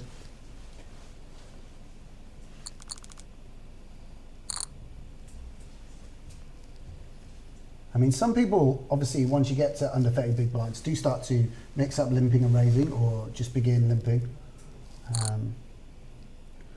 Wow. I mean, really interesting strategies. Yeah. I mean, certainly he has the So blockers to think that. Yeah, but I but mean, what's your plan? Yeah. Yeah, it's if you get 4 bet off that hand, it's a real problem, and yeah, you actually, I mean, that wouldn't be a hand that everyone would choose, I don't think. And he's limped again. Looks like he's picking sort of his weakest hands to begin limping. And maybe Volta's sensing that. Who do you fancy here? I mean, Volta's got the chip lead now. He's got the momentum. Think he's going to close it out? Yeah, I mean, I think that it's difficult in Volter's situation based on how unpredictable Raiden seems to have been. But you know, if he's been getting fed information / been watching the stream and seen sort of different things. He's probably tuned in just for our commentary. Though, I mean, obviously, like who isn't? But no, I mean, I think that he's definitely obviously he's a really bright kid. And again, Raiden Khan's raising deuce 7 off on the button. So he seems to be 100% from the button, and Volter is recognizing that instantly, 3 bets to 3-5 off. I would expect this to, this is interesting because I would imagine Raiden's going to be shoving, and Volter has a pretty great hand, and is it too good to fold, or is it? Well, he's made things a little bit easier for Volter. Yeah, because now that's going to be a shove and a snap call. All in for the win here for Volter. And Volter still with equity. He's going to need a jack or a 10. Doesn't get it. And it's Raiden's table. Yeah, and Raiden. Raiden wins. I mean, this is you know, not something. I should have saved that for if he actually won. Yeah, that's a great. Oh. Always. Can I do it again? Do you think they'll notice? Yeah, you can do it again. Okay. A lot of people have switched the sound off anyway. Yeah, I know. So. Okay. So the situation we have now is that Volter is in a desperate position with just 10 big blinds, and it's going to be sort of in the lap of the poker gods. He's going to have to win it all in at some point quite soon.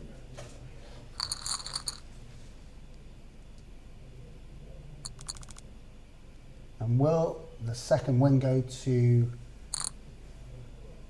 Yeah, he just doesn't want to give him an inch, eh? He just loves playing those buttons. Yeah.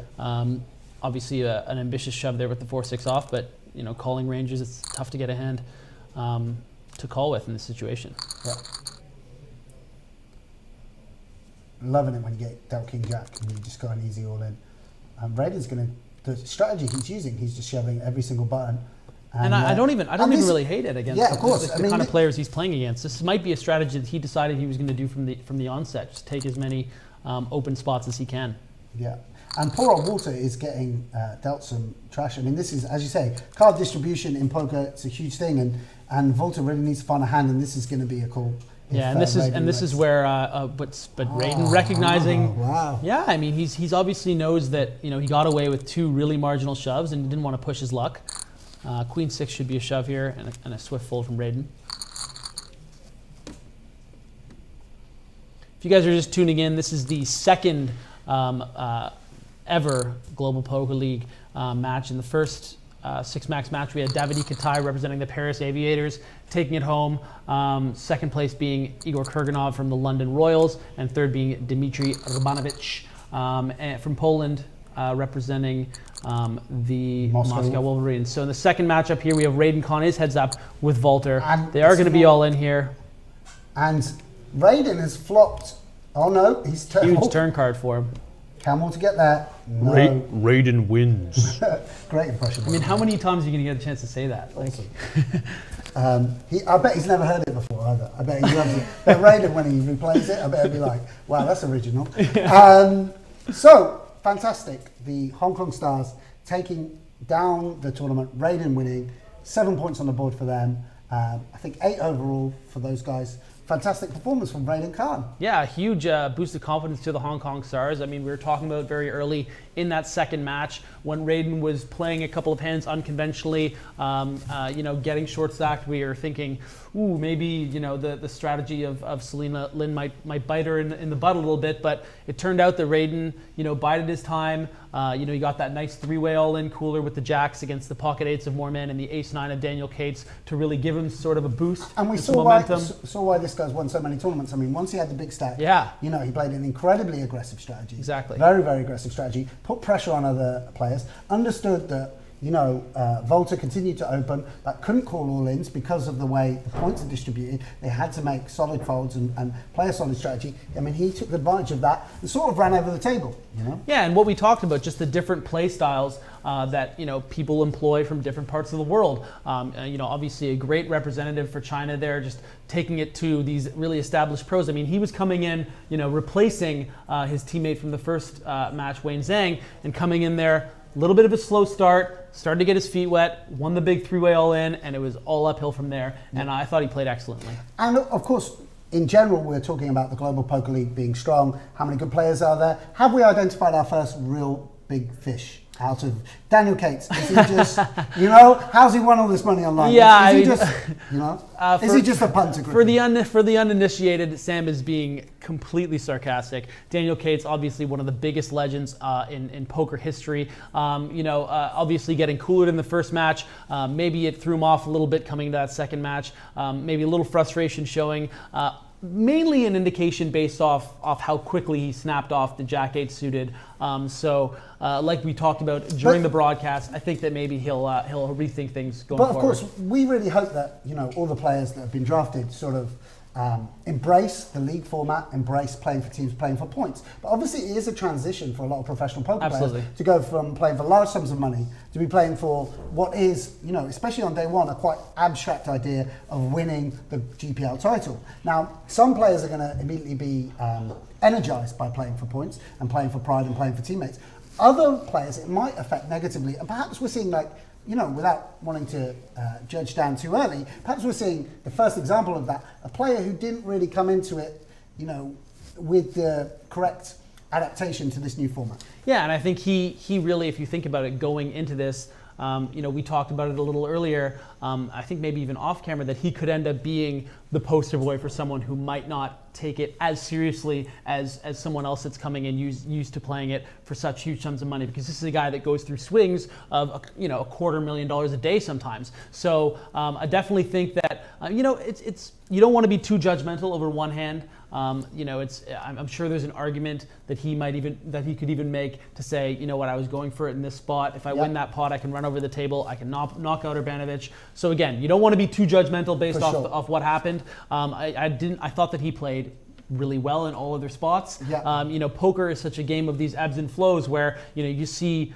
one mistake and you kind of magnify it because nothing else went right, but he could have just as easily been the aces on the receiving end of that cooler in the first match, and then maybe gotten of course. I mean, as much as 5-7 points. That's one of the exciting things about the Global Poker League. Perhaps we'll have a chance to speak with Dan in the future. Perhaps he'll educate us and explain to us why that was a call in that spot and how his strategy, how he was adapting his strategy to this new format. The other thing we should say about the second match particularly is, the first match, we talked about the big names, Igor Kurganov, Davidi Kitai, Dzmitry Urbanovich, particularly as those guys were first round draft picks or second round draft picks in the case of Davidi. And the first match seemed to confirm what the kind of pre-match hype suggested with the star names. The second match, things have been turned on their heads a little bit, and Volta Treccarichi, one of the most unknown players out of the original draft, has come through, putting in an incredibly good performance, stepped up to the plate and got second. And obviously Raiden on his first entry into the GPL arena,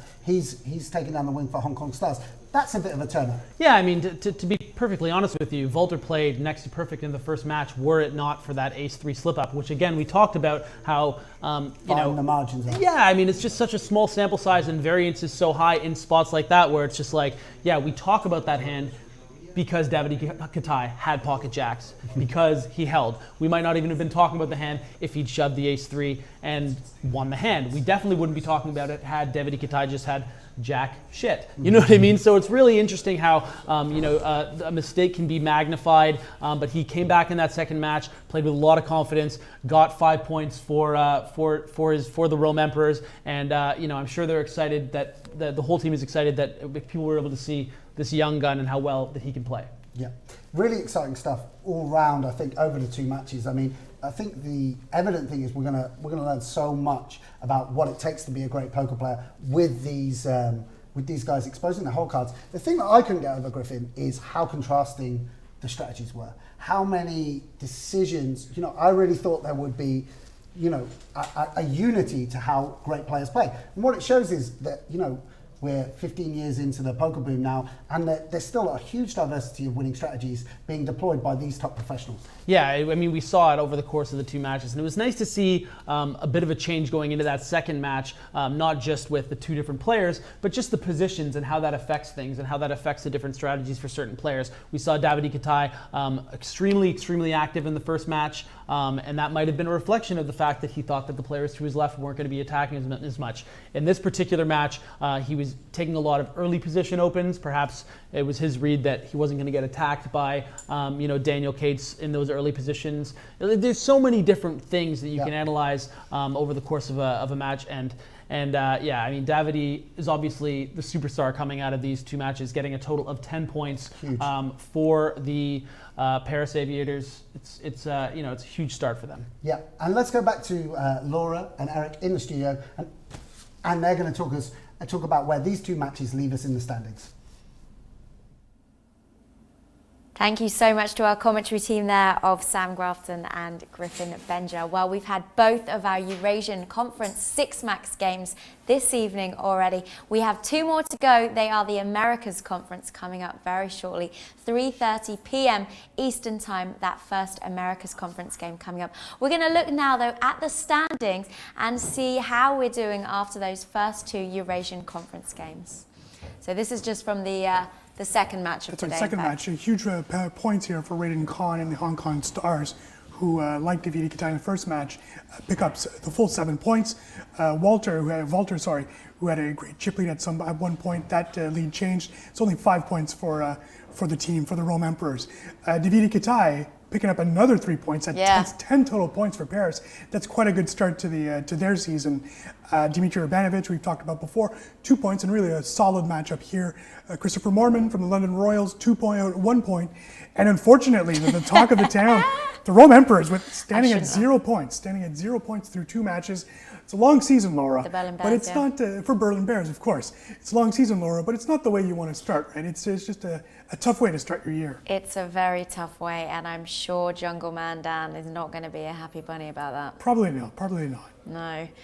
We also had the first Eurasian Conference match, obviously, as well. London Royals got second in that one. That's right. So a good second place finish by Mr. Kurganov, and of course the big win from Davidi Kitai. So Paris in fantastic shape right now. Looking good. And you have all been tweeting into us. You've been all writing on the Twitch box as well. Let's take a look at some of the social media. Liv Barry said, this was in regards to that first Eurasian Conference match. A nice second place to start things off for the London Royals. Congrats to Kitbull and his hero folding skills for the win. It's certainly what everyone was talking about, that fold from Kitai. That's right. As much as we'll talk about that hand, we'll also talk about the hand he folded, the eights, the pocket eights in the second match, which would have given him quad eights at some point. Oh, I know. Let's take a look at another tweet we had in this evening. This is actually a response, I think, to that Liv Barry tweet. Nice comeback by Igor, considering the slow start. Can't wait for more.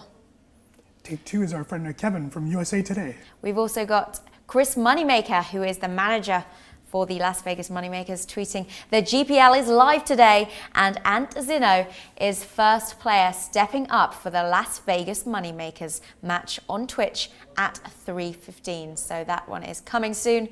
Also, LA Sunset player Olivier Bousquet tweets at Griffin Benja, being humble and deferential, but sometimes the real learning opportunity is from his analysis, not the player's decisions. Hashtag GPL. And we've got one from Twitch. Let's take a look at that. Matt Champ, can't wait for the Nationals match. That's coming up very soon along with the Moneymakers. A lot of people excited for the Americas Conference. Sherlock117 also wrote, Kitai folded quads, lol. We were just talking about that, weren't we? Funny enough, that the man they call the genie or the genius in France and Belgium gets criticized for that big fold as well. Fernie Fiend, when does the cube come into play? Obviously, we're not seeing the cube right now. We've got 8 weeks of online action. Heads Up and Six Max is happening online for the next 8 weeks. So when is the cube coming into play? The cube will be unveiled in the fall, Laura. We'll have him for the playoffs. Okay, there you go. Psycho48, which software do they play on? It's a software developed by the company. It will allow us, and some of the players have been talking about that, Ryan LaPlante, for example, talking about it. It will allow us to pause the action during all-ins, maybe giving a little more time to the commentary team. So that's going to come in the next few matches, but it will give us that sort of ability to pause the action from time to time, which should be exciting as well. Indeed. Well, thank you for all of your tweets and all of your comments on Twitch. Obviously, we're going to look at them all and take them into account and do the best that we can to improve what we're doing already. But it's been a good start, a fun start, and interesting poker to watch as well. Interesting for the Berlin Bears anyway, and for the Paris Aviators. Berlin in relegation danger, Yeah. and of course the Paris Aviators at top of the table. We've got some really exciting matches, as I said, coming up for you very shortly. Those Americas Conference games will kick off at 3:30 p.m. Eastern Time. Coming up soon, we're going to take a quick break now, but we will see you back then. Take care.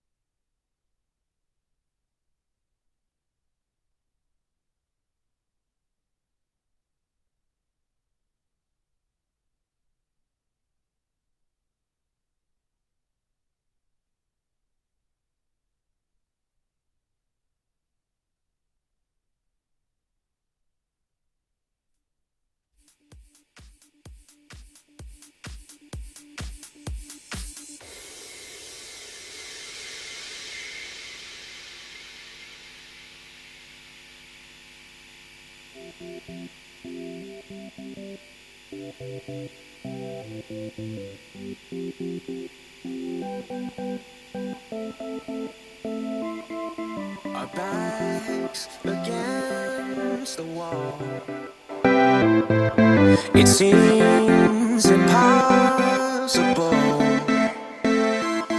but there's nobody else I want by my side, standing with me to take this fight through the rise and fall. With our fearless hearts, we could be ours, and we could live for 1,000 years. We could be legends if we all go down. If our time is now, we could let everyone know we were here. Be legends.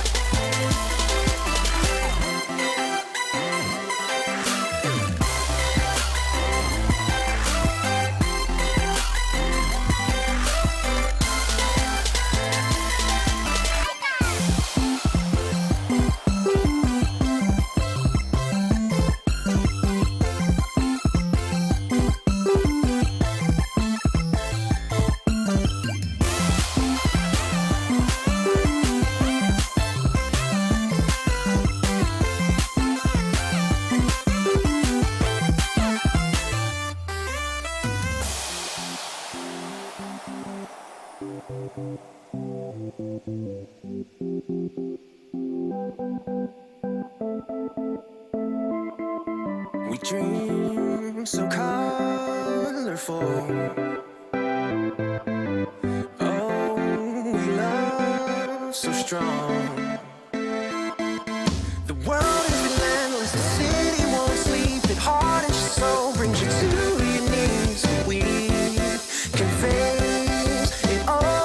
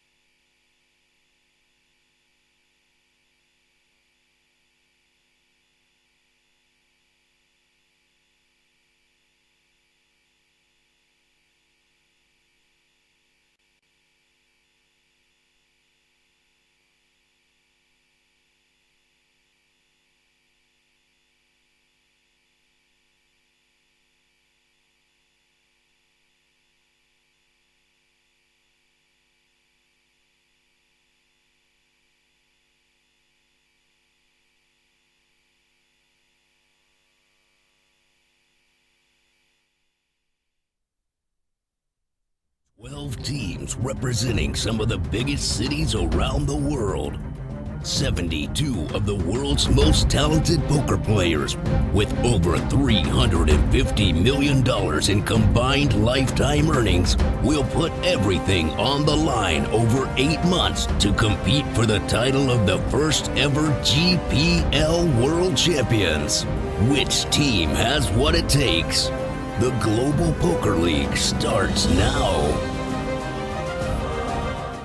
Hello and welcome back to the first ever live show of the Global Poker League. I'm Laura Cornelius, joined by Eric Danis here in the GPL studio. We've had 2 matches so far, both from the Eurasian Conference. We've seen obviously Davidi Kitai do really well in that first one, and then it was Raiden Khan who won the second one. That's right. It was a slow start for Khan in that matchup, but really picked things up and gets the 7 points for Hong Kong. So congrats to them. You mentioned Kitai. That's 10 points now for him and 10 points for the Paris Aviators, who will end tonight top of the table in the Eurasian Conference. I think we'll have a very happy Mr. Fabrice Soulier, the manager of the Paris Aviators. He seemed quite satisfied leaving the studios earlier today. That was before the second match, so even more satisfied at this point. Mind you, there is a long way to go. That's right. That's right. Months to go. Months. If you were watching earlier, we showed a video of how the whole structure of the GPL is going to work. So over the next 8 weeks, it's just purely online. That's right. So a lot of heads up and 6 max action coming your way for the next 8 weeks. Then we take our little dog and pony show to Las Vegas for a few months this summer. So that'll be fun. Then we're right back in the studio action, and then finally the playoffs, and of course. The finals in the beautiful Wembley, I should say. Beautiful? At the SSE Arena. I'm not sure you'd actually call the place iconic? of Wembley beautiful, iconic. But I guess the building, yeah, yes, iconic. Iconic Wembley. That's okay, that will do. We're going to head over to our commentary desk now and see those commentators. It's Griffin Benjer and it's Sam Grafton. They're going to take us into the next Americas Conference game. Hey guys, joined here again by Sam Grafton. I'm Griffin Benjer. We're done with the EurAsia Conference for the evening. A lot of really exciting stuff. But let's jump right back into the Americas now. This lineup for this second sequence of matches it's chock full of some of the best poker players on the planet. Yeah, poker fans tuning in are in for a real treat because we've got some of the most anticipated draftees in action today. Tony Gregg, Fedor Holz. I mean, well, you don't even know where to begin with this 6-max lineup. Exactly. So let's just start on our left with Jason Wheeler for the New York Rounders, a 4th round draft pick, but he's an individual with a huge pedigree, right, Griffin? Yeah, a personal favorite of mine, Jason Wheeler, goes by JDPC online. Obviously, you and I have a lot of history playing against the likes of Jason. I really describe him as just a bulldozer. If he gets going, if he gets some momentum, he'll knock out anyone in his way. He's gotten a lot of live tournament confidence recently with his big win at Bailey's about a month and a half ago. So he's someone that I'm really excited to watch today. Of course, and one of the people I'm excited to see is Mike McDonald, Montreal Nationals, big superstar of the game as well. Byron Kaverman, this year's GPL Player of the Year. Who would you say is a favourite out of these 6 guys? If you had to put your neck on the line and pick someone. I mean, if I had to pick someone, I guess I would personally go with Tony Gregg. He's just someone that if he dedicates himself to anything, I think he's going to be a champion at it. I mean, he's shown that nearly $5 million in one tournament alone, winning the one drop a few years ago. So he's my pick, but really a favorite with guys like Fedor, Holz, Anthony Zinno, Mike McDonald, Byron Kaverman. It's almost too much. Yeah, of course, it's really exciting, and we're going to be going to the action right now. The guys are ready to kick off the first match in the Americas Conference for the GPL. Good luck, guys. And it's Byron with the button and Tony Gregg in the big blind. Yeah, and let's talk about, position is obviously something that, we touched on in the second match and how that was going to affect things once they change from that first match. Right away, we see the way that everything is roundersed out right here. We're going to have Anthony Gregg having direct position on Anthony Zinno. Mike McDonald going to be to the left of Wheeler, and Fedor Holz is going to have position on Anthony Gregg and Anthony Zinno. But right out the gate, Anthony Zinno with a huge holding here and a quick 3-bet to 1475. Yeah, and it's going to be, well, I don't think we can predict too much about how these guys play, but I really want to emphasize for the people perhaps tuning in, you know, as casual recreational poker players, we really are being treated to 6 of the top names in the game lining up today. I mean, you know, Fedor Holz is one of the most, he was one of the most sought after players in the draft, one of the players that excites people most on social media, a young lad who has put together amazing results over the last 2 years. Again, to take a quick look at the lineup, Jason Wheeler, Fedor Holz, Tony Gregg, Anthony Zinno, Mike McDonald, and Byron Kaverman. An early quick pot here for Anthony Gregg, and he's going to take the, well, not very early chip lead, but thanks to Zinno with 25-7.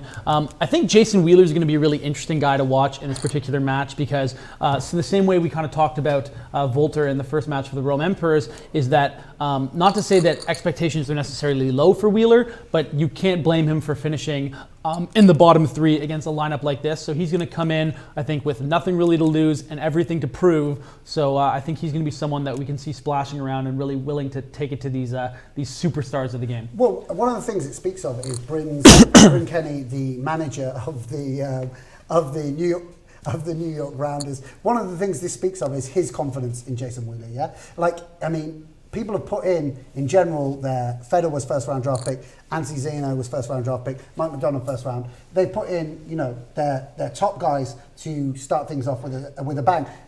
But Bryn obviously fancies Jason and says, "Go on, son, like give it, yeah, I mean, take on the challenge." You wonder, is it one of those situations though also where it's like, okay, I'm looking at this lineup like, let's throw the bulldog to the wolves instead of just like going in there with like, you know, himself or, you know, Jason Mercier, because if Mercier was in this lineup, it would be the most incredible 6 you can see. So I really think that he's just being like, you know what, let's get Wheeler out there. Throw the bulldog to the wolves. Yeah, is that a phrase? No, is that a phrase? You throw people to the wolves, but he's a bulldog. But why would you throw a bulldog? If there was wolves there, why would you throw the bulldog? I'm just saying, I think he can take out a couple wolves. Okay, mixing metaphors, Griffin Benger. Let's get back to the action where...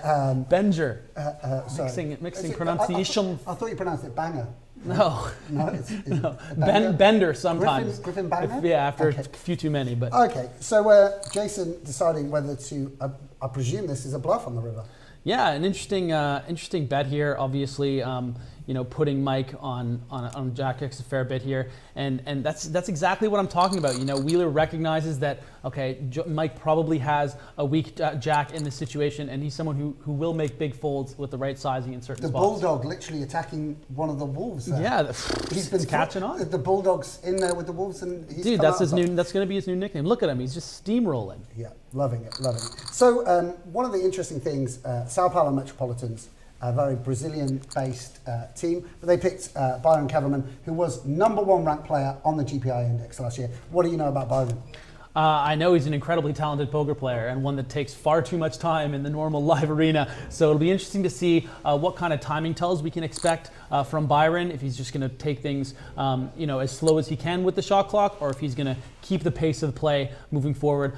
You know, and again, when we're talking about someone that takes a lot of time, it's not necessarily, you know, a detriment to his character at the table. It's just he likes to be balanced with his decisions, likes to make sure he makes the best decision. So it'll be interesting to see, based on his reputation, what kind of timing we can expect to see from him. But as far as talent is concerned, you know, there's very few that are more talented than Byron Kaverman, but they might just be at this table that he's on, and I definitely think that's something that he's not used to dealing with.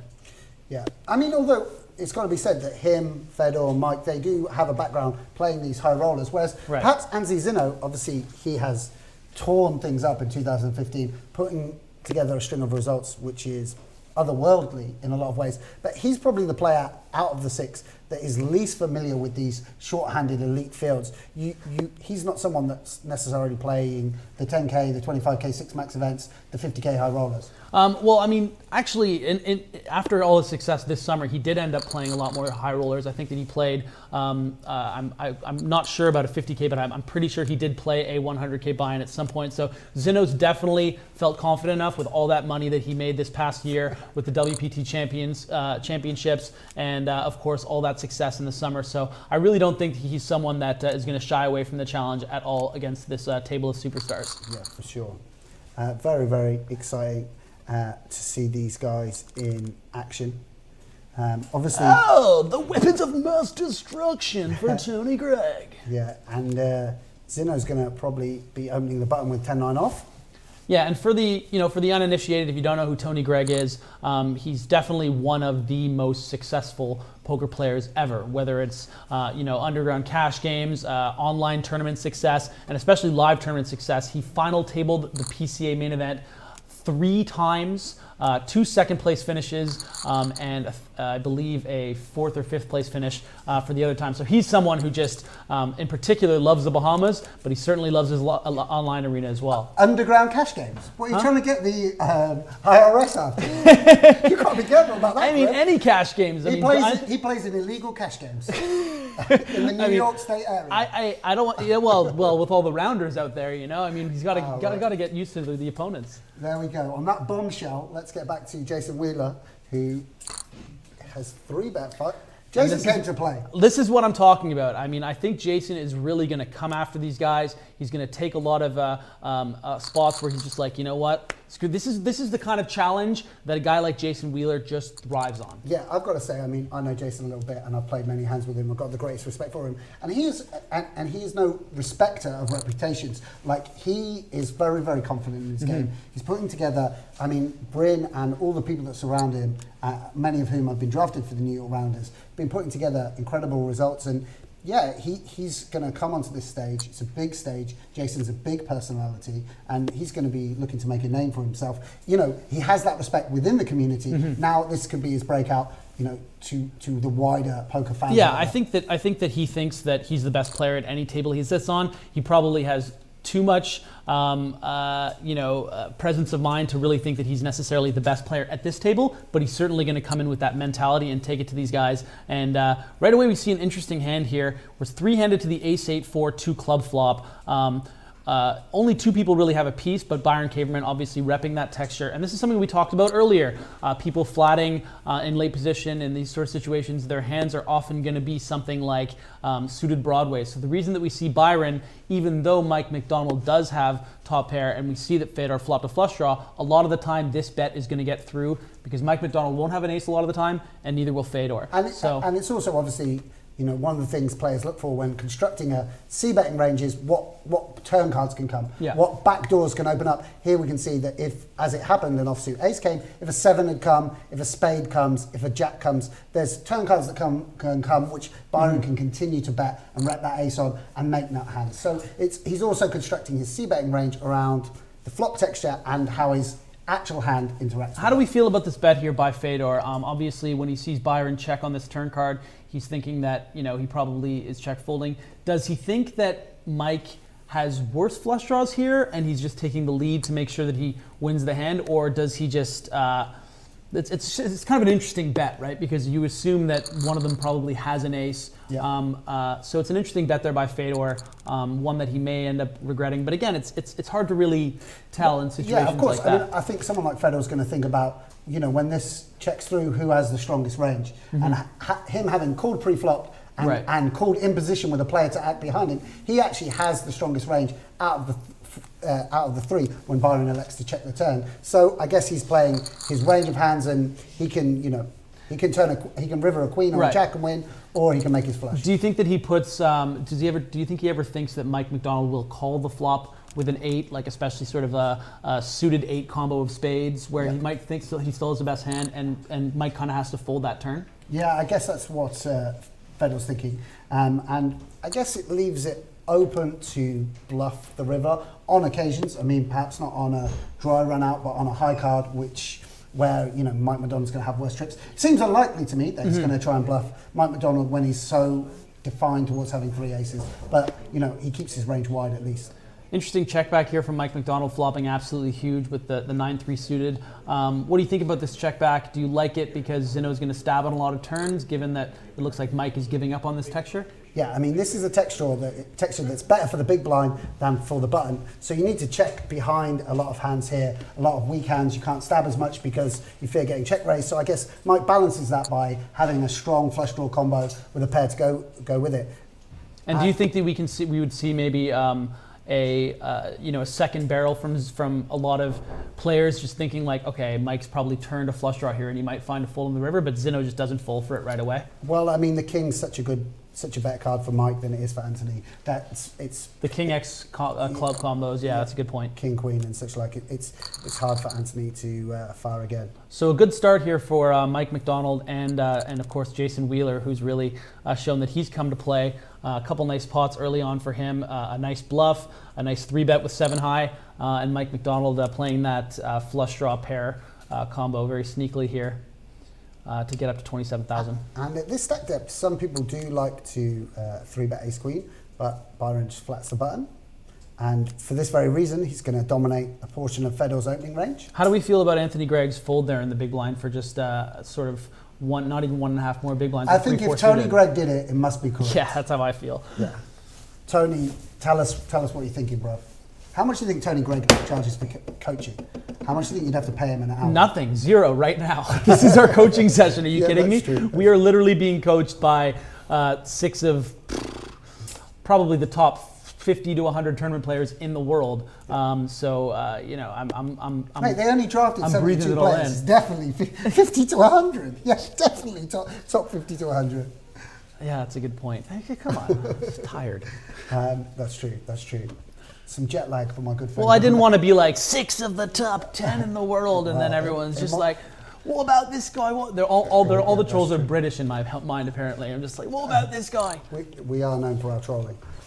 So Fedor turns some extra equity with the Queen of Hearts. Obviously, this reduces drastically the number of flushes that Byron can have, because a lot of the heart combos he'd be flatting would be King Queen of Hearts, Queen Jack of Hearts, Ace Queen of Hearts, and such like. And plus, he can, outdraw hands easily, more easily. Wow, calls the turn there with the Ace Queen high. That just goes to show how advanced some of these players are. I mean, again, as the viewer and as the broadcaster here, it's easier to say, oh, he has the best hand with Ace Queen high. He actually has Fedor dominated, but really put yourself in Byron's shoes on that turn card. The board's 8, 10, 7, 5, 3 hearts, and you have Ace Queen of diamonds. How many of you are really going to say you're going to continue in the hand? But he does, because he recognizes, especially with that bet sizing from Fedor, he puts him on exactly the kind of hand he has. The fact that he's correct makes him look like a genius, but sometimes it won't necessarily be that easy. And it's going to be interesting to see whether Fedor follows through, and he does with overbet.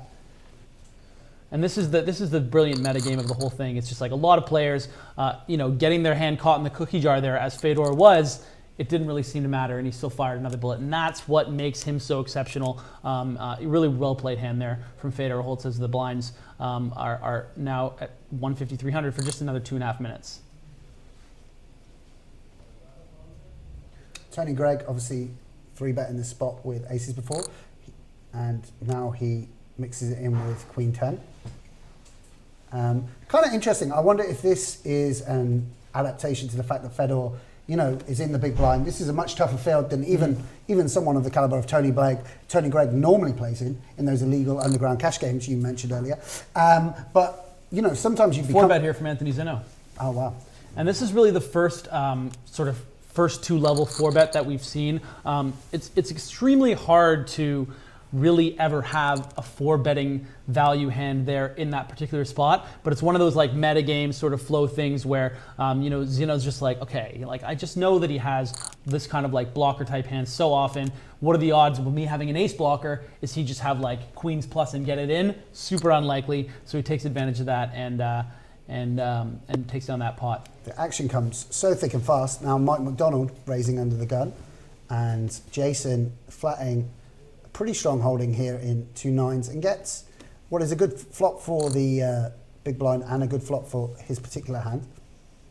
Although, once Mike continues, and there we go. Yeah, an unfortunate turn card here for Jason Wheeler. I think we're going to anticipate probably another check call of about a 2,000 chip bet, and then a real tough decision for Jason Wheeler on the river. I don't ever really see him folding to any size under 4,000 on this turn card. But there's even an argument for Mike to check back, but again, I think he's going to be blasting this card, making sure he gets value from those 6-8, 6-7 kind of combos, any flush draw, whether it's ace-deuce suited to queen-eight suited.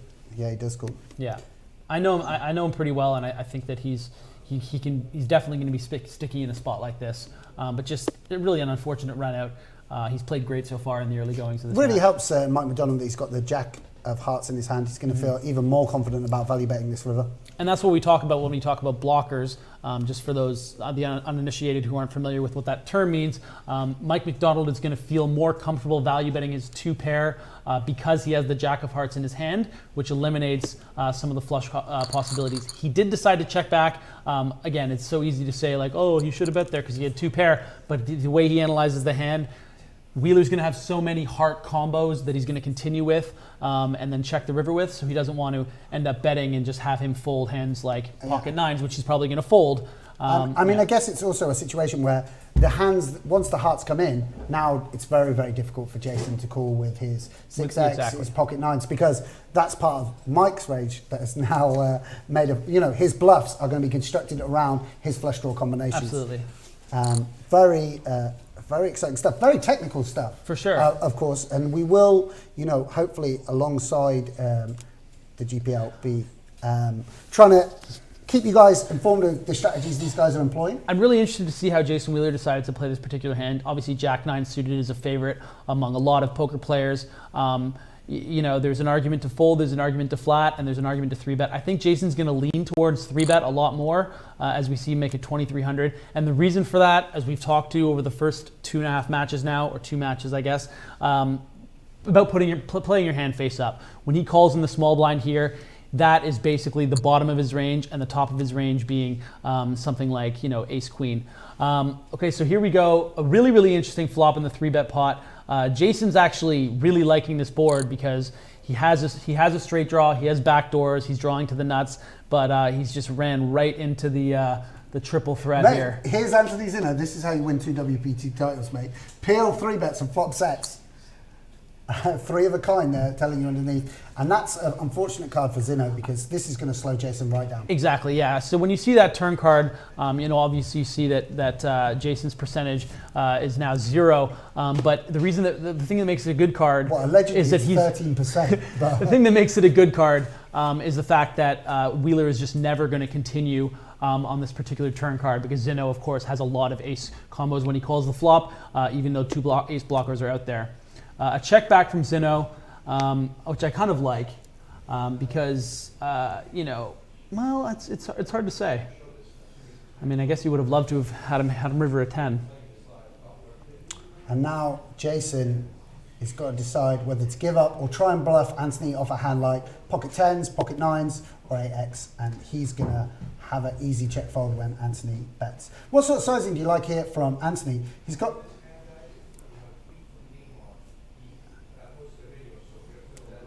going to have to choose a pretty small sizing here. Doesn't have many bluffs when the turn checks through, I don't think. Yeah, I mean, he's decided to bet about 60% of the pot. I think Anthony's just recognizing a lot of time he's just going to get a check fold, but of course he has to bet with that full house. So fortunate flop there for Zinno. And so we've got some news coming in, which is that we have a tweet has come in from Neymar, and he's tweeted. Okay, it's an audio tweet. Fala Mojave, fala Cari, meus parceiros, boa sorte para vocês e para todo o time do Metropolitans no Global Poker. E dizer que eu também apoio a jogabilidade, não é só no futebol, sim no poker também, é um jogo da mente. Fica com Deus, boa sorte para vocês, estou na torcida, hein? É nóis! They cut Neymar off there. He also said, good luck to Griffin Banger and Sam Grafton, my 2 best pals. Yeah, 2 best friends in the world, I think it was what he said. that's a great endorsement from Neymar there, though. It's great to see them get involved. And what we talked about earlier, just about how poker really brings Brazil together. And I just have one thing to say. Vamos! Yeah. Representing the Metropolitans, obviously we have Byron Kaverman coming out of Chicago or somewhere, but never mind. That's awesome for the GPL, and we appreciate that from Neymar. If you're tuned in, thanks very much, buddy. Yeah, and if you are tuning in, just remember to call me back for lunch next week. I owe you after taking me for dinner last weekend. Here we go with an open. We're at now the 2-4 blind level. An open from Anthony Gregg under the gun with ace-jack, and a flat call with a similar holding, almost identical from Jason Wheeler. and Anthony checking out of position. And Jason's probably going to bet. And this is just sort of about deception, about under-repping. They're both deciding to check back the flop. There's really no right way to play hands, and they're gonna. These guys, it's just mind game after mind game. I think in the cash games, these guys do like to check out of position when flatted in position a lot. I mean, getting raised on this kind of board with ace jack with no spade backdoor or what have you is a bit of a nightmare. So if you can construct your range in such a way that you also have strong holdings when you check call, I think that's.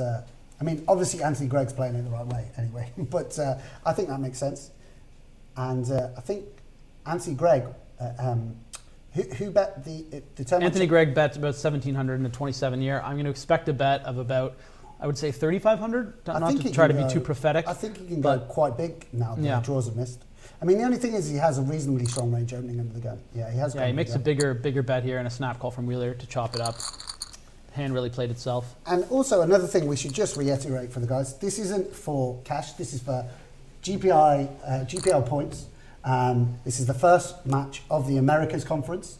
The first player eliminated will get 0 points, and the winner of the heat will get 7 points for their team to go towards the GPL league, and that's eventual title handed out at the end of the year.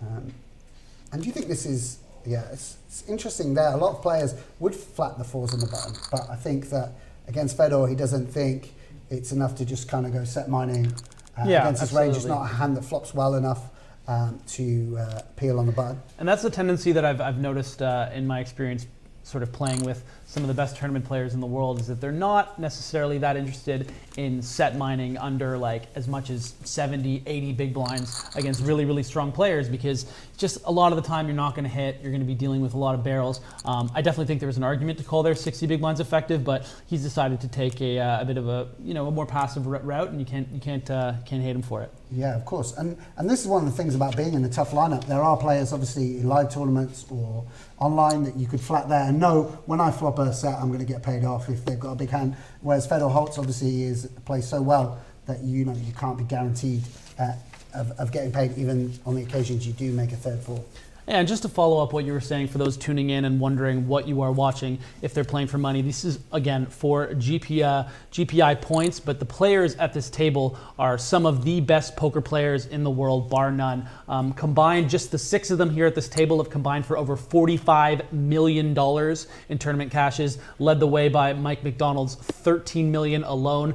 So these are some of the best players in the world, and they're all representing different parts of the world. We have Anthony Zinno representing the Las Vegas Moneymakers, Anthony Gregg representing the San Francisco Rush, Fedor Holz, the LA Sunset, Jason Wheeler, the New York Rounders, Mike McDonald from the Montreal Nationals, and Byron Kaverman from the San Paulo Metropolitans. So just a really great, talented group of guys. And I mean, if you like poker at all, this is where to be tuned into, because these are some of the best players in the world, just without question. Yeah, for sure. Top 50 to 100, didn't you say? Yeah. Tony Gregg. What do you think of Tony Gregg? About top 50, top 100? He's top 5 for me, yeah, easily.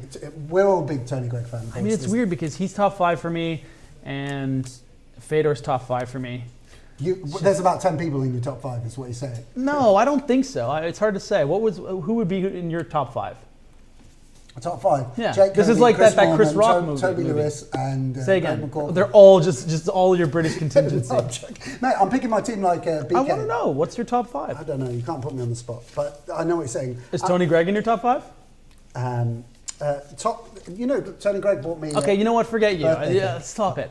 What do you guys think? Who are your top 5 tournament players in the world? Obviously, it's an incredibly difficult list to come up with. I've already put 2 out there, and Fedor Holz, Mustafa Knet, Anthony Gregg are 3 of my top 5. What do you guys think? We're going to give Sam a little time to figure out whether he even likes anyone that isn't British and on the London Royals. Yes. How you could just reel off the London Royals thing. Yeah. So Byron's in a little bit of a difficult spot here with trip 10s, but it's run out very, very badly for him.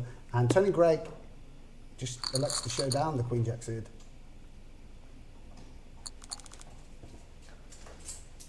We are up to the 300, 600 blind level. And again, I think this is what we're going to come to expect and what the viewers should come to expect within each match is you're not going to see a lot of eliminations probably until the 400, 800 level, 300, 600 level. The bar was set kind of high with quick eliminations in that first match, the unfortunate cooler for Daniel Jungleman Cates, the ace king into the aces. But a lot of the time, it's going to be a little slower. There's going to be a lot of little small pots. And that's what we I can agree. expect here. Around 300, 600, people start raise calling Jack 8 suited. And they start... Too soon, man. Jack 8 suited versus He was ace playing 5, cash games. all Give the him a money, chance. all the money goes He'll redeem himself. It's Daniel Cates. Mate, I'm going to get offered out by him on Twitter. I'm going to check my Twitter after the show. It's going to be Dan Cates wants to play Sam. Well, heads up. I'm under it. You're going to have to let me know. Hey, if anyone says we're doing a bad job, I'm just going to tell them that I'm playing cash games on the side. I mean, come on. We're getting enough Twitch hate out there already, I'm sure. Mate, they'll be lining up, by the way. The tables will be full. Yeah, oh my God, me playing cash games? Jeez, what a fraud. Is there much difference in the stack sizes? It seems that Mike McDonald, as always... tell me honestly, you're going to be fuming if Mike McDonald just wins the first match? Not at all. I mean, Mike McDonald... No, I mean, listen, Mike McDonald is one of the biggest legends in the game. He has 13 million in live tournament cashes alone. He's won enough. I mean, listen, the bank of Timex is not going to pay for itself, buddy. You got to fill the tank.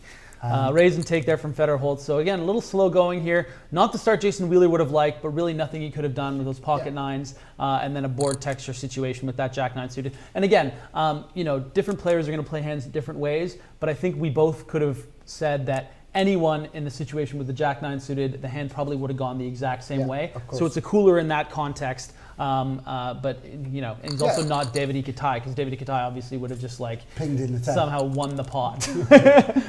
Yeah, of course. I mean, and also it might be a circumstance where I don't want to say there's a weak spot at this table, but he might have perceived that Anthony Zinno's actually out of this all-star lineup. If you were going to pick a player to go after a little bit lighter, maybe you would be thinking about going after Anthony Zinno. Again, I really don't think there's any weak spots, and I don't think, I think a little bit we're kind of grasping where it's like, what do we even talk about little spots people can use to exploit people? And I really don't think there's a soft spot on the table at all. This 3-bet from Anthony Gregg is not going to go well, obviously, given Byron's hand. So we're going to have Anthony Gregg down to 30 big blinds, along with Jason Wheeler, going up to 400, 800 in just under 4 minutes. Unless something weird happens. Yeah. Byron taking his time. Make a sizing guess. I'm going to say 76. Over or under? I'll set the line. Over or under. I think he's going to be... he's going to... Wow. Jesus, what am I doing here? No, but he can't go 76 because I don't think he can fold if he goes 76. Right, yeah. I mean, I was going to say that he's got a shove or fold, but I don't know. Maybe not. No, I guess not at that sector. 35 big blinds. 76, and then there'd be another 14 he'd have to call. 13. Yeah, you're probably right. So a little bit of a setback for Tony Gregg, but again, you can tell the viewers and sort of back me up on this. Basically, he had a hand like ace 8. It's not strong enough to flat the button. He's got that ace again. A phrase we keep using, a blocker. Mm-hmm. He's selected not just a random hand. The card distribution means he's been dealt ace 8 offsuit. Doesn't have much post-flop playability, so he's 3-bet. And there's a lot of other sort of metagame factors when it comes to what's happening even over the course of the 30 hands that we've played, and the fact that Byron's been opening a lot in early position. We saw with the 9-10 suited, we saw with the Queen 10 suited. So Anthony thought, you know what, I'm going to try to slow him down a bit here. I'm going to put out a 3-bet. But as soon as he saw that nutted sizing 4-bet, he's like, okay, they got it again. So Anthony losing a few pre-flop battles, but I think most of them were pretty standard. Maybe a little bit of ambition going for it with the ace-8, but you really can't blame him given how wide Byron's been opening. Yeah, I agree. Jason Wheeler, a little bit of a loose open at this kind of table. Yeah, I'm not crazy about this open, not just because of the seeing what everyone has, but again, this is a testament to how much Jason's just going to go for it, and he's mixing it up here with the superstars.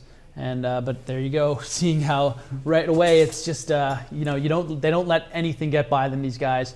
If you're just tuning in, again, this is the Global Poker League. This is the first day that we're doing this for this first 8-week sequence, 8 months of coverage is going to be happening with this, and you're watching 6 of the best poker players in the world playing online for points representing their franchises. You're watching 6 of the best poker players in the world and two in the commentary booth, mate. Yeah. I wouldn't Mate, go that Shark far. Cage winner, come on, bro. Stop with the Shark Cage, man. $1 It was million. ages ago. Oh, come on, mate. I don't even think I played a hand of poker since the Shark Cage. Yeah, okay, fair enough. Mike McDonald never won it, mate. It's one thing he hasn't won. So It's actually the only thing that Daniel Negreanu and I have in common is that we both have a Shark Cage win. He was actually at my house a couple months ago, and I was like, hey, man. And I found out that he'd won, but nobody else knew, and I was just like, come in here, and I took him into my trophy room, which is the equivalent of some baseball trophies, and then the Shark Cage, and I was just like, me and you are the only 2 people that have one of these, man. Mate, It was a beautiful moment. so many brags in one sentence. Absolutely unbelievable. It meant a lot to me, man. So Byron now with the decision with pocket 8s. A lot of action here, actually. I think that Byron's probably going to 4-bet here. I was going to say he's going to fold. I mean, I just would fold in this spot. Also, the sizing gives Mike an incredible price to just call now. Yeah, but his hand is not doing well against what Byron's normal range is here. This is some high-level stuff that you're seeing right here. Also, Mike McDonald's, the hands he's going to choose to 3-bet under the gun 1 are quite strong hands. Like the bluff combos are still. I'm surprised. What's Byron's intention here is the real question, right? I mean, he's going to fold if Mike shoves, but he's also giving Mike McDonald a really good price to call. So does he just think that? Also, this isn't a great one. I mean, does he think that is Byron kind of reacting to the fact that he thinks that Mike thinks that Jason is opening too wide at this table in an early position and stuff like that? He doesn't have the information yet, of course, that he opened that 8-5 suited. Surely you just construct your range around combinations. You can't. It's not about. You're never going to have a sample on what. But the problem is Byron doesn't have blockers or anything. By the way, I've played a little bit with Byron online, and he's a little bit unconventional. So coming up tomorrow, you can see in the bottom corner of your screen, we've got Timothy Adams, a personal favourite of mine, and Griffin's, I'm sure, as well, against a superstar of the game as well, Justin Bonomo, representing the London Royals. It's going to be a different format. That's going to be a heads-up match, Griffin. Yeah, it's going to be one of the first matches that we're going to see in the heads-up format. Really excited for this one in particular. Justin Bonomo is kind of the diamond diamond in the rough wouldn't be the right expression, but the diamond among greens or something. You got to use, is it a golf thing with the rough diamond? I don't know what it is. My point is he's an exceptionally talented poker player, and he's kind of buried in the London Royals because they have all that star power with the Liv Barrigue or Kurganov, Chris Moorman, both teams have choose to start things off by putting in one of their best players. Heads up, Tim Adams, I think that's one of the reasons he was selected for the Royal Emperors. I think he does have, he has certainly a very strong online cash game background. Justin Bonomo has, competed at the highest level in pretty much every form of poker online and live. So, it's a mouth-watering matchup and the first of the heads-up matches. Please do tune in with us tomorrow and every Tuesday, Wednesday, Thursday in the coming weeks to see poker action. So we're at the 400, 800 blind level here, 6.5 minutes left of that level. No eliminations just yet. Again, we were talking about the hand distribution thing. Not a lot of sort of action cooler situations. Some advanced plays from Byron, Kaverman, and stuff like that, which has made it interesting. One of the interesting things in the first round of matches is the first match that we saw was only 70 hands. And the second match was around 150 hands. So almost twice as long. And so I think what we can say, it's obviously a sample size of 2. I think most tournaments, most matches are going to go towards 150 hands rather than 70. Brilliant hand there by Tony Gregg. Sorry, we weren't able to talk about it there, but he decided to 3-bet the Anthony Zinno open from under the gun with just ace-4 off. And those are the kind of little situations that most people would not take that spot. It's these pressure points that the best players in the world know where to use them and know the perceived range that they have against theirs and all these different aspects. And Anthony Zinno just had the perfect hand in that situation. He just had the king-queen. He was opening the blockers. Tony Gregg looks like he has, ace-king plus when he decides to make that 3-bet. And so that's what happened there. Yeah, and we've got a situation again where Byron is utilising this very aggressive pre-flop strategy and picking pretty small sizing so he can do it with a wide range of hands. It'll be interesting to see how Mike responds. I presume he'll call, and yes, he does. And this is one of the problems with picking a hand like King 9, you don't always flop too well. Yeah, and not just that, but the kind of hand combinations that Mike McDonald is going to be calling with are really going to have you dominated. A lot of, King 10 suited, hands like that. Luckily, he's gotten in a situation here where Mike has flopped nothing, but he might try to get tricky here, as his hand does turn relatively well, whether it's an 8-9 king, queen or jack, but he elects to fold, and I can't really blame him. Yeah, I mean, what do I know? Nice play from Byron. And I think we should point out that Byron has chipped up really, really well. I mean, I'm tentatively calling into question the plays he made. You know, I don't want to be respectful, but Byron obviously proving his worth. And look at him, he's got 40,000. You know, we're talking about one of the elite fields ever assembled.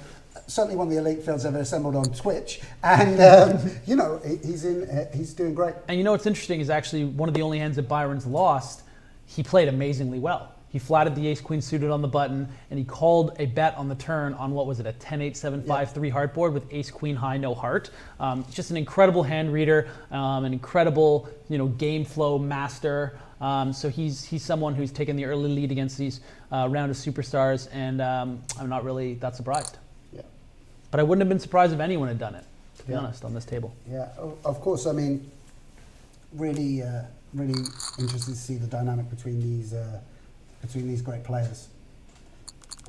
But this is going to be the one of the last rounds. I'd imagine we're going to manage to keep all 6 players. 3 minutes still on the level, but stay tuned with us because we are going to be losing someone. And again, a little bit of needle expected if you do go out for 0 points in the first ever GPL Americas Conference match. Yeah, I mean, can you imagine being eliminated first in 2 matches back to back? No one wants that monkey on their back either. So yeah, I mean, obviously it's you want to represent your country and your city or just your teammates as well as you can, and it's tough. It's tough to draw a field like this because you wouldn't really be surprised if anyone won it. Yeah, and Fedor Holz leveraging Anthony Gregg's stack there, raising 10 deuce off, presuming that Anthony Gregg's not going to be limp calling a great deal. Now, this is the thing I was talking about now what's Fedor going to do in a situation where Anthony Zinno were to open the cutoff there? Talking about how when he flats there, it kind of turns his hand face up as it is. Yeah. He doesn't want to 3-bet it to turn it. It's really difficult to play, those suited Broadway hands, I find, in the small blind in late position. Sure, but I mean, some people elect to have a smaller 3-bet sizing, 3-bet linear range. Other people, it's just a case of, calling with enough hands and having some slow plays so you have kind of board coverage. Or even admittedly, people do have a defined range when they pull out a small blind. That's a strong and defined range. Right. It's not like you can just go crazy barreling them when they're, just because someone's capped at ace queen. Right. And Fedor showing the aggression. Do you think we're going to see a shove here from Jason Wheeler? Yeah, I think so, possibly on Fedor. It's certainly profitable to shove in a normal tournament scenario. Yeah, I think this is one of those spots that if Jason Wheeler were to pass it up, I think that he would regret it later once he really thought about it, because of course there's those jitterbugs of not wanting to be the first eliminated. Yeah, of course. Especially him coming in representing all of his really good friends and his confidants. Yeah, I mean Jason. Let's be honest. Jason Wheeler has probably played more sub 20 big blind. Yeah. MTT poker than anyone else in this field. Like this, with this stack size, he might be better than the majority of these players. And I really feel confident that he's going to make 0 mistakes with sub 15 big blinds, sub 20 big blinds. So I think he'll know the push fold, better than we will, and certainly better than some of these players. Someone like Anthony Gregg only playing illegal cash games against gangsters and smugglers in the New York area, he's probably not going to be as familiar with push fold. Look at this open here from Jason Wheeler. It's like he almost sees the cards. But this is what I wanted to talk. I don't want to beat a dead horse with the sort of the card distribution thing. But like an example right there is just everyone just got dealt cuck soup.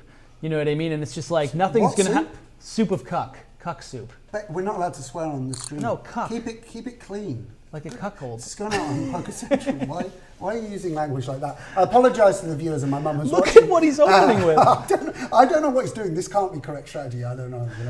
But no, he sees the cards. Can you see the cards? Can we speak to someone in the technical? Does Jason Wheeler know what everyone has? How do we pause this thing? We're going to pause. Byron's actually thinking about it. No, he's not.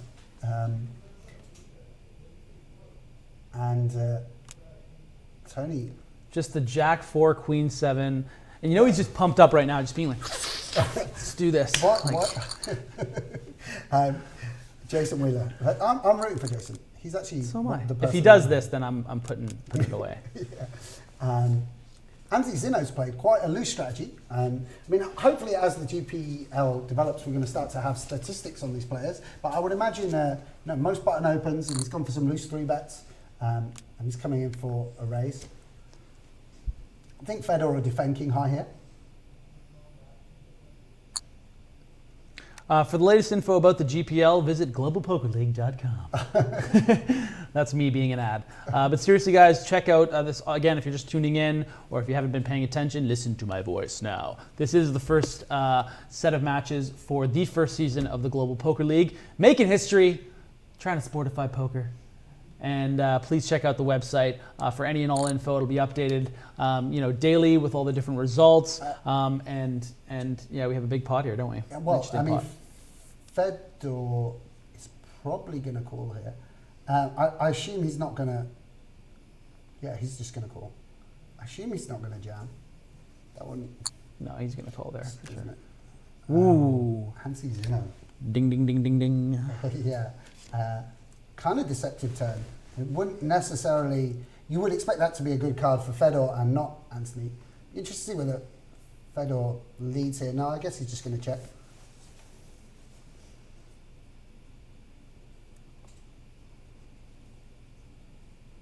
Hansi Zinno making some hands, eh? Yeah, he has legs.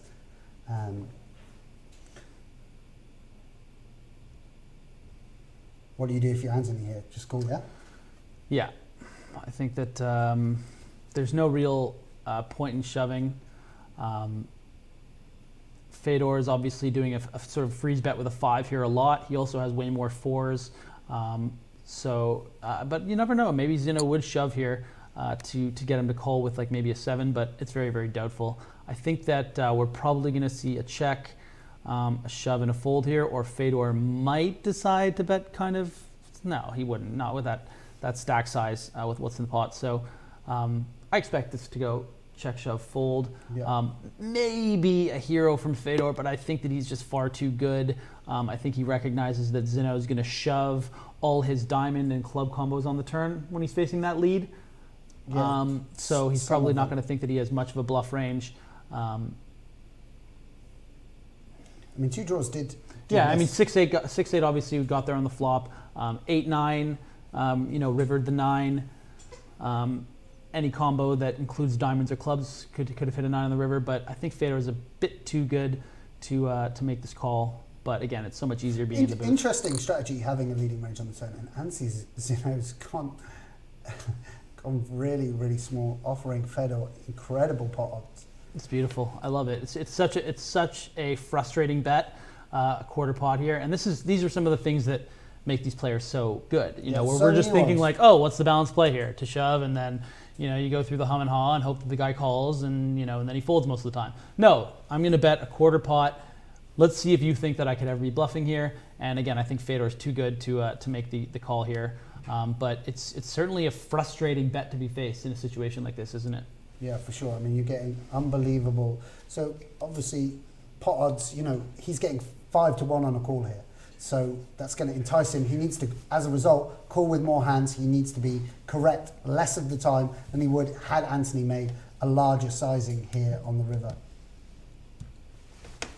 And we actually haven't seen this over the first 3 matches. Someone really going deep into their time back, really contemplating a decision. Yeah, just an absolutely brilliant bet there from Anthony Zinno, getting the better of Fedor, and it just goes to show how talented these guys are and how the little differences that the way they play hands, against these sort of. Even what I would consider relatively advanced sort of, poker theory and gameplay in regards to you and I, that's just something that, it really impresses us there and just goes to show it's really impressive stuff. Yeah, really remarkable stuff from those guys. Anthony Zinno getting a little bit of value where even elite top players wouldn't necessarily have done so. And he has to be doing things like that, or else it's no mistake that he's stumbled into all that money when it comes to, I mean, he won near my hometown of the WPT Falls. He just popped by and won it in Canada. He won the WPT championship. When I believe it was back-to-back WPTs. He won his third EPT a few years prior, heads up against Vanessa Selfs. Winning the 25K, I believe it was a 25K Omaha bracelet in Vegas this summer, just all over the map. That was a soft field, the 25K Omaha. That was a cakewalk. He's an absolute dynamo, and he's a guy that's going to get lost in the shuffle with a lineup like this. I mean, he's someone that obviously everyone knows. He had that incredible year, but he gets overshadowed by the likes of Tony Gregg and Fedor, Holz and Byron, Kaverman and Mike McDonald when you talk about this lineup. But just going to show what makes him so special. Oh, and an amazing river card here for Jason. Mike had the board on absolute lockdown, and an offsuit king pops off to give Jason Wheeler the best hand. What sizing do you think Jason goes here? I think Jason goes probably about 7,500, but I think maybe something to learn from with that Zinno is firing out that 3,600, and how is Mike McDonald going to react? This is going to go check now. Oh yeah. Not necessarily. I think it's going to go check shove, or bet. If Mike decides to value bet a 7 here, I think Wheeler's going to shove, and Mike's going to hate his life. And I definitely think that Mike is capable of value betting a 7 here. I think Mike only has one sizing here, which is all in. I don't think he. Do you think he has a half pot bet or like a? I think that he could definitely bet a 7 here, hoping that Jason maybe has a 4. Or Deuce would make a call. So you think he can bet like 2.5K, like? No, not something that Kitai-ish. And he does elect to check back, which I definitely think is the best play. Not just because we know what the hands are, but it wasn't out of the realm of possibility that you could value bait that thin, given the action. And blinds up now to 612, and they're actually going to be popping up to 816 in just under a minute. And we should say that means there's 3 really, really short stacks. Mm-hmm. Gregg, Fedor, Holz, Mike McDonald, all under 15 bigs, and Fedor's probably going to shove all in here. Yeah. And this is an ambitious open with 3, possibly even 4. It's a momentum thing, really. It's just like he's really feeling confident. He's trying. He just wants to get one through. He knows that everyone's play is shove or fold. He has a blocker. It is suited, but Fedor wasn't letting it happen. A little bit loose for a man of the British taste. That might go in Canada. Yeah, might go. But the British guys, we don't like to open that. Jason Wheeler could jam here. Yeah, I think that my familiarity with his game, I think that he's just going to open shove there a fair bit. But it's interesting. I mean, online, I feel like if he's in the big 109 or something like that, like maybe he'll just open shove.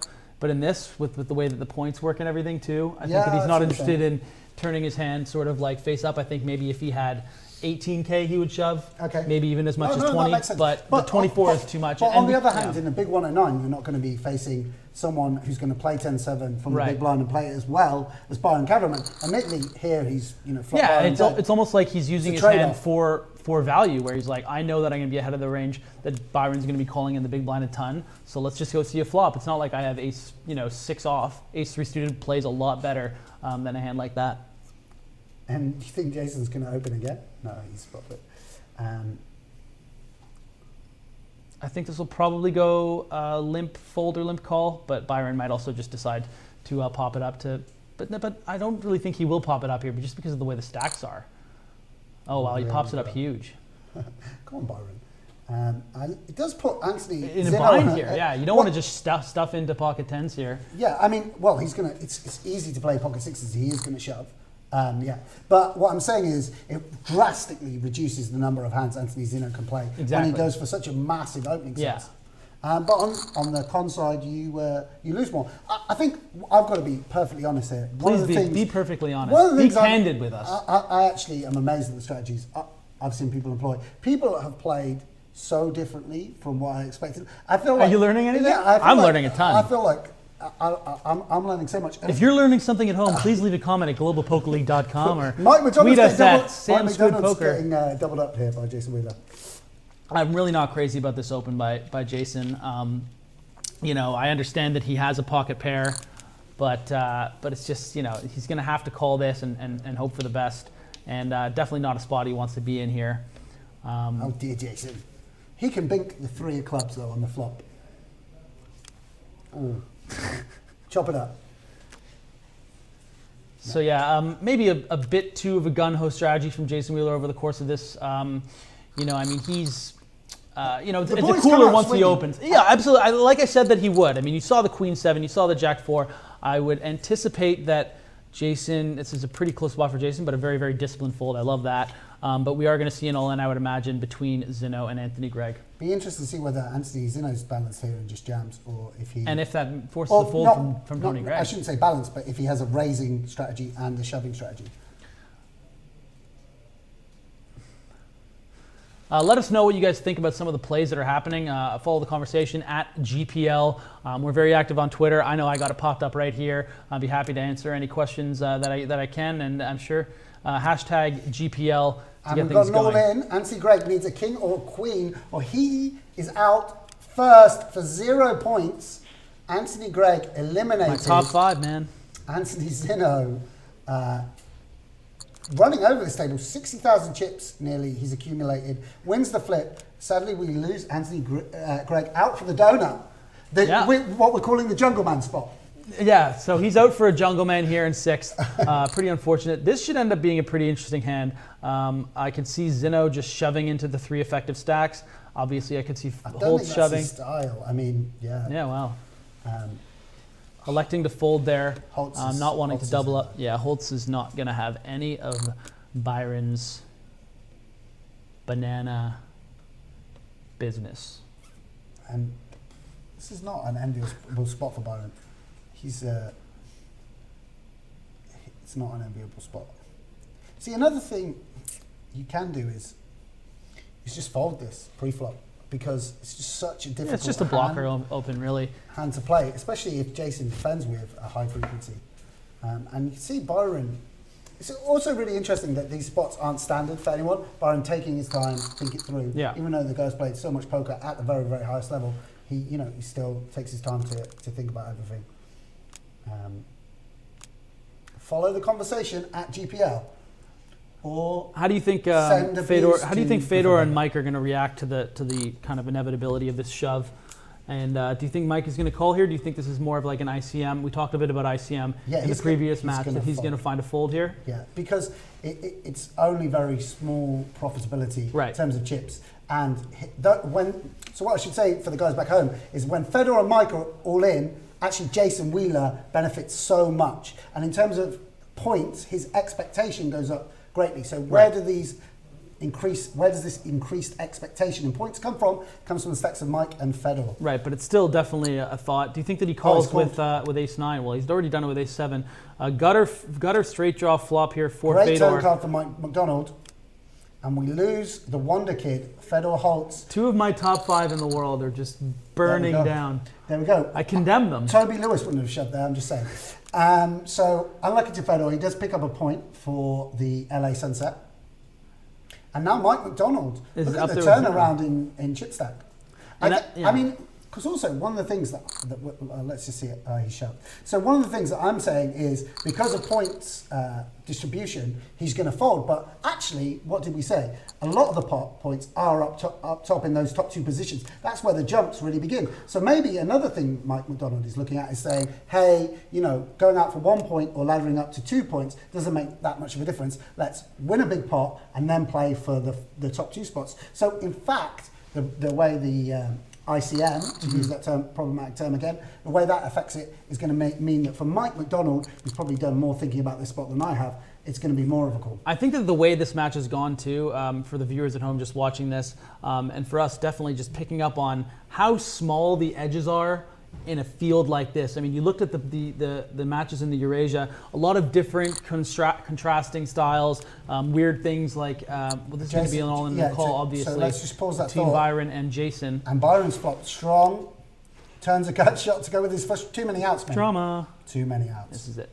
Go on, hashtag JD's World. Hashtag JD's World. He's in it. But you look at the MTT. You look at Mike McDonald making that call, and it's because, geez, like, am I really going to find much better spots than Fedor shoving into my big blind, and I have a relatively decent ace? And just look at the way the eliminations have had. I mean, there's really only been one instance of a guy outplaying an opponent, and that was Fedor Holz being outplayed by Anthony Zinno, and you saw that how that really force that all-in showdown for Fedor because he didn't have as many. If he'd had another 5,000 chips and made that fold on the river, he wouldn't have run into that all-in confrontation. So very little different things can affect the whole complexion of a match and just top flight poker that we're seeing today for sure. When top players are playing against each other, the edges are very, very, very small.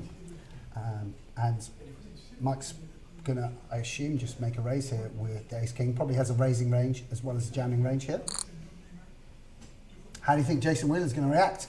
I think he's just going to be limp folding here. If he has Queen 9 off, you consider peeling. Queen 10 off, I think he's going to call. Also, we should have said, Byron, how did Byron get so super short? Byron lost the all-in with the Ace 2 suited against the Ace Queen suited. Of course, yeah, bricked off. So, again, Jason can't get out of line. Yeah, we're going to see an all-in here almost. Very, very interesting limp strategy from Zinno. We saw Dzmitry Urbanovich in the first match earlier employ a similar strategy with a but Byron's going to shove for value, yeah? Yeah, absolutely. Do you think he flats or isolates? It doesn't actually matter when Mike has such a weak holding. And Byron gets there. Anti-Zinno's going to need lucky lady. Not today. And Byron, Kaverman, back into it. That'll be annoying for Jason Wheeler. Could have jumped there, absolutely. Yeah, he would have. The blinds are up now to 1,000, 2,000, so expect to lose some guys pretty quickly here. Wheeler really considering this, but he's going to plop it down. I think this is a hand. No, Mike with the chip advantage is going to raise have a and racing strategy. Oh wow, just shoved. Interesting. Yeah. I mean, Zinno has to call with such a tight range, and then that's the hand that cracks that tight range. So very interesting to see there on that shove. I mean, again, this is going to be an all-in confrontation here between Wheeler and Zinno, assuming Zinno doesn't limp. I was about to say, not necessarily with the strategies Zinno employs. He's obviously, I think, someone that fancies, going post-flop. Similar to Davidi Kitai, a lot of the guys that come from a live background, they value the tournament live in a way that you and me who are nine-tabling or some of the MCT professionals like Jason Wheeler, we're all about taking and that's the style that's the style that's really shown to be the most effective so far over the course of these three matches, is playing that small ball, really valuing the tournament life, jumping as much as you can. I mean, we saw it into an almost extreme in the second match with Davidi Kitai folding those pocket eights. Yeah. Would have been some death by quads.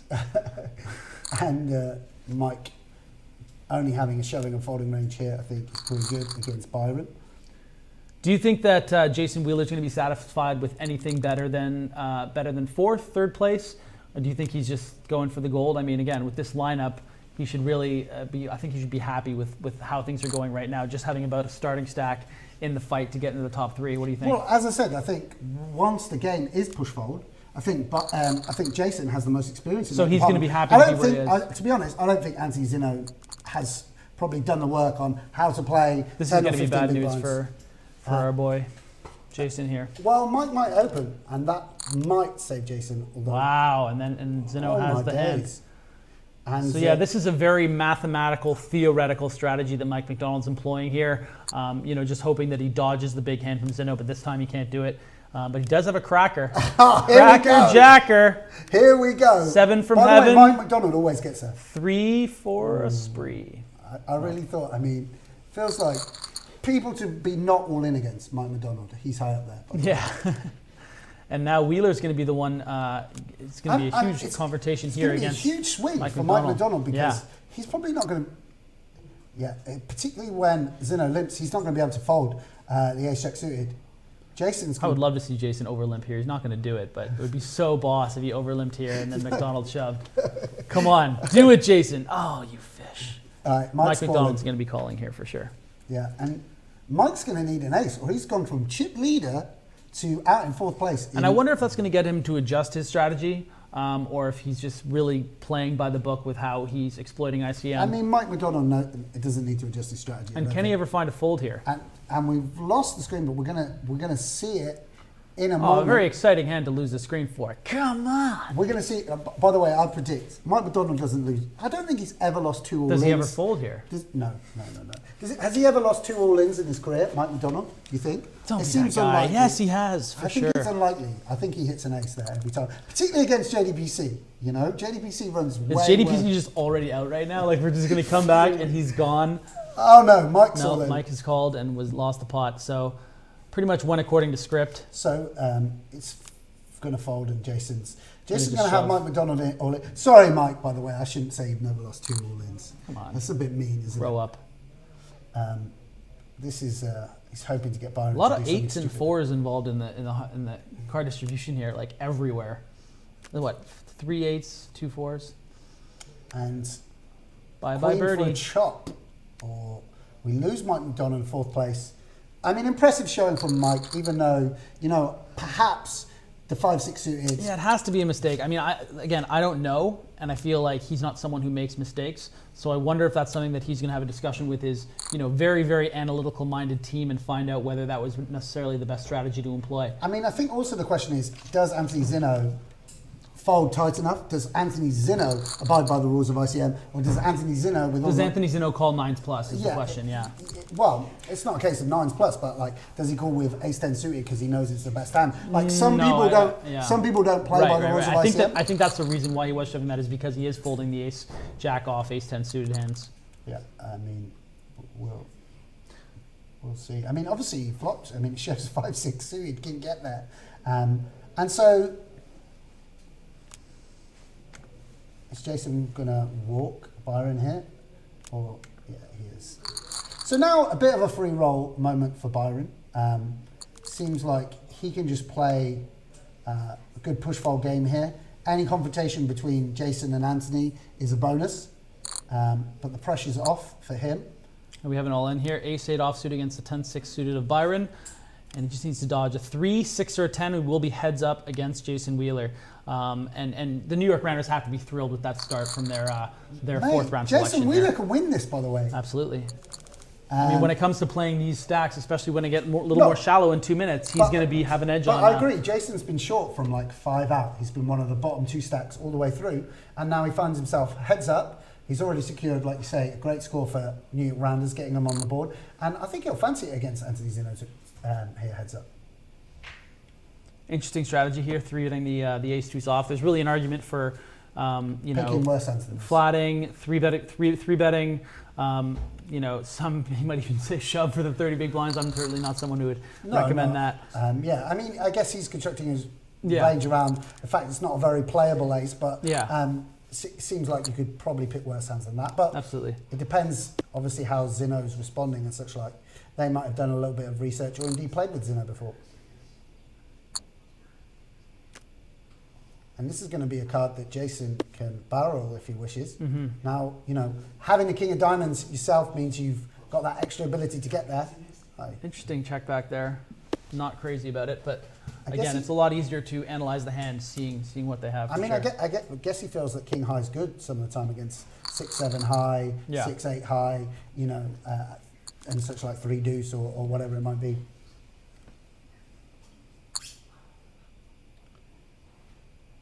Real great start for the Las Vegas Moneymakers here. They decided to throw their heavy, their big man out there, and he's really shown an incredible amount of talent and to outplay is such an unfair word. I mean, obviously it's such a tough spot. You're talking about just the odds of the situation. Yep. Fedor getting 5-1 with that bluff catching situation, but definitely the most impressive hand of the match.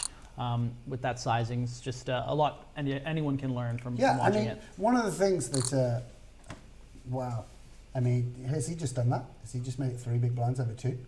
You'd have to imagine it's a misclick, but obviously we're just going to see a call here from Wheeler. Well, he's won 1 more big blind than. Exactly.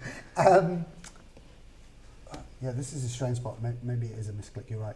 But one of the things I was going to say is something that we perhaps questioned.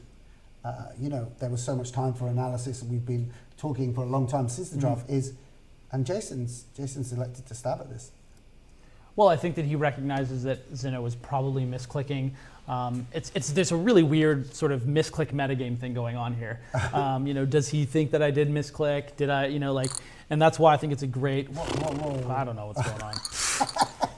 What I was going to say is, in the build-up, I had my doubts about whether the guys from the live background were going to come in and be able to be competitive against the guys with the strong online backgrounds. And what we've seen, Anthony Zinno, Davidi Kitai, unorthodox, unbalanced, untheoretical strategies, and they're showing us all how it's done. Yeah. Yeah, Am I right? absolutely. Really, the first day not disappointing in regards to seeing what makes all these players so special. And that's really the great thing about the GPL is that you're getting an opportunity to see the best players in the world's hole cards every single day, 3 times a week, for pretty much 8 months. I mean, that's you can't package that much information in a book. You can't package it anywhere. It's such a good teaching tool. It's such a good way to really appreciate how intelligent and genius the artistry, absolutely, of and that's really what we're seeing Jason here. going for it, I guess, the bottom of his range. I would have liked to seen more of a contemplation there with the Jack High. What do you think? No, he had a pair. He had a 7. No, it was aces and kings in 7. Oh, sorry, mate. Yeah. So Okay. I mean, he based. I definitely think you should have considered that more. But it's so easy to say it from the booth, and that's something I really want to be conscious of, because it's an adjustment that we have to make where we don't want to sound like we're just like, oh, of course, like, it's a Jack High. Like, he should have considered it more there. Like, I mean, but I think that obviously Jason recognized that he wasn't going to win the hand, and he just decided to make that play. Yeah, and now and he's free rolling against a lot of other 7x hands that aren't as good as Jack High, right? Like he knows that the guy's going to fold 7-6, what have you. So yeah, for sure. Perhaps could have picked a small bet size. As I said, I was mixing metaphors and talking about the artistry of the game, so I wasn't super focused. My bad there. And this is a strange. Well, he chose to check raise this combo. Not a huge amount of hands on an ace-x board that you'd expect you'd want to check raise, but it's so unorthodox that Jason's. But that's the thing, is that it's just throwing. I mean, how else are you going to get the better of a guy like Jason Wheeler, a guy like Tony Gregg, Fedor Holz? You have to be unpredictable, and you have to just employ these different lines. Obviously, Anthony here using the momentum that he's created, and so he's going to open up the flamboyant waiter here. I was about to say, really interesting pocket jacks flat here. I love it. I was honestly going to say, do you think because he doesn't really have a 3-bet range off the stack size? Obviously, the ace comes. I mean, we know that doesn't affect things, but it's kind of frustrating for Jason to know that occasionally he is going to be clipped. Portion of the time he's going to be behind here.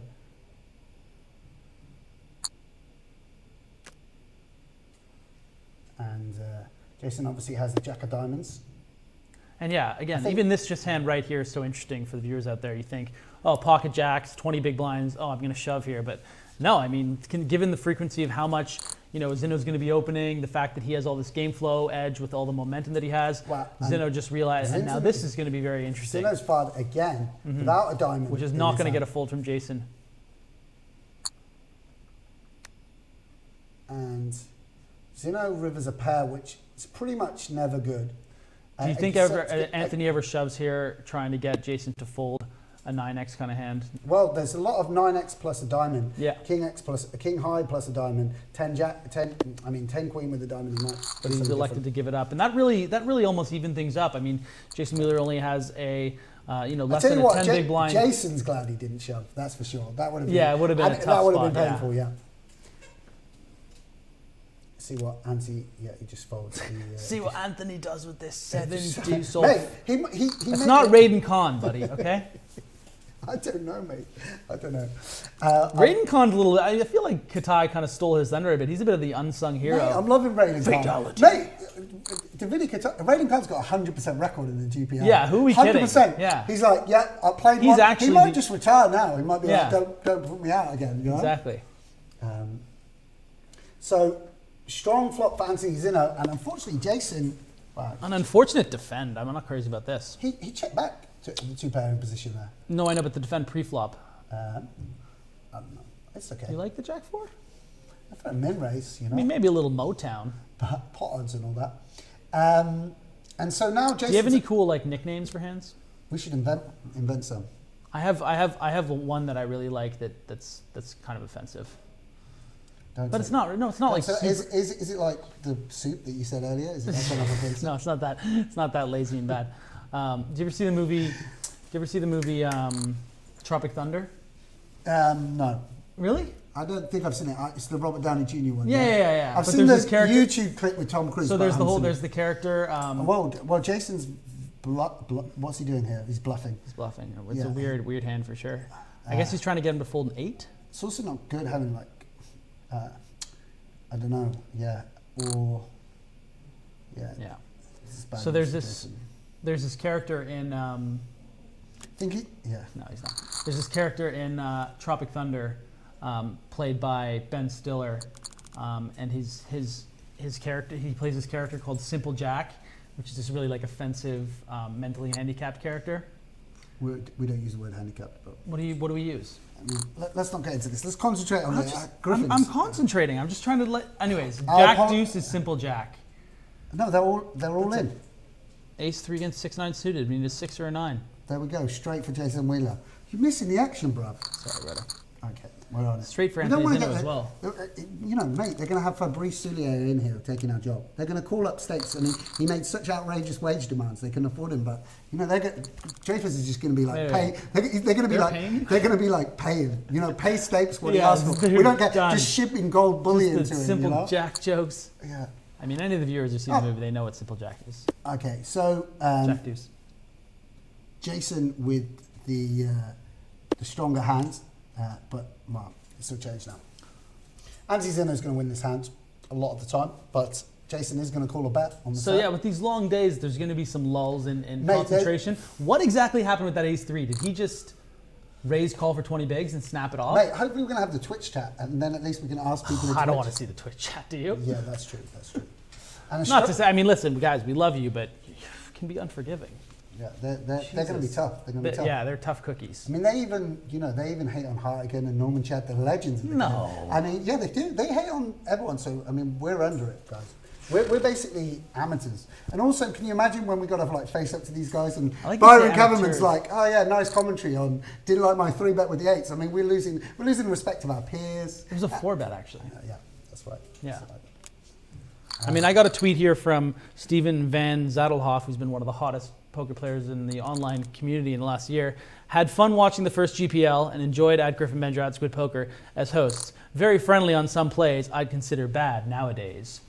Winky face. Wow. Actually, it was a tongue face. It was like, Yeah, well, I mean, I think you got to give people some credit. So, if you would like to subscribe to our channel, in the left-hand corner it says we're available at twitch.tv/GPL, mate. yeah, there's a lot of different ways you Does that can cost tune money? in. No, I don't think so. I think you can subscribe. Okay. How does it work? Did we get half? How much do we get? I don't know. I don't No? think we get anything. We don't get anything, okay. We can- But you should definitely subscribe regardless to our channel at twitch.tv/GPL. There's other ways that you can be watching the stream. You may be watching it on Twitch. You may be watching it on Poker Central. There's a bunch of different ways. Sorry, what was it called again? What's the other one? Duju. We got a couple great ways you can tune in. The Chinese are on the Duju. That's Duju is the channel. Hashtag Duju. Okay. So let's get back to the action. Yes, sorry. I mean, the momentum's with Jason Wheeler now. Yeah, absolutely. And he can close this out now. I really believe. And what did I say? Hashtag JD's I don't World. re- yeah, If hashtag you'd JD's World. like to tweet, hashtag BK's World or hashtag JD's World. And Anthony Zinno with pretty much nothing, but I mean, now that Jason Wheeler's like JD's World is like a part of Bryn's world. See, the thing is with this, It's worldception. Is if we want to be a little bit harsher, I don't think like just raise like bet half pot Queen 8-4. I don't know. I'm not crazy about it either. Yeah. Yeah, it seems like Jason's pretty savvy. What's the word, guys? Board textures. Queen 8-4, 2 clubs is going to hit Jason Wheeler's range a lot, and your ace high is going to be good sometimes. So just tap the table. Mate, you're like Negreanu, how he puts up those tweets where it's like the answer's always check or the answer's always just call. Obviously, it's always Check or call. Don't do anything aggressive. Unless you see someone go to the bathroom with a suitcase. It's obviously always call or fold. So Jason Wheeler now with almost twice as many chips as Anthony Zinno, and this is pretty exciting. And Jason Wheeler or Anthony Zinno, one of them is going to make history. One of them is going to win the first ever match in the Americas Conference of the GPL. When this thing's like 50 years old and we're in season 20 or whatever, it'll be like a pub quiz. The question is which one of them is going to be stoned after winning. I mean, you know, I mean, I think we can talk openly about that. Jason Wheeler's from, you know, he resides in Amsterdam. He's you We're know talking about illegal substances. No, not where he's from. Oh, right, okay. Yeah. Amsterdam. Yeah. Liberal. No, that's Really? great. Yeah, come on. The New York, Get with the times. the New York Buddy, I'm wheat from smokers. Canada. Like, Okay. it's going to be legal there soon. Oh, is it? Absolutely. Yeah, awesome. They already You've have got a some. great- They already great- have some dispensaries coming up. Beautiful. Yeah. Beautiful. It's the future. And so, Not a fan myself. I just eat everything. yeah. Well, Yeah. mate. If I'd ever done it before. Who actually even recognised you? I thought you were going to be the fat commentator. It's because I and stopped now hanging. me. It's because I stopped hanging out with I Jason thought- Wheeler. I thought honestly, like now I'm the chubby one. Out of the two of us, You were always the chubby one. We were just the chubby ones together. So these guys check it down, and Jason Wheeler, 100k, and it's in touching distance. And this is what you're talking about with these stacks, about how good Jason Wheeler is going to be at these stack sizes. And he's really kind of fulfilling my prophecy. That's such a great word, prophecy. Fulfilling my prophecy of being the bulldozer in this match if he gets some momentum, which he has gotten. And I mean, he was playing some ambitious holdings earlier too, just really wanting to get involved. Yeah, He came to play. And maybe some of those steals, you know, like you or I wouldn't have made them, and we withered down, and we're all in for our tournament life way before him. And Anthony Zinno inexplicably shoved the 6 And that is a huge favorite of a flop for him, and that's going to do it. Jason Wheeler Huge for the win. New York Rounders, winning the first ever match in the Americas Conference, doing it for the MTT community as well. Yeah, representing Loving strong. seeing that. Congratulations to Jason Wheeler. He was the short stack all the way through, you know, for a long period of time anyway.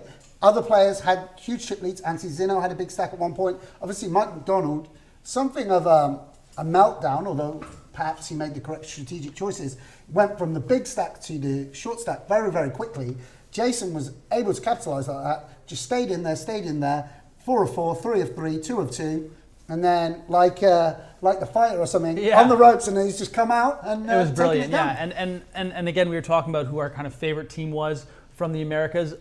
Obviously, the New York Rounders were a team that I was, you know, I have a lot of respect for the talent they bring, and you know, I really think that they're the strongest team in this division. And for their arguably, certainly not weakest player, but their least notable, one of their latest pick guys to come into a lineup against Anthony Zinno, Byron, Kaverman, McDonald, Fedor, Holz, Tony Gregg. Yeah, of course. Now that's not just about our personal opinion. We've got the greatest of respect for Jason Wheeler, but what we're saying is Anthony Zinno was a first round draft pick. Mike McDonald was first round. Fedor was first round. The other two guys were second round. Jason was a fourth round pick. Bryn Kenny has the faith in his boys. He said to Jason Wheeler, "Go Bulldog, on." Wolves. Yeah, you know, he threw the Bulldogs, literally threw the Bulldogs to the Wolves. I'm glad you catch it No, on but, this. but what I'm saying is, you know, a lot of pressure, a lot of scrutiny on the first ever day of the GPL. Lots of people who tune in probably never watch again.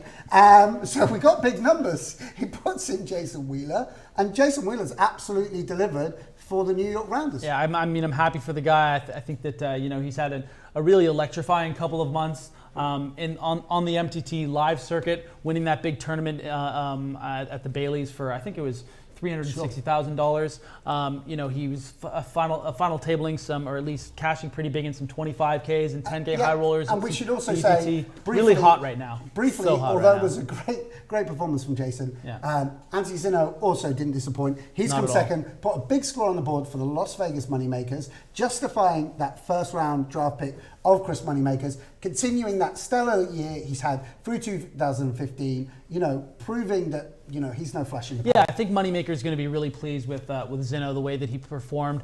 Really no mistakes at all, and obviously played the hand of the match against Fedor Holz. That really kind of turned the tides and gave him a lot of momentum. You know, anything can happen in a heads-up situation. You know, the cards as they went out, sort of in that heads-up match. Jason Wheeler obviously got the edge, but definitely Zinno is my second star in that match for sure. Yeah.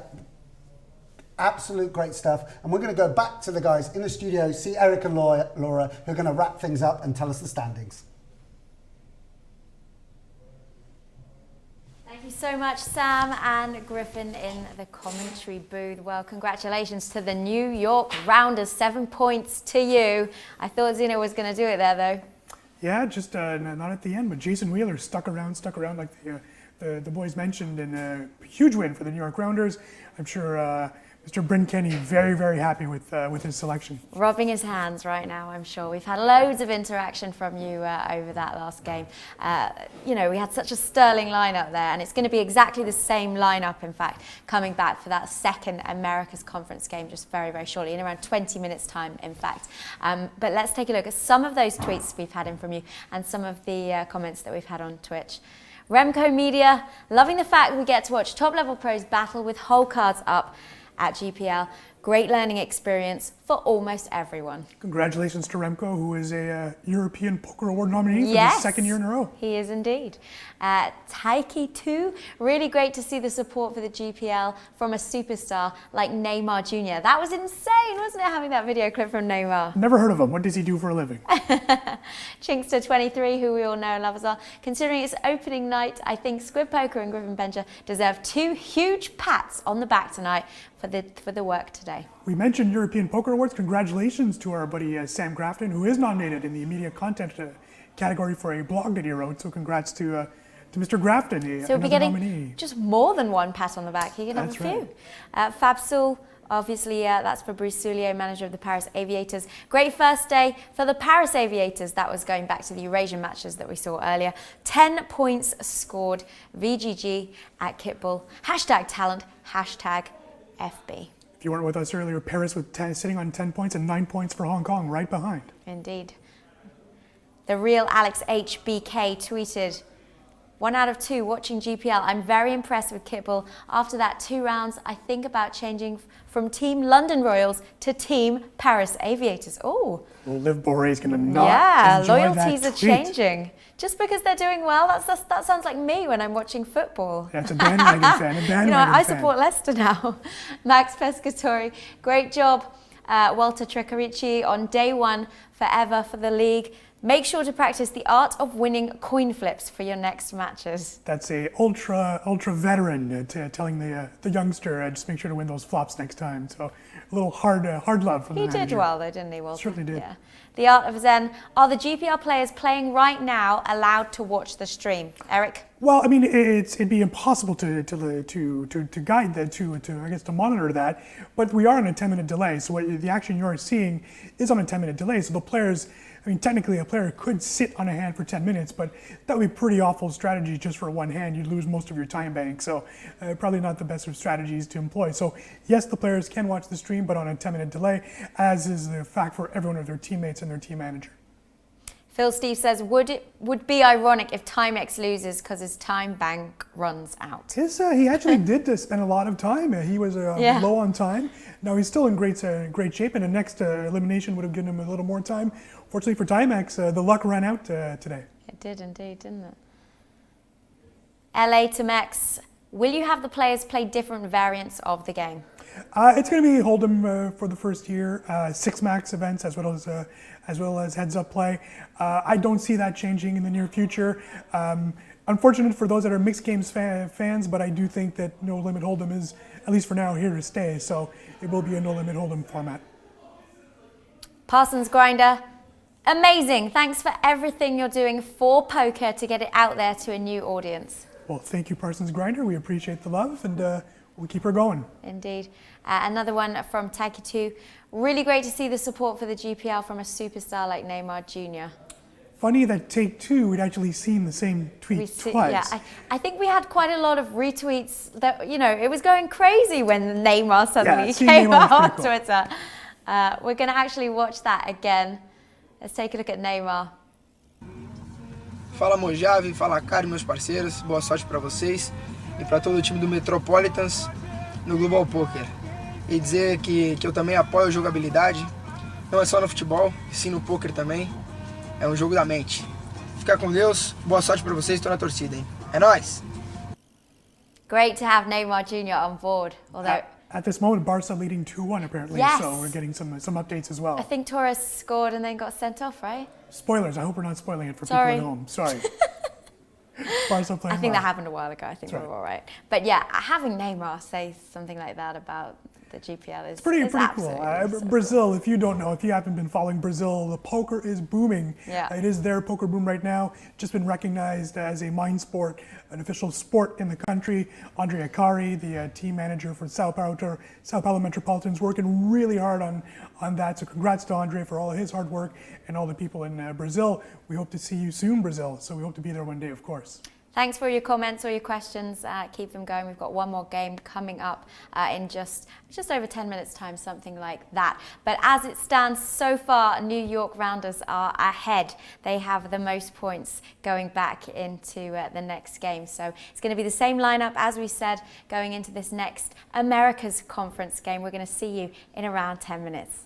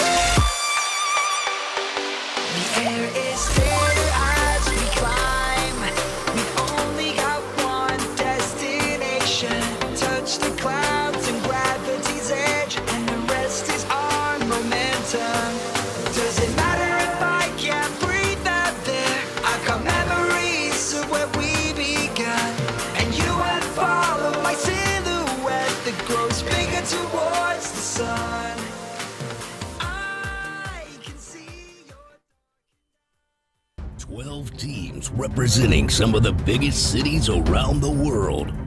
72 of the world's most talented poker players with over $350 million in combined lifetime earnings will put everything on the line over 8 months to compete for the title of the first ever GPL World Champions. Which team has what it takes? The Global Poker League starts now. Welcome back to our first live show ever of the Global Poker League. I'm Laura Cornelius, joined by Eric Danis this evening. We just watched the first of the Americas conference. New York Rounders did it. Rounders and Las Vegas Moneymakers 1 and 2 right now. They are indeed. We've had loads of chat in from you guys, loads of questions, loads of comments. A lot of you asking about what the format is, how it's working, how come it's online. Well, of course, the GPL is a mix of online and live poker, but for the next 8 weeks, we're just going to be watching online, 6 max and heads up. So take a look at this video and you can see where it's going to go over the next 8 months.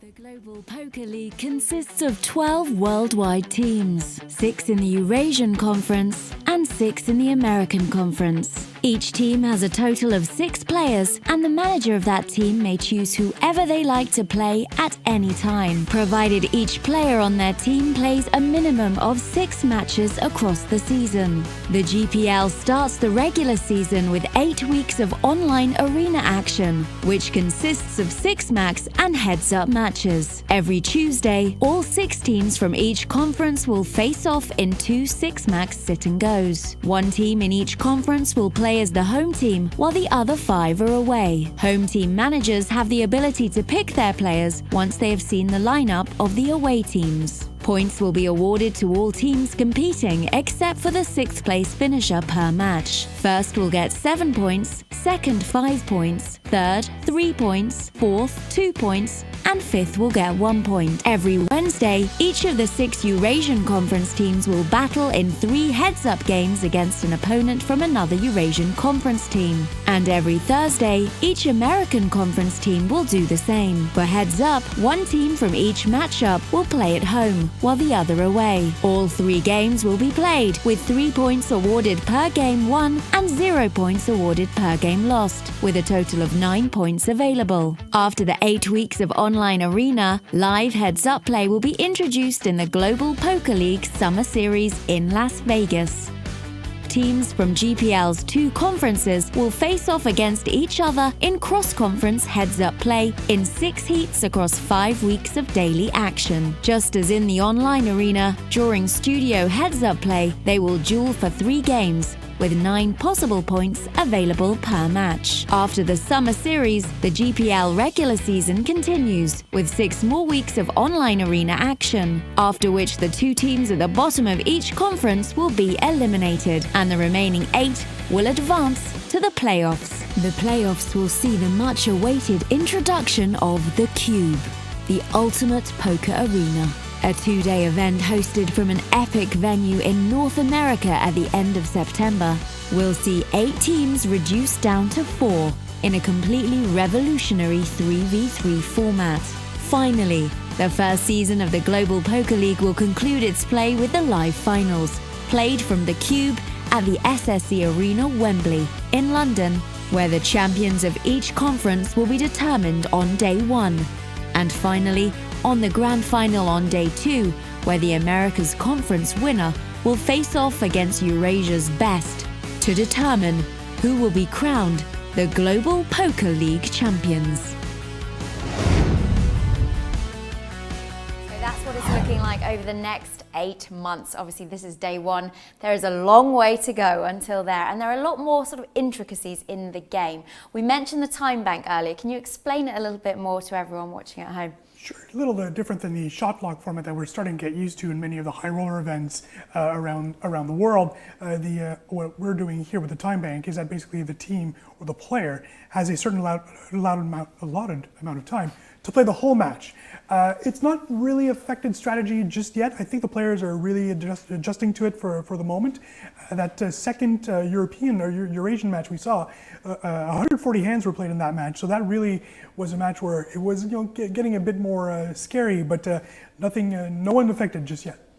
Right, it's time to go over to our commentary desk. Griffin Benger and Sam Grafton are there. They're going to take you through the next Americas Conference game. Welcome back to the desk, guys. I'm Griffin Benger, joined as always by Sam Grafton. A lot of really exciting matches over the course of this first day of the Global Poker League. We're going to be headed into our final 6-max match. No changes to the lineup, but we will be seeing changes in the positions that they're playing, which is always going to be a factor when it comes to the game flow and how everyone's going to react to each other at the table. Yeah, same lineup, but I think everyone's excited to see these 6 superstars back in action. Jason Wheeler going to be coming into the second game with a huge adrenaline rush of having taken down the first ever match in the Americas Conference. And Anthony Zinno as well. Let's hope we see a bit more from Tony Gregg. He was out for a donut, but one of the strongest players in the entire draft. I expect to see him put up even more of a challenge this time, Griff. Yeah, we're just going to jump right into the action here, I believe. All the players are set and ready to go. Again, if you're just tuning in, this is the Global Poker League. This is the first day of matches going to be happening for the next 8 weeks online and 8 months of coverage in this first season. And let's get the action started here and talk a little bit about the positions here. Yeah, so, well, I was going to just go over the point structure. Of course, Jason Wheeler took down 7 points for the New York Rounders, putting them top of the league in this very, very early stage of the tournament. Whoever goes out in 6th goes out with 0 points. That was Tony Gregg last time. It's 1 point for 5th, 2 points for 4th, 3 points for 3rd, 5 points for 2nd, and 7 points for 1st. So we're yet to see how that affects people's strategies and play. Obviously, it is still quite a top-heavy structure. And, in the future events, you might see people begin to adjust towards that, maybe looking to gamble a little bit more, and particularly as the season gets to the late stages where people need to book wins in second places for 7 and 5 points. Yeah, no. You know what I think has been really fun to watch is just the incredible display of skill from guys like in the Eurasia matches. We were talking about what Davidi Kitai was able to show us in that last match. Jason Wheeler really opening up his game, taking it right to all these superstars, and of course Anthony Zinno being a guy that really impressed me the most with that excellent hand that he played against Fedor Holz. Yeah, I agree completely. I mean, I think, again, if you're tuning in now, a lot of people have followed the draft, been following the GPL closely. But if you're not aware, these are some of the very, very best players in the world and the absolute elite of the game with thousands and hundreds of thousands of dollars, millions of dollars of tournament winnings, and they're competing now for points, for professional pride, for the good of their teammates, and you know, we're getting to see their whole cards, and for me and Griffin, that's incredibly exciting, and we hope it is for you guys back home as well. Early pot here to Byron Kaverman. He opened the button with 9-10 offsuit. Got to defend from Wheeler. Wheeler decided to float the king 7 deuce flop. Turn was a 9. Went check check, river king, and unfortunately for Wheeler, that turn pair of 9s was going to be the best hand for Byron, as Wheeler did turn his queen 9 into a bluff. So an early pot. It's nice for Byron to get some momentum and slow down the bulldog among wolves, Jason Wheeler, here in this second match. Mike McDonald raising a suited ace. I think, again, you know, as we become more and more familiar with the format, you can see people raising suited aces from any position when we're 6-handed and 5-handed, when the pot is unopened, even from under the gun, as Mike's done.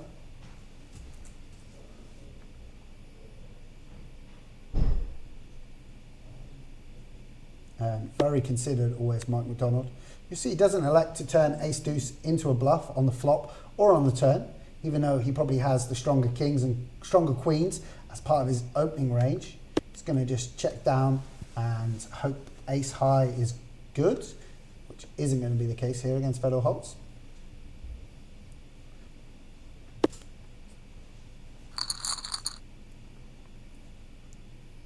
It's hard to really say, you know, positionally if there's ever a good seat on the table, but I'm sure Tony Gregg doesn't appreciate that Fedor Holz has direct position on him in both the first and second match. Certainly not the draw that you want going on to any poker table. Yeah, that's going to mean he's playing solid. But I mean, Gregg, who obviously cut his teeth in those criminal cash games that you mentioned, the first thing. No, Gregg is one of the best, comes from an online cash game background. I mean, actually 6 max is really, really going to suit him. He's probably clocked thousands of hours, particularly I think back in the days when high stakes cash games ran on full tilt. He was a 5-10 boss. We have an interesting hand here developing. Byron Kaverman opened under the gun, first position here with the 10-8 suited, deciding to check back the 10-7-9-2 club board. I really like this check back because it's one of those textures that when he checks back, it looks like he's kind of giving up, like he might have a hand like ace-queen. So obviously Mike McDonald is going to take a stab here with his queen-high flush draw, but Byron Kaverman sitting there with the virtual nuts and very well disguised. I imagine that Mike's probably going to bet here and bluff if he doesn't hit the club a fair percentage of the time, which will not go through against Kaverman. Perhaps maybe not that river. What do you think, Sam?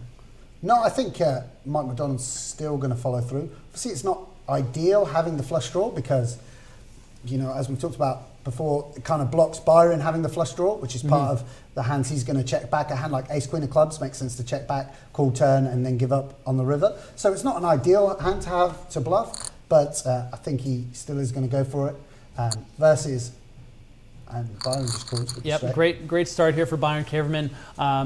Really played that straight, well disguised. He's going to have ace-king here in the big blind and a lot of weekends, so I imagine we'll probably just see a walk here and continue on to the next hand. Guys, if you're just tuning in, this is the Global Poker League. We really appreciate you guys tuning in and checking this out. We have some of the best 72 of the best poker players in the world. This is the first day of matches. This is our 4th match of the day, and so far a good start for the superstar and player of the year, the GPI player of the year in 2015, Byron Kaverman.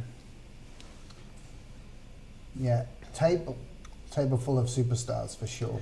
For the latest info about the GPL, be sure to visit theglobalpokerleague.com. You'll be seeing updates daily there, all the different results, how the points are breaking down. A lot of announcements in the next few weeks, few months coming up, and full match highlights as well. So Fedor has flopped pretty strong here with a backdoor flush draw and open-ended straight draw. Zinno obviously got some backdoors as well as a strong second pair. Interesting to see this smaller sizing on this kind of board texture. What are you inclined to do when you flop an open-ended straight draw in a situation like this, do you find? Well, I mean, I think it depends where you've opened from and who you're against. But, of course. But, you know, he's got far the stronger range on this board. So I begin by betting this particular combo. Obviously some really good backdoors as well. Favorable run out here for Anthony Zinno. Expect a bet. And Fedor is going to be folding a great deal of time. The only real bluff catching type deal that Fedor can employ here would be to sort of put Anthony on, missed diamonds, any kind of diamond combo. But I don't think Fedor is going to make the same mistake twice after paying him off in the previous match in what turned out to be a really, really crucial pot to Fedor's demise out in fourth place. Yeah, I mean, I think... Or fifth place, pardon me. Yeah, depending on how many jacks Anthony... I mean, he defends a lot of offsuit queens, he defends a lot of offsuit jacks. He's got plenty of full houses there compared to diamond draws. So I think that's a standard fold for Fedor. But yeah, it's going to be interesting to see how, the thing is about Anthony Zinno's strategies, because they're slightly unorthodox, they're going to make, be very profitable when people don't know how he's playing. Perhaps he's going to be a little bit found out in the second match. That's pure speculation on my part, but it's going to be interesting to see. Looks like an interesting hand developing here. Byron Kaverman with the 3.5x big blind raise on the button. Anthony Zinno taking that weak ace, hoping that he can just, exploit the button open, but way too pretty a hand, way too deep stacked, but not the flop Byron's looking for. But a texture that's a little complicated for Zinno to play, given that this is obviously a board texture that Byron's going to be on base on a lot, and that's kind of why we see that check back, check here. To strip it back, don't you think this is a bit too weak a hand to be 3-betting ace deuce off against someone as good as Byron Kaverman? Absolutely, I'm not crazy about the 3-bet at all. I think that maybe Anthony was assuming that Byron was that sizing thing. A lot of players will do different sizings to kind of throw off their opponents, especially at such a high level like this. And perhaps he made that bigger the 3-bet because of Byron's pre-flop opening size. Yeah, that seems a bit optimistic though, to just punt on the fact that you think Byron is weak when he's 3.5x exactly, or whatever. It's ambitious. It's a pretty out there strategy. So yeah, ambitious from Anthony Zinno, but again, it does pay off. If your opponent doesn't connect with the board, if you're the 3-better, you're going to win the pot a lot of the time. Again, if you guys are just tuning in or on Twitch, not familiar with what you're watching and what's happening here, this is the first season and the fourth match of the Global Poker League. It will be the last match of the evening. Some of the best poker players in the world. A really great learning tool to really see these superstars in action. Between them, we have over $45 million in live tournament cashes. So this particular matchup is just, it's absolutely star-studded, feels full of, former number one, current number one, kind of GPI ranked we players. got Tony Gregg, we got Fedor Holz, we got Mike McDonald, we got some of the biggest and brightest stars in the game. Super exciting. Anthony Gregg with 2 queens and Byron Kaverman open last 3 hands. He's going to get 3-bet 3 out of 3. I presume, Tony Gregg's going to 3-bet here. And I think Byron's going to peel here. Yeah, we saw Byron. See, and that's an interesting is that you said we probably see him peel there, and this is something that I touched on in the last match about how a lot of these, really, really skilled players aren't going to be set mining in spots that a lot of, other players might, kind of go for it, whether it's 60 big blinds effective to a single open, or as much as 90 big blinds effective here in the 3-bet situation. So a lot of discipline from Byron. Those aren't the spots that he thinks he's going to make a lot of money, so he just let it go. Yeah, it's really interesting because.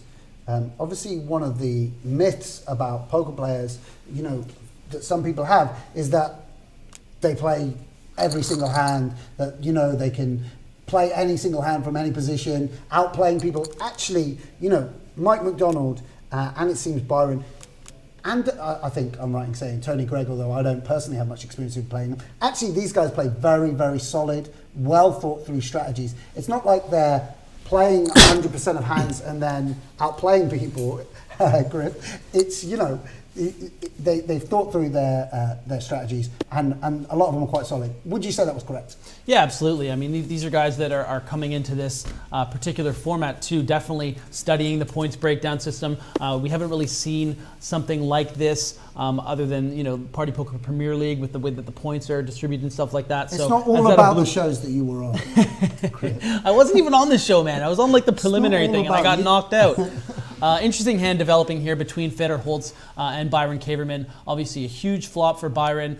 Fedor opting to check back with his queen high pair of 10s showdown value. Great turn card for Byron, and he's going to try to squeeze a little value here out of out of Mr. Holz. I mean, this is the sort of stuff I'm really interested in. Seems strange to me, that he's betting so small. Like, this is an incredibly wet, dynamic board.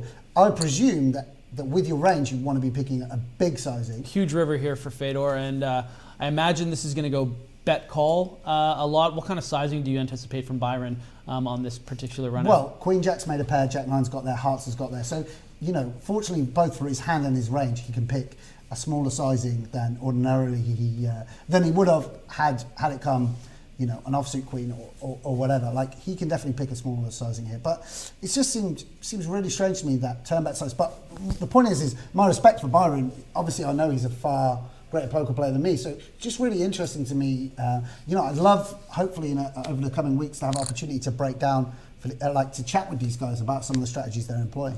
Do you think that Fedor is going to be raising a size like this with his queens up? No, because I assume that Byron is balanced here. I mean, if this is me, I have one sizing, so... But it kind of looks like Byron has something like ace-5, ace-7. Yeah, I know what you're saying. But, I mean, surely someone like... I mean, again, these are just my presumptions about the players. Surely someone like Byron Kaverman, maybe he does have two bet sizes here, but I don't think... I would presume that Fedor couldn't make such an exploitative assumption about his sizing. Yeah, and he has gone for it because, yeah, you're right. I mean, I guess if you're a bit of a field player, then you can kind of go for it. And now it's back on Byron, and he's in a bit of a bind. I mean, what bluffs does Fedor have here? Not many, yeah. Not many at all. I mean, it's got to turn like 8-9 into a bluff, 8-9 with a heart, or maybe even 10-9 with a heart. And yeah, and just analyzing the turn sizing there, Byron betting 600 into 1700. It's one of those things where when we see these different unorthodox kind of betting patterns, you start to kind of try to break it down and understand why you do something like that. And when you think about it, when Fedor checks back a texture like ace-8-10, a lot of the time he's not going to have a hand like ace-x. He's going to have a 10x hand, which obviously Byron is hugely ahead of, having turned 10s up. He did end up making the call on the river. Very interesting hand, and a nice little boost for Fedor early on here. I mean, this is one of the fascinating things. I mean, me and Griffin, obviously, we have a huge amount of experience playing poker. We've been doing it for a living.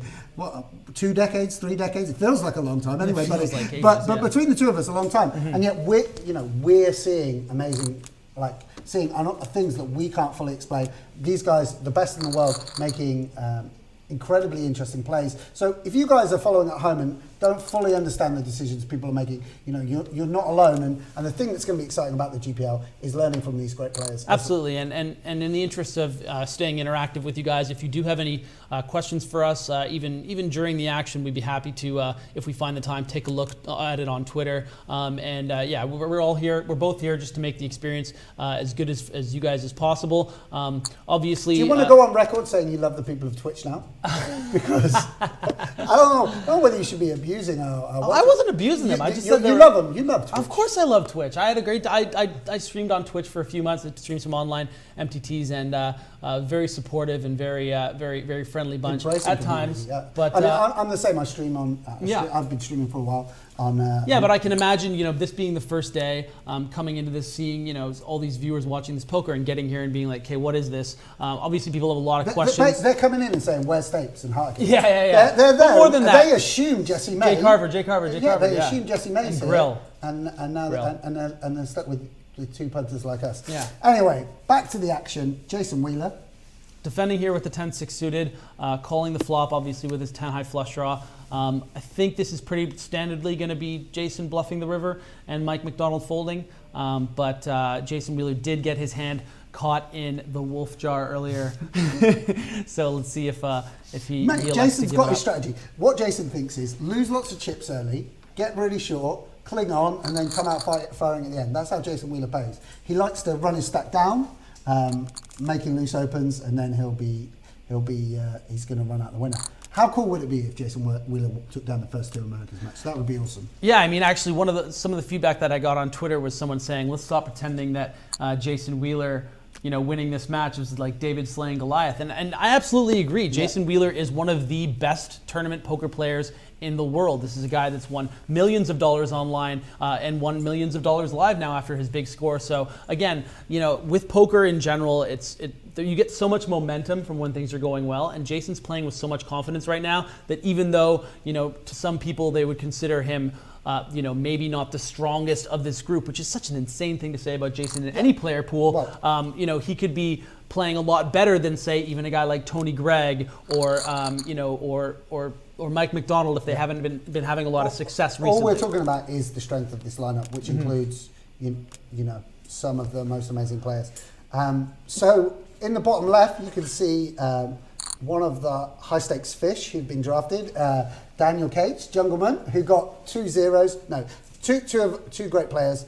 Jungleman, who comes from a cash game background, who we saw in action earlier today, and one of the icons of the game from France, representing the Paris Aviators, and that's Elki, obviously beloved of the Twitch community, beloved amongst the poker community, and now repping for the Paris Aviators and competing in the GPL. Yeah, I mean, two icons of the game, really. I mean, you see the preview right there. It's not Bertrand Gross-Peller versus Daniel Cates. It's Jungleman versus Elki. It almost has this kind of video game appeal where it's just these two fighters that have been, icons of the game for many, many years. Elki, obviously, not having as much success maybe in the last 5 years, but someone that's, chomping at the bit to really show that he was an easy slam dunk first round selection for the Paris Aviators. For sure.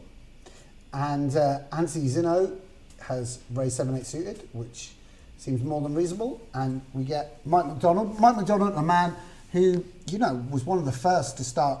You guys at home probably noticing that people are defending the blinds with wider range of hands, i.e. worse hands than you probably do when you play with your mates or when you play home games or even sometimes online. And Mike McDonald was one of the first people to sort of introduce that trend in poker of defending really wide from the big blind. Am I right saying that? I mean, I would say that Daniel Negreanu would argue you on that, because I remember having a conversation with him, and I think he even talked about it on a broadcast about how he was one of the first guys to really be defending the blind wide. And when he was doing that 3, 4, 5 years ago, the best players and tournament players in the world were saying, no, that's wrong. You shouldn't be doing that. You shouldn't be defending all this wide. And the way that the game can kind of evolve and change, and that's what makes poker so interesting, is that it never stays the same. There's no echelon or ceiling you can hit where it's like, okay, I can't get any better. No one can touch me. I'm Barry Bonds now. That's not the way the game works. There's always these kids training. There's always these people studying. And coming from like me and you, we can say it as much. I mean, a lot of people would say there's some people who used to be good who aren't good anymore. Exactly. No, but in my height of success in 2011, being number one on the Pocket Fives, whatever. Shark Cage winner. I definitely felt like I was just going to be at the top of the food chain forever, because you have that confidence and whatever the way that I played the game at that time certainly complemented the play style or what have you. But again, 2016, completely different story. And just watching these guys, you learn so much and how talented they really, really are. For sure. So here we are. Fedor Holz, again, elected to check back 4-6 suited on ace-8-9. You see these guys also don't go for a crude, just c-bet every flop strategy. That's obviously one of the mistakes, it's one of the things that you can do at lower stakes, is just raising before the flop, and then the c-bet is what we sort of shorthand for the continuation bet, where the pre-flop raiser just bets any flop. That can make you a lot of money playing, lower stakes games, but people need a more refined, subtle way of playing where they mix it up more in order to compete at this kind of level.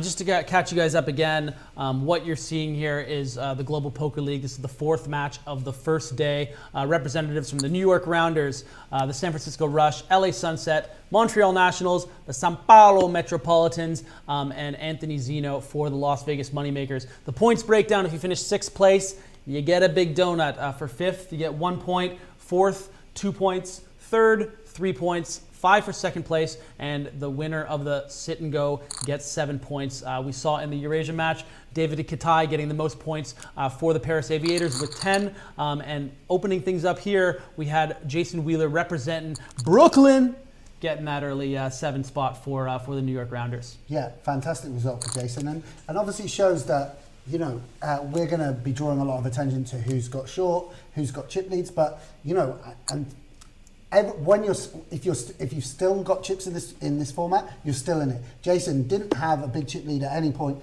He hung around. He made the correct push fold spots, and then when he got chips together, he used them wisely and defeated Anthony Zinno heads up. Yeah, and he's someone that if you guys are just tuning in or you didn't happen to catch that first match, Jason really opening up his game, not afraid to take it to these guys. We saw a Jack 4 offsuit open, a Queen 7 offsuit open, 8-5 suited. He was really splashing around, and that sort of unpredictability certainly helped his cause down the stretch when he was able to win a couple of big showdowns. Yeah, and this time, obviously, the player that was out first last time was Anthony Gregg, but he's won a few nice pots, and he's still got a comfortable stack. Mike McDonald. Here's Johnny's.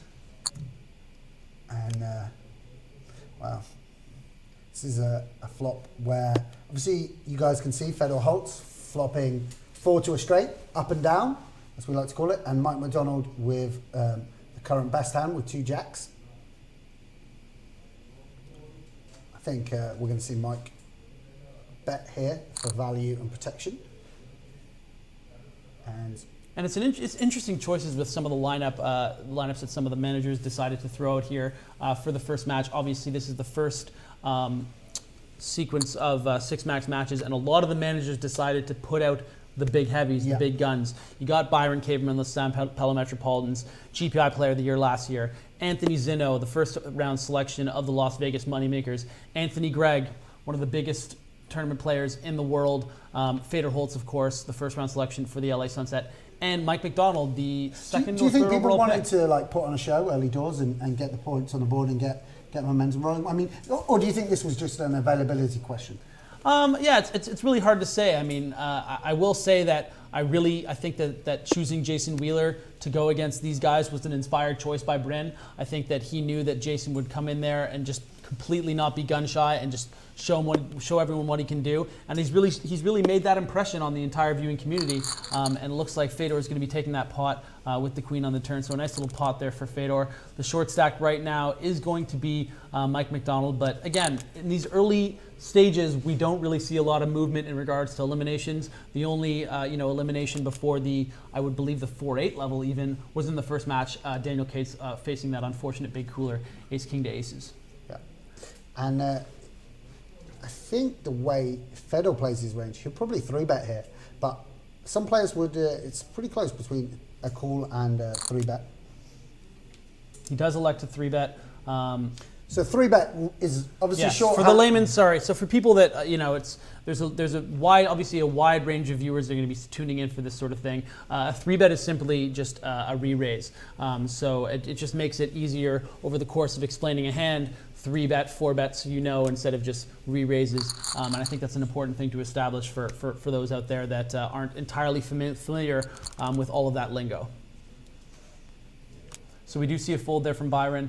Good discipline. The blinds are up all the way to 300, 600 now. Again, everyone's starting with 25,000 chips, so the average stack will be about 40 big blinds here in the fourth level. Another thing that's really interesting is obviously Byron does open really wide, but that's the second time we've seen him fold to a 3-bet in position, pocket fives, and then ace-10 suited. Obviously, they're pretty strong, 3-bets, under the gun. And they did have 10s and queens, yeah. It's really, really, really interesting to me. Obviously, this guy, number one, we should say, on the GPL rankings, the GPI rankings last year, against incredibly stiff opposition, not least from Anthony Zinno. Byron Kaverman, really formidable opponent. Yeah, and a lot of people might perceive those folds as tight folds or what have you, but I think it's one of those things where Byron recognizes that calling these 3-bets, even though he's in position against these extremely talented players that usually have a nutted range being a really, really strong range in those situations, he's like, these aren't the kind of pots that I want to play. I don't need to fight with the ace-10 suited. I mean, a lot of people that would be calling that extra 2,000 is because, okay, well, let's just try to strike gold here. But a lot of the time, you're not going to get that 2-spade flop. If you do flop an ace, you're going to be dominated a lot of the time against that range. So I think that's something that a lot of people can learn from the way Byron's playing, is that when you're playing against really, really good players and they're 3-betting you out of position, and giving you a pretty good price, it means that they definitely have you clipped and you should run for the hills. So just Byron's making sure to play to his strengths, and that's something that I think a lot of us can learn from because, again, one of the hottest players in the world right now, winning the GPI GPI Player of the Year in 2015. Just millions and millions of dollars in cashes. He's He did it as slowly as possible because he has one of the most deliberate, time-inducing. I think there was one hand played between him and Fedor in a tournament that clocked in at a good 12 minutes or something like that. So the shot clock obviously playing to the, and I think they actually have the least shot clock here already, ironically. Yeah, but I mean, Byron's had a lot of decisions. Yeah, I mean, it's going a lot quicker, obviously here. The timer is really a great thing that the GPL has instituted here for sure. Yeah, I think might turn out to be something of an anomaly. That first match we saw went at such a pace. There was so much action right from the word go. Quick eliminations came in at under 70 hands. And I think this more slow, deliberate pace, particularly when you get these tough lineups, this is going to be more in line with the way the GPL is going to play.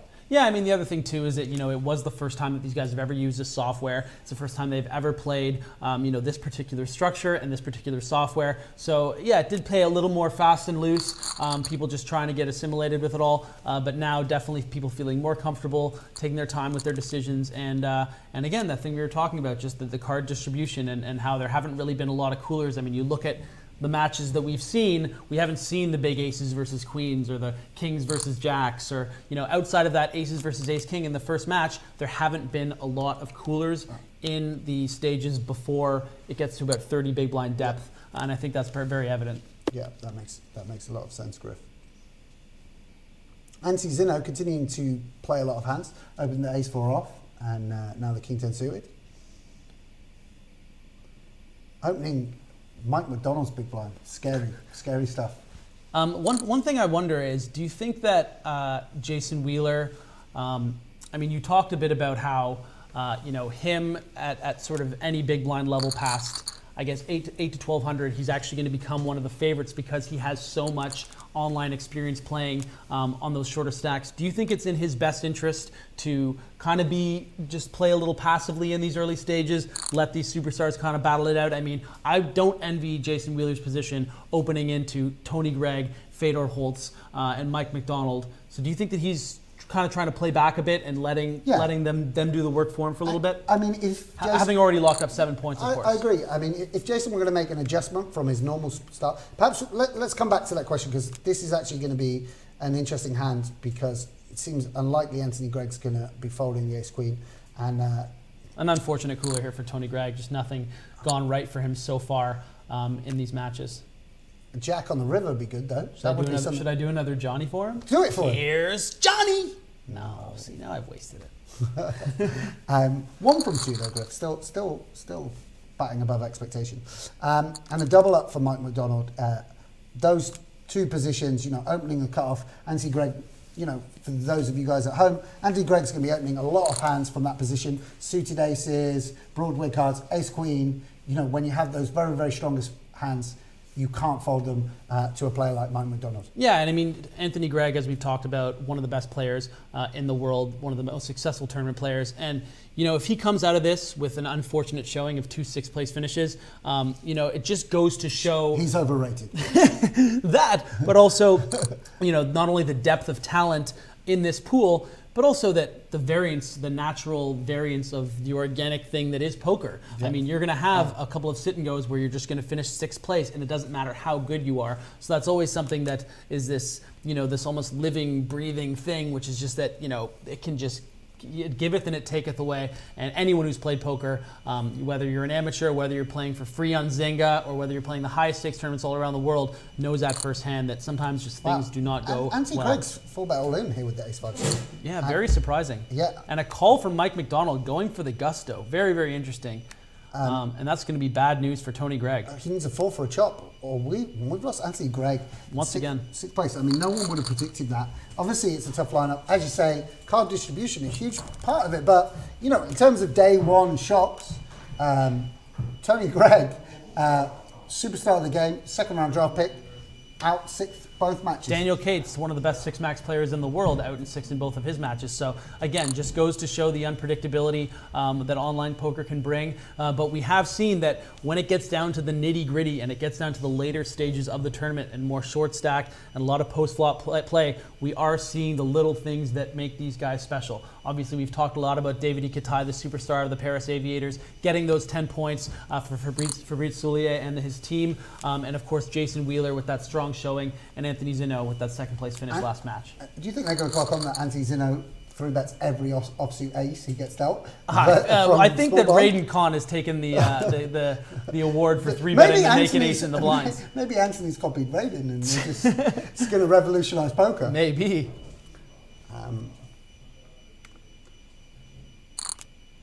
Byron doesn't slow down with his openings.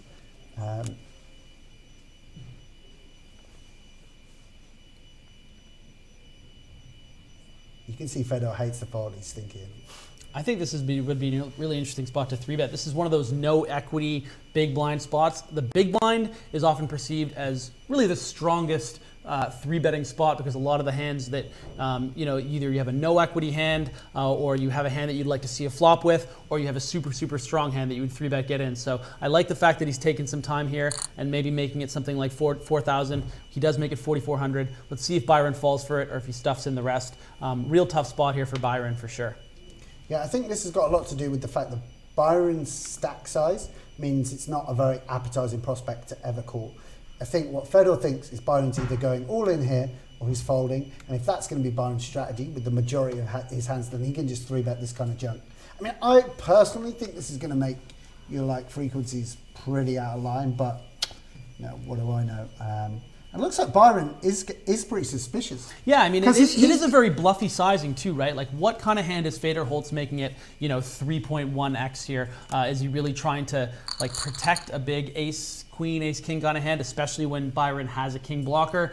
Or is it just a complete steal where he has a no equity hand and he doesn't want Byron peeling with, let's say, a queen jack suited or something of that nature? Just really giving the decision if you think I'm light here, stuff it in. So do you think Fedor has two different sizes there? No. I don't know if I don't think he necessarily with let's say pocket queens would have made it 4,400 there. No, I don't. I mean, I could be wrong because we're not talking about a stack depth of that you have very it's kind of an induced. I mean, we talked a little bit about Byron sizing in the first match. I mean, he made a 4-bet with ace king where he went from 3,200 to 5,999 out of position, right? So that's a situation right there. I mean, it's again, there's no right way to play these hands, and these are the best players in the world. So you can learn so much about how you can manipulate sizing, how to play manipulate balance, manipulate the perception of what the other person thinks reality, you have. man.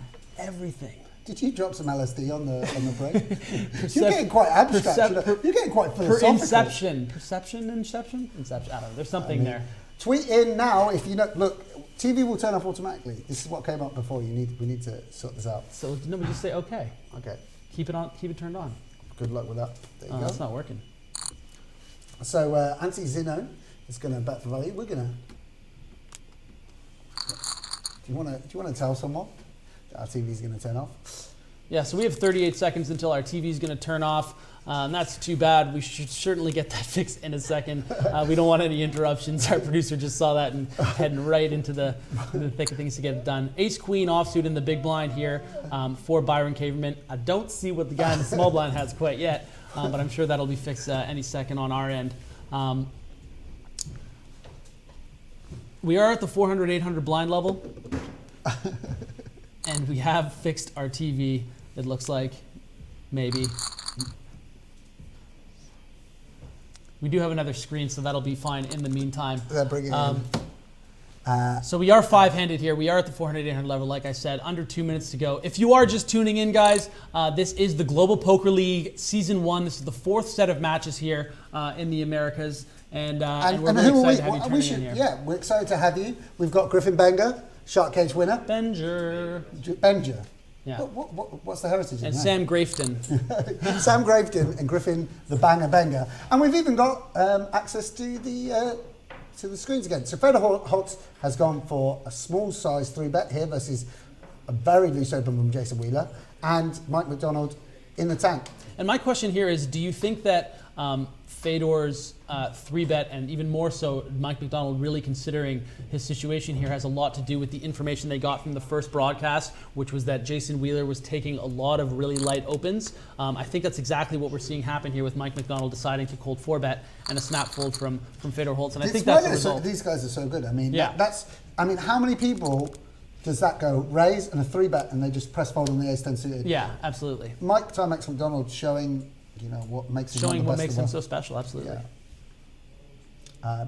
Also, I think... Do we ever see sorry, let's talk about this hand real quickly. Do we ever see a shove here from Byron Kaverman for like the 23, 24 big blinds, just knowing that Mike McDonald just won that cold 4-bet spot, that he has a huge chip lead? Do you think that this is too many chips? It's too many, yeah. Okay, I agree. I'm inclined to agree, but I can certainly see the argument for at least putting in a 3-bet for sure. Also, I mean, this is what's interesting about these players and where they're really different from our background. Right.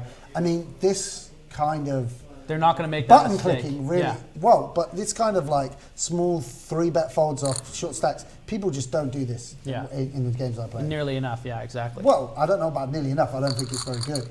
But I mean, obviously I have full respect, but that seems really strange to me. As I say, I'm learning about the strategies these guys who. So you'd be inclined to just fold there and never 3-bet? We're just folding. I'm just folding that hand. Fedor Holz did finish a surprising 5th place. I mean, I guess anyone finishing 5th or 6th in this lineup is a surprise, just as it is, for anything to happen in this lineup. I mean, there's so many talented players in this lineup, and Fedor Holz obviously would be very disappointed only coming out with two hands here, and he's tanking here in the big blind to this Anthony Zinno Open. What were you saying? Oh, so Tony Gregg, obviously. Yeah, Tony Gregg obviously putting up the 2 donuts following in Daniel Cade's footsteps, but Fedor Holz obviously doesn't want to leave these 2 6-max matches, which is 2 points. Right. Again, the way that the GPL point structure works, 6th place you get nothing, 5th you get 1 point, 4th 2, 3rd 3, 2nd 5 points, and 1st place gets a whopping 7. He's gone for the 3-bet once again. Yeah, with the junk hand in. I mean, Anthony Zinno might be inclined to call, but it's definitely not folding. Probably going to just go all in. Be interesting to see whether Fedor's factored in whether the 10-5 hand, was that 10 minutes ago? I don't think that would have been able to be seen in the stream quite yet, to be honest with you, but Fedor's just trying to find as many, I mean, I mentioned this in the last match with what Tony Gregg was doing, is finding those pressure points. It's where am I going to be able to exploit these guys? They're so good that, all my normal tricks that get me deep in these MTTs and on the European Poker Tour are not going to work against these guys. No. What's going to work? Yeah, but don't you think that's... I mean, I'm inclined to look at it the other way. Mm-hmm. I think that is what Fedor does and what makes him go through these tournaments. Mm-hmm. That sort of strategy in a scoop, I think is fine. I think that kind of strategy in a tough, short-handed game like this against the best in the world is a poor strategic choice. Right. If I dare say that about Fedor. No, absolutely. I mean, you're completely inclined to. I mean, Fedor obviously, he's someone that plays next to perfect a great deal of the time, and obviously he played a hand last match that we could maybe argue was a marginal mistake with that call against Anthony Zinno. So he's obviously coming out into the second match wanting to make more of a splash and play as perfectly as possible. And this is an interesting spot right here, turning this pair of jacks with Mike McDonald floating the 6-10 queen board. Yeah, and now Fedor, suppose he could bet for value here, but I think he's probably going to check. Yeah.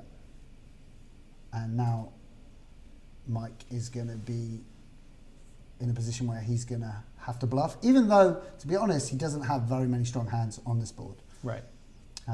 But with the jack coming, that gives a pair to a percentage of his draws. He's going to have a few less unpaired hands when that jack turns. And he can get folds when Fedor's got an ace high. And if Fedor, for instance, had a 6, 9-7 has got a lot of outs against that hand. Yeah, it's a really aggressive bet sizing here by Mike McDonald. I really like it, just because Fedor Holz did happen to turn a jack. I don't necessarily think he's all that crazy about facing this bet. When you talk about the kind of combos that Mike McDonald has on this board calling the flop, 9-7 is pretty much the only one that is nothing. 8-9's gotten there with a straight. Any queen is beating Fedor. Any better jack is beating Fedor. He wouldn't bet a 10 to that size. So and then he has a myriad of club draws, maybe small club draws. So I really, really like that bet from Mike McDonald. I think he knows that he can get a hand like what Fedor just turned there to fold. And that's really what separates the men from the boys. Not just because, Fedor's like 13 years old and Mike McDonald is no longer the 18-year-old boy with the braces. And Jason Wheeler, in the nick of time, it's about time he started mounting his comeback now, Jason. He's chip, chipped his way down. Well, he needs to get a hand first, you know? And at the 6-1200 level, nothing going to happen here but an all-in and I would imagine a quick fold from Zinno as quick as possible, clearly. Yeah. Guys, if you're just tuning in, you should subscribe to our channel at twitch.tv/GPL. We're going to be giving coverage of the Global Poker League Tuesday, Wednesday, Thursday from noon Eastern time. Who's working tomorrow? Who's commentating tomorrow? Oh, no, it's us every day. No. Like, we have to do this Obviously like not. every time. Like, I know it's exhausting and everything, but like, this is, like, we committed to this. Like, Okay. Yeah. All right, mate. Let's see if I make it through to week 2. Yeah, exactly.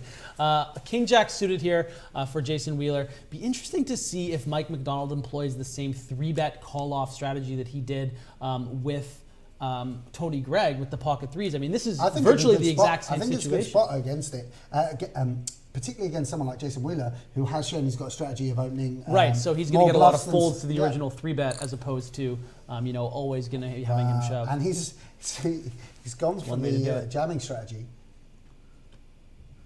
I mean, do you feel like this turns his range a little bit? I absolutely do think it does, and Jason, has a lot of room to decide to make a stand and go for the flip if he thinks he has what it really looks like he has. The problem is, even if he saw Mike's hand, the fact is Byron is shorter than him at this point. Right. Fedor has the same chip stack as him. I mean, yeah. And the thing about Jason, we should say, is he doesn't have any ego. He knows it's correct to fold here. Well, no ego. But he doesn't in this spot, he hasn't let his ego go. He's going to... There must be a big part of him that wants to just... You've never played live poker with Jason Wheeler if you think he doesn't have an ego. There must be a part of him that wants to flip there, play for the win. For sure. Set out a stall. But he needs to be sure, wins. and unfortunately for him, he's actually going to be running into a cooler here. These chips should all get in pre-flop, and he's going to have to get a little lucky. Yeah. Wow. Or that can happen. That's going to save him a lot of chips. Zinno is going to be shoving here, and we're going to see, I think, quick folds from both of them. Yeah, I mean, the way Zinno plays, he doesn't... Yeah, I mean, it's effectively a shove, for sure. He might do something fruity. He's a kind of fruity player, aren't he, Zinno? Do we have any tweets? Griffin Benga, you're the worst. Get off my screen. Is that what that says? Anthony Zinno in the tank, yeah. So he does these kind of cute 3-bets. I think doesn't really change much, apart from, well, it doesn't really change much. It's effectively a shove. I mean, do you think Anthony Zinno, by the way, can ever do this and fold? Do you think he has bluffs when he does this? I mean, I guess he must, given the fact that Byron, he thinks that Byron has a raised fold, but I don't know. It just seems a little too meta, a little too kind of, It seems like that's the equivalent of a shove. And Anthony Zinno can just put these guys all in from the button. It's so interesting the strategies he employs. And Fedor's actually going to defend here, I think.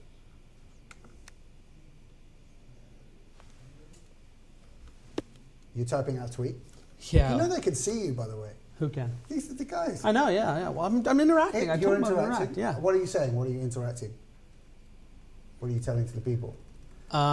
Someone has said something about me talking about Negreanu saying never do anything aggressive. Like I said, he says that, which isn't true. And now he's... Yeah, but Negreanu's been on commentary bids a million times. He knows how things get changed. No, he doesn't. His response was, okay, LOL, okay, they can both happily crossbook me in tourneys if they like. # food stamp future. Bang, bang. Wow, he's actually called us out. Yeah, it's a little intense, given the fact that we said nothing disparaging whatsoever against one of the biggest legends and the hero of myself and probably... Daniel, if you're watching now, let me just clarify. It was all Griffin. Griffin said it was nothing to do with me. He says, I never said anything like you were that. slugging him off on the break. You were saying you didn't like Daniel Negreanu, that you'd happily cross-book him. Come on.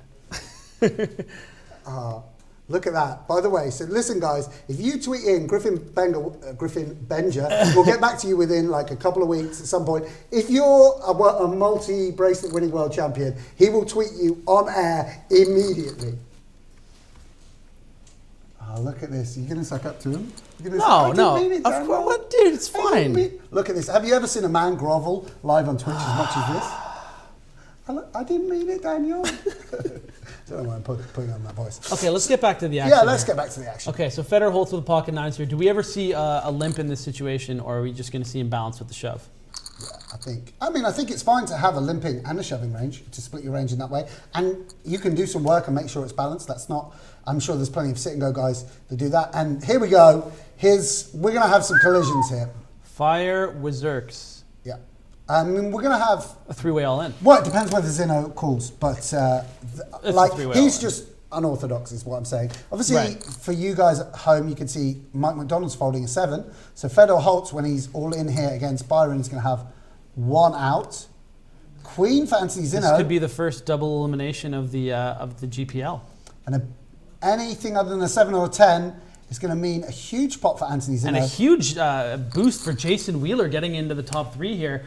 He's at least guaranteed to get tied for the most amount of points of anyone in the first ever day of the Global Poker League. What we talked about in the first round, he's had a short stack, he's kept his head above water, stayed in there, and this corner situation comes up, you can just sit back and take advantage of it. Means, of course, that we lost Byron in 5th, who was the shortest stack, so he got the 1 point. Fedor adds to hit the point he got from the first match. He's up to 3 points. He won for LA Sunset. A great showing for Fedor. I'm sure we'll be seeing more of him in the GPL. And now we're 3-handed. And also, we should say, Anthony Zinno's there again. Yeah, again, just obviously he's been playing really great. This is the first time I've ever seen Zinno play. Obviously, we come from a school when it comes to tournament poker where it's just like you don't want to buy too much into, even a few exemplary sort of results. I kind of had an impression. If this guy's really doing all this stuff, and you read updates on the WPT sites, or you read updates on World Series of Poker or whatever, obviously he's an extremely advanced player, but actually seeing it is a lot more fun. And he's really made an impression here, and guaranteeing at least a really strong 8-point showing for the Las Vegas Moneymakers. And I think that that's exactly what Chris and his Las Vegas team need for that early boost, especially with so many juggernaut teams in the Americas division. Yeah, for sure. So Anthony Zinno is going to continue with his strategy of raising a lot. I'm not sure where his turn banking hit. Oh my, wow. It's folded. Guess that's because Jason's short. Kind of awkward spot for Jason. Limping and hoping it looks like a monster, but with a hand as strong as King Queen, this isn't going to be a strategy that's going to work. Are you just off camera? Griffin's begging. Stop! Follow. Embarrassing me in front of my friends. Follow at Griffin Benger if you want to see a man on his knees groveling to Daniel Negreanu. And Mike McDonald, I think, will be. Wow. So he just jammed 40 bigs, blind on blind with A7 off. And again, this is the whole ICM thing, and this is I've played a lot of satellites with Mike McDonald where I've been in this exact situation where there's been like 2 packages and he'll just open shove a hand like that. And this is honestly a thing that he has solved. He knows that this is the correct thing to do. I'm not inclined to really explain it because it's a little above my pay grade, to be perfectly honest with you. But this is something that isn't just like a misclick and it isn't just random. We saw his undoing in the first match was him shoving that 5-6 suited. We're going to have an all-in here between McDonald and Jason Wheeler. Really interesting turn card. A jack or any club for Jason Wheeler. Wow. He is going to be our 3rd place finisher. But again, a really, really strong showing from Wheeler. The American. 10 points, tying Davidi Kitai for the most amount of points by a single player, and coming out of this group with a 1st place and 3rd place finish. He can't really ask for much more than that. Fantastic showing from Jason Wheeler. Really set a mark down as one of the players to watch throughout the Global Poker League. And now we have Mike McDonald, heads up, Anthony Zinno, immediate chance for redemption. Obviously, lost to Jason, heads up in the last round. Let's see how he fares against Mike McDonald. Definitely, you would imagine one of the toughest people you could be facing, heads up, really. Stop looking at what Urbanovich says. What do you want? No, I hadn't even sent one tweet yet. I was finishing it. Are you tweeting? I'm not like interactive Griffin, with the guy. Tweeting, yeah, we will cross-book you. Is that what you're? Yes. You want to do this? I'm just. Let's go. Okay, Anthony Zinno with pocket. I'll commentate. You just tweet in Negrano. I'll take it over, bro. I'll run this. Okay, so Anthony Zinno just checking down, and then if it goes well, Mike McDonald actually rivering a pair, which is unfortunate for Mike. He might feel like Anthony Zinno's got a king high type hand here, and he might be inclined to bet for value. You know, he decides to check and hope to straight down, and now I expect Anthony Zinno to be the one betting for value. And maybe Mike McDonald's going to be able to. How often do you think we're going to, and again, this is that small manipulation betting. It's just almost too good to pass up. Yeah. Mike McDonald is good enough where, he's not going to throw away the one big blind. Honestly, like he will analyze this, he will break it down. He will call. I don't necessarily think that's true. That he's going to no, he's good enough that he might actually fold. And that's what I need to explain is that Mike McDonald is not one of those guys that analyzes things in an emotional way. Oh, he did fold. Yeah, he folded. 6,800 was returned. He folded. Yeah, I mean, he's not someone who sees that small bet and is just like, ugh, like I rivered a pair, like hopefully he has 9-10 high. Like no, he's going to break down exactly what happened. He's like, I'm not going to give up this big blind. So you think because Anthony's elected to check back a board which he has a range he has of exactly the kind of hand he has there. That he always has. Absolutely. Okay. Maybe he has a 5 that would it have been a chop on that particular board? Yeah. It would have been a chop with the queen. Maybe he's value betting a 5, Like and that a was king probably 5. Mike's only consideration. Yeah. So yeah, again, Mike McDonald, just one of the best poker players in the world. If you guys are just tuning in, or if you need a little refresher on what you're watching, this is the first season of the Global Poker League. This is the 4th match, the 2nd of the Americas division, and we're heads up right now between Mike McDonald, $13 million in online scores, a legend of the game, still very, very young at the ripe age of what? Can't be more than 24, 25 years old. First cut a scene, himself on the scene with the win at EP Dortmund when he was 18 years old. Yeah. He's just an absolute If you Google legend. Mike McDonald, there's a whole raft of clips of him doing unbelievable things, including a very funny hand against Jamie Gold when he was first playing poker.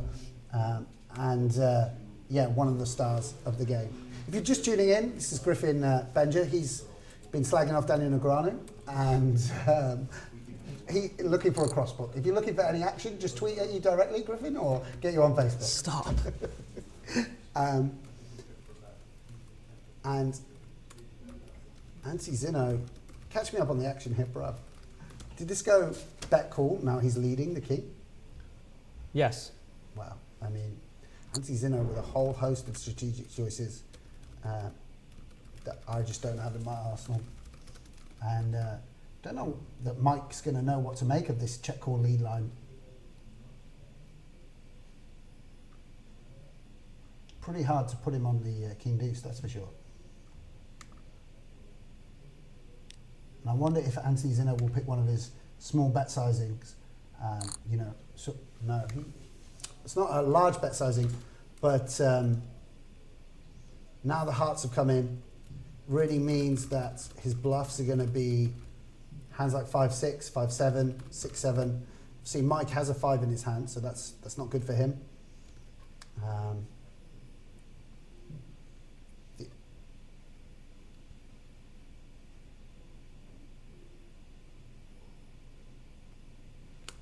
Mike will be breaking this hand down. I presume that he won't call. Such a strange line. Didn't make any sense, and Mike looks him up. Yeah, and that's a really good indication too of how different that particular situation would be to the one single bet on the previous hand, where it just seems like, okay, I'm just going to call this off and see what happens. In that situation, obviously Zinno has a lot more bluff combinations with that particular board run out, and Mike wasn't having anything of it and made the call. But you can't always be right. It doesn't matter if you're the best in the world, and that's definitely an indication of that there. Sure, but Anthony Zinno definitely putting on an amazing performance here for us on day one of the GPL. I mean, what a combo this would be if he... I mean, put it this way, Anthony Zinno is going to have put in probably the most impressive performance of the day, even if he gets second and second. If he can go 2-1 in the first 2 Americas match, in what we have to say is, if you tried to pick the toughest possible lineup, you wouldn't have made it that much different from the 6 that we saw today. No, not at all. I mean, and here he is, heads up in both things. I mean, Chris Moneymaker must be, jumping for joy right now that this guy is on his team going into the GPL And you know what's a season. really interesting thing to think about too is that Obviously, we've talked about how strong these lineups were, especially in the Americas division today. But I think one of the things that we're going to start slowly learning the more and more shows we do is that every lineup is like that. Maybe not as completely top heavy with the biggest hitters, but I don't think we're going to find a lineup be like, oh, well, these guys are, I don't even want to commentate this. No, it's never going to be like that. There's always going to be those superstars in every single lineup, and that's what makes the GPL so great, is that the 72 players that were selected, I mean, there isn't a slouch among them. Mm-hmm. Yeah, I agree with that.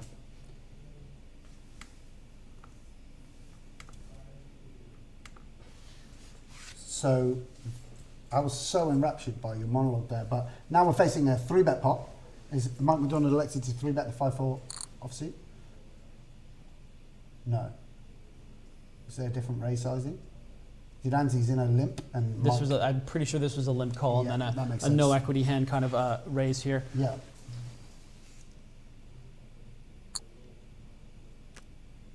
Good turn card, obviously, for Mike McDonald.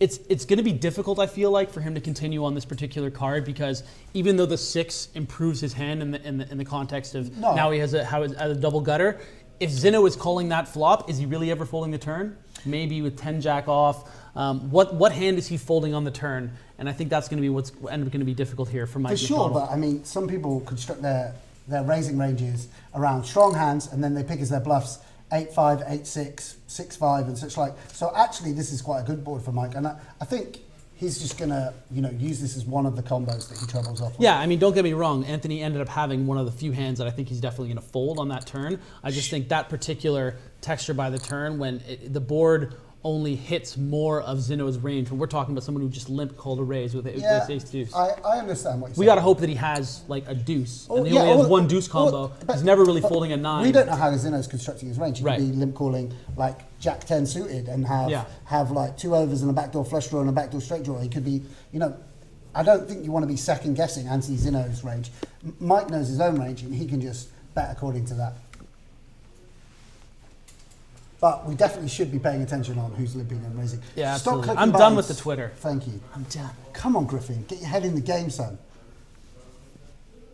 It's been a long day. Mate. Come on, I mean, it's been such a long day. You have to understand, I'm on 3 hours of sleep here. I don't want to be unprofessional, but I'm fading. Are you allowed to tell that to viewers? Are you allowed to say, listen, go easy on me? I missed my flight. I missed my flight out to Toronto. No way are they going to let me get away with that. As a matter of fact, fact, they are ripping me up in about 15 minutes in the future when this comes up, just being like completely unprofessional. Why are the trolls always British to me? I don't understand. Why are you slagging off the Twitch community again? I'm not. Oh my God! Please don't do this to me. You're alienating Daniel Negreanu, a legend of the game. You're going after Twitch. Oh man! I mean, what is wrong with you, Griffin? You're out to make enemies today. I know you haven't had much sleep, mate, but you just got to take it easy. All right. He took the big bedroom, by the way. We're roommates. I got there. He has his own personal bathroom. Can we tell him about the room that you left me, by the way? Running good. For any of the people out there familiar with The Walking Dead, my room actually has a closet that says "Don't open" with tape over it, like right out of the first scene of The Walking Dead. It's terrifying. And you have this massive. I got that. I got the mansion. The mansion. Yeah. Okay, let's focus on the action here. So we're going to have the blinds are up to 1,000, 2,000. Zinno, again, guaranteed at least a top 2 finish. So at least we're going to see 10 points. So he's actually going to tie the amount of points that Jason Wheeler put up no matter what. Again, if you guys aren't familiar with the point structure of the Global Poker League, 6th place, you get nothing. 5th place, you get a point. 4th, 2. 3rd, 3. 2nd, 5. And 1st place 7. Anthony Zinno was able to get 5 points for his 2nd place finish in the first Americas match, and in this one he's heads up with the great Mike McDonald. So he's trying to guarantee his. He has guaranteed at least 10 points, but as much as 12, which would be a new GPL record. As Davidi Kitai got 10 for the Paris Aviators in the EurAsias earlier today, Jason Wheeler got 10 for the New York Rounders. Mate, great summary. Thank you. Back in the game. See, this is why they hired you, Bob. Not so you could go off on Twitter and start slagging Daniel Negreanu off. And it's bricked off, and now we're going to see whether Anthony Zinno is going to follow through with his up and down straight draw, which I presume would be an automatic bluff for him on this river. And then the question is going to be, does Mike McDonald find the call? So let's think about Anthony Zinno here. He's just elected to give up. He elects to show it down, thinks better of it. And Mike McDonald able to win with a pair of 6s.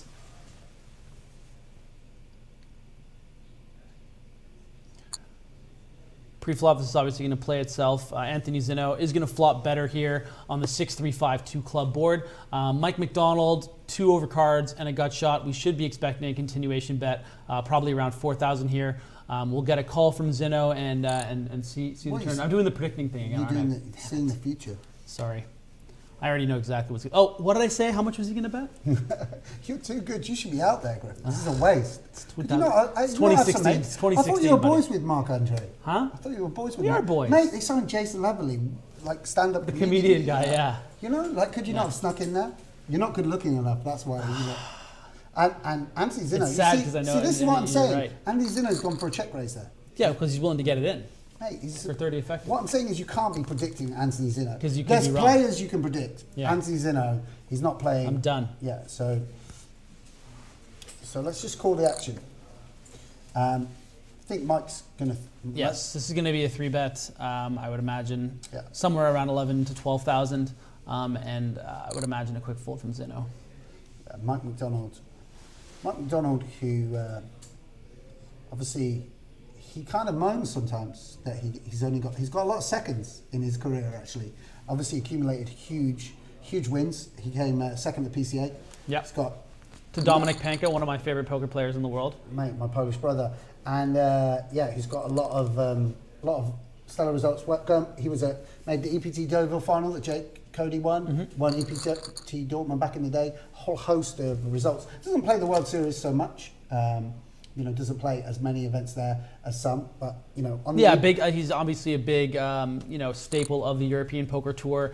You can find him out at almost every stop from now until what would it have been like 2009 or something like that. He's just he's always been around. Incredible successes, tons of final tables, and just an absolute more than a student of the game. He's at this point he's leading the way. He's definitely someone that is a pioneer for the game of poker, and really great to see him get involved with the Global Poker League, and with the amount of money and the amount of attention and everything that Alex Dreyfus and the GPL team are putting into this. All kidding aside, it's really great that they're... Well, it's credit to the GPL that they can lure someone of the caliber of Mike McDonald. Yeah, and there's more than just Mike McDonald. I mean, Anthony Zinno, even the guy he's heads up with. You look at the talent down the road, look at Jason Mercier, also a legend of the EPT, a PokerStars Pro.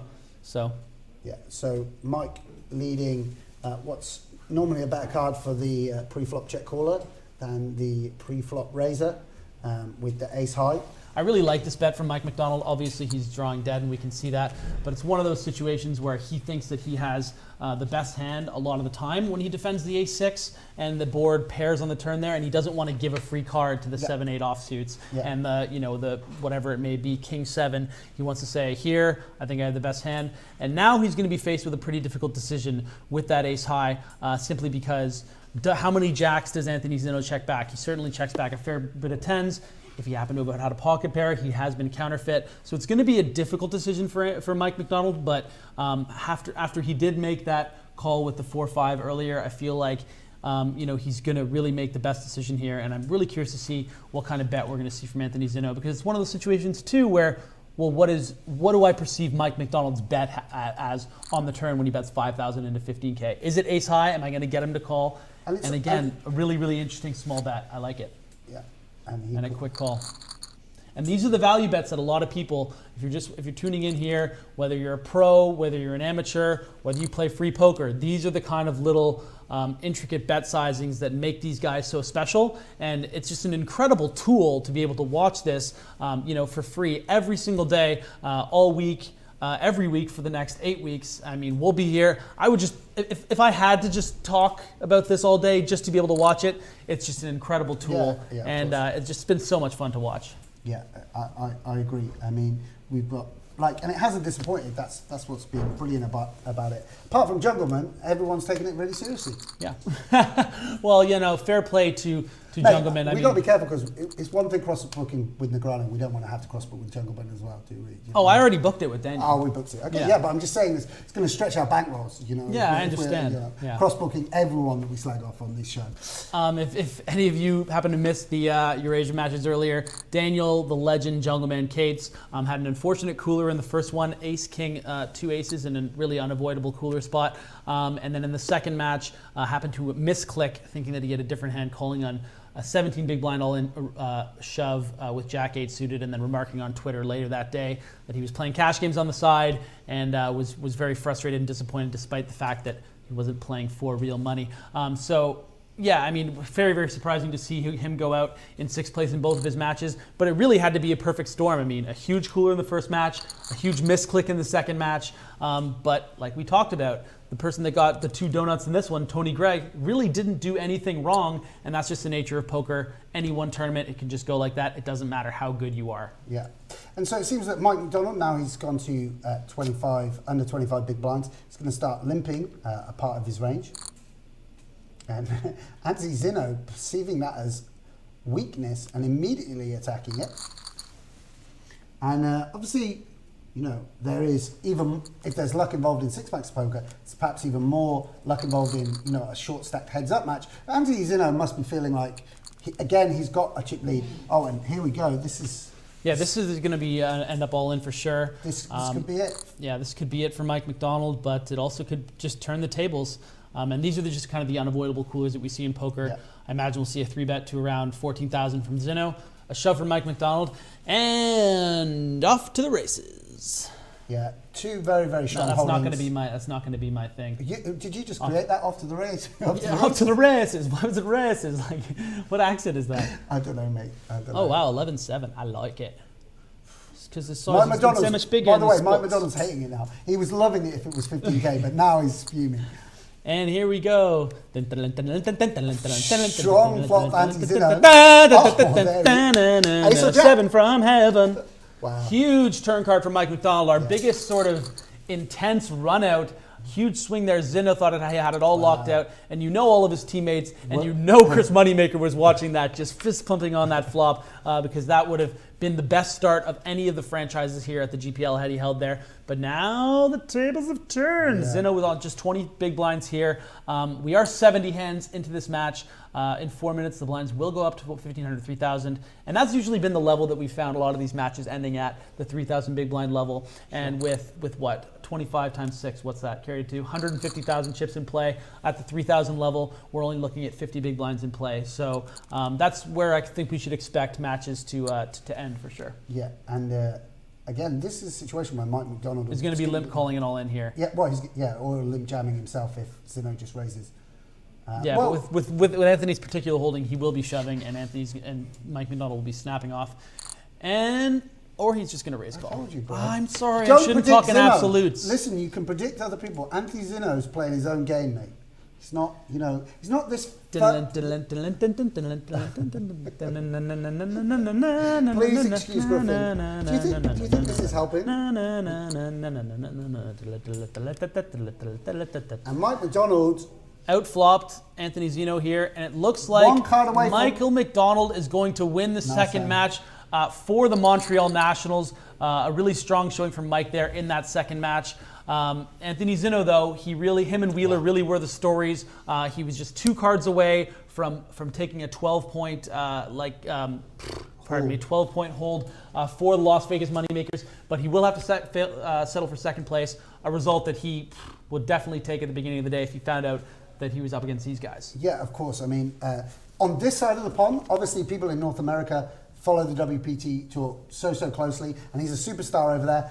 Guys like me who perhaps watch a little bit more of the EPT coverage than the WPT coverage, we haven't seen as much of Anthony Zinno, and this is my first glimpse at what's made him an absolute phenom through 2015, and he didn't disappoint. That's incredible to get heads up in such competitive fields, the first 2 matches out of the gate. Jason Wheeler, of course, came in. Great showing from Jason Wheeler.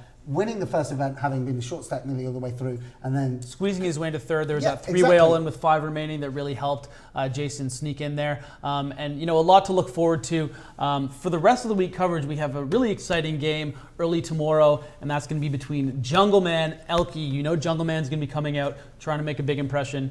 But let's talk about the points here with Mike McDonald leading the way with 7. Yeah, of course. So we spoke about Anthony and Jason, who had big results across the 2 matches, but Mike McDonald showing his quality. Obviously, he went very, very early in the draft as a first round pick to the Montreal Nationals. Marc-André's decision to pick Mike ahead of, say, for instance, Duhamel, absolutely vindicated by, a great performance. Mike McDonald studied the game so much, and he showed his quality today.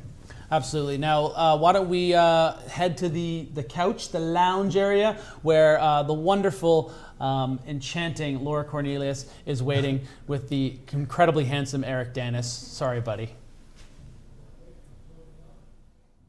Why, thank you so much. Wonderful and enchanting. And you're handsome. He's just being so kind tonight, isn't he?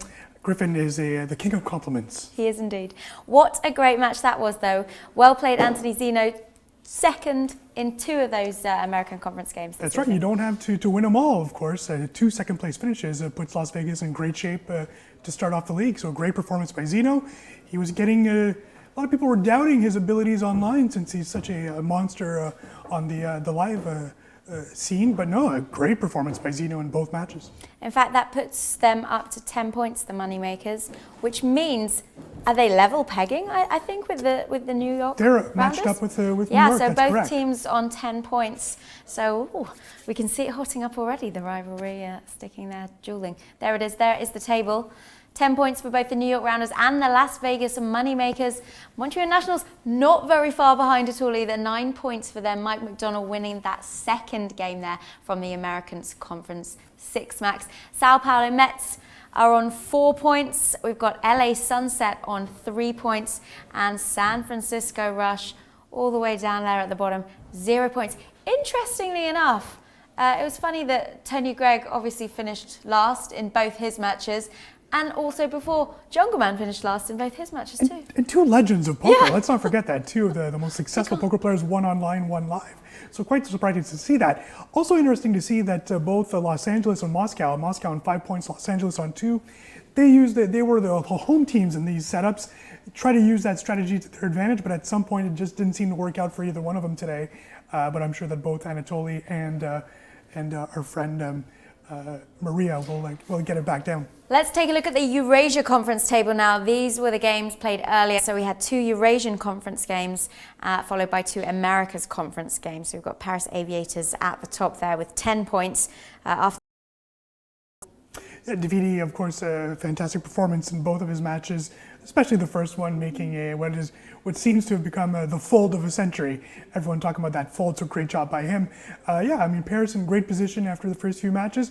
We talked about the Berlin Bears. They have a little catch-up to do, so it'll be interesting to see what happens to the Bears tomorrow. Huge match tomorrow for Jungle Man. He's back in. So Philip Grusom not wasting any time. He's putting Jungle right back in there.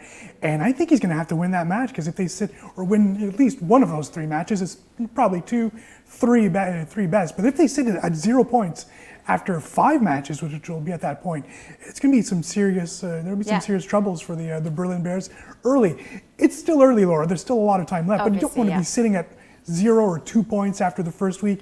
You just don't want to catch up. You'd rather be in the penthouse with the New Yorks and the Parises of the the we've Las got Vegas. Elki tomorrow for the Paris Aviators. Paris Aviators are at the top of the table. Berlin Bears are at the bottom of the table. But it will be an interesting matchup. Heads up, Elki versus Jungle Man, I think. Yeah, that's our second match tomorrow too. The legends of online poker, as our gentleman mentioned during the broadcast.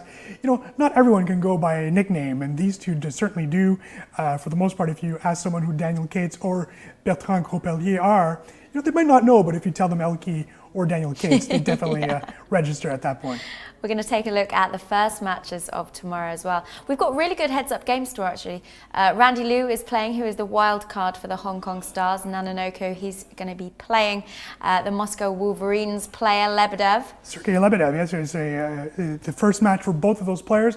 Nanonoko, a Twitch legend, so it'll be fun to see Nanonoko in play tomorrow against Lebedev. Lebedev was a sort of a surprise pick by the Wolverines at the draft, so both players seeing their first action tomorrow. Even tonight, actually, Nananoka was getting a lot of love in the Twitch chat.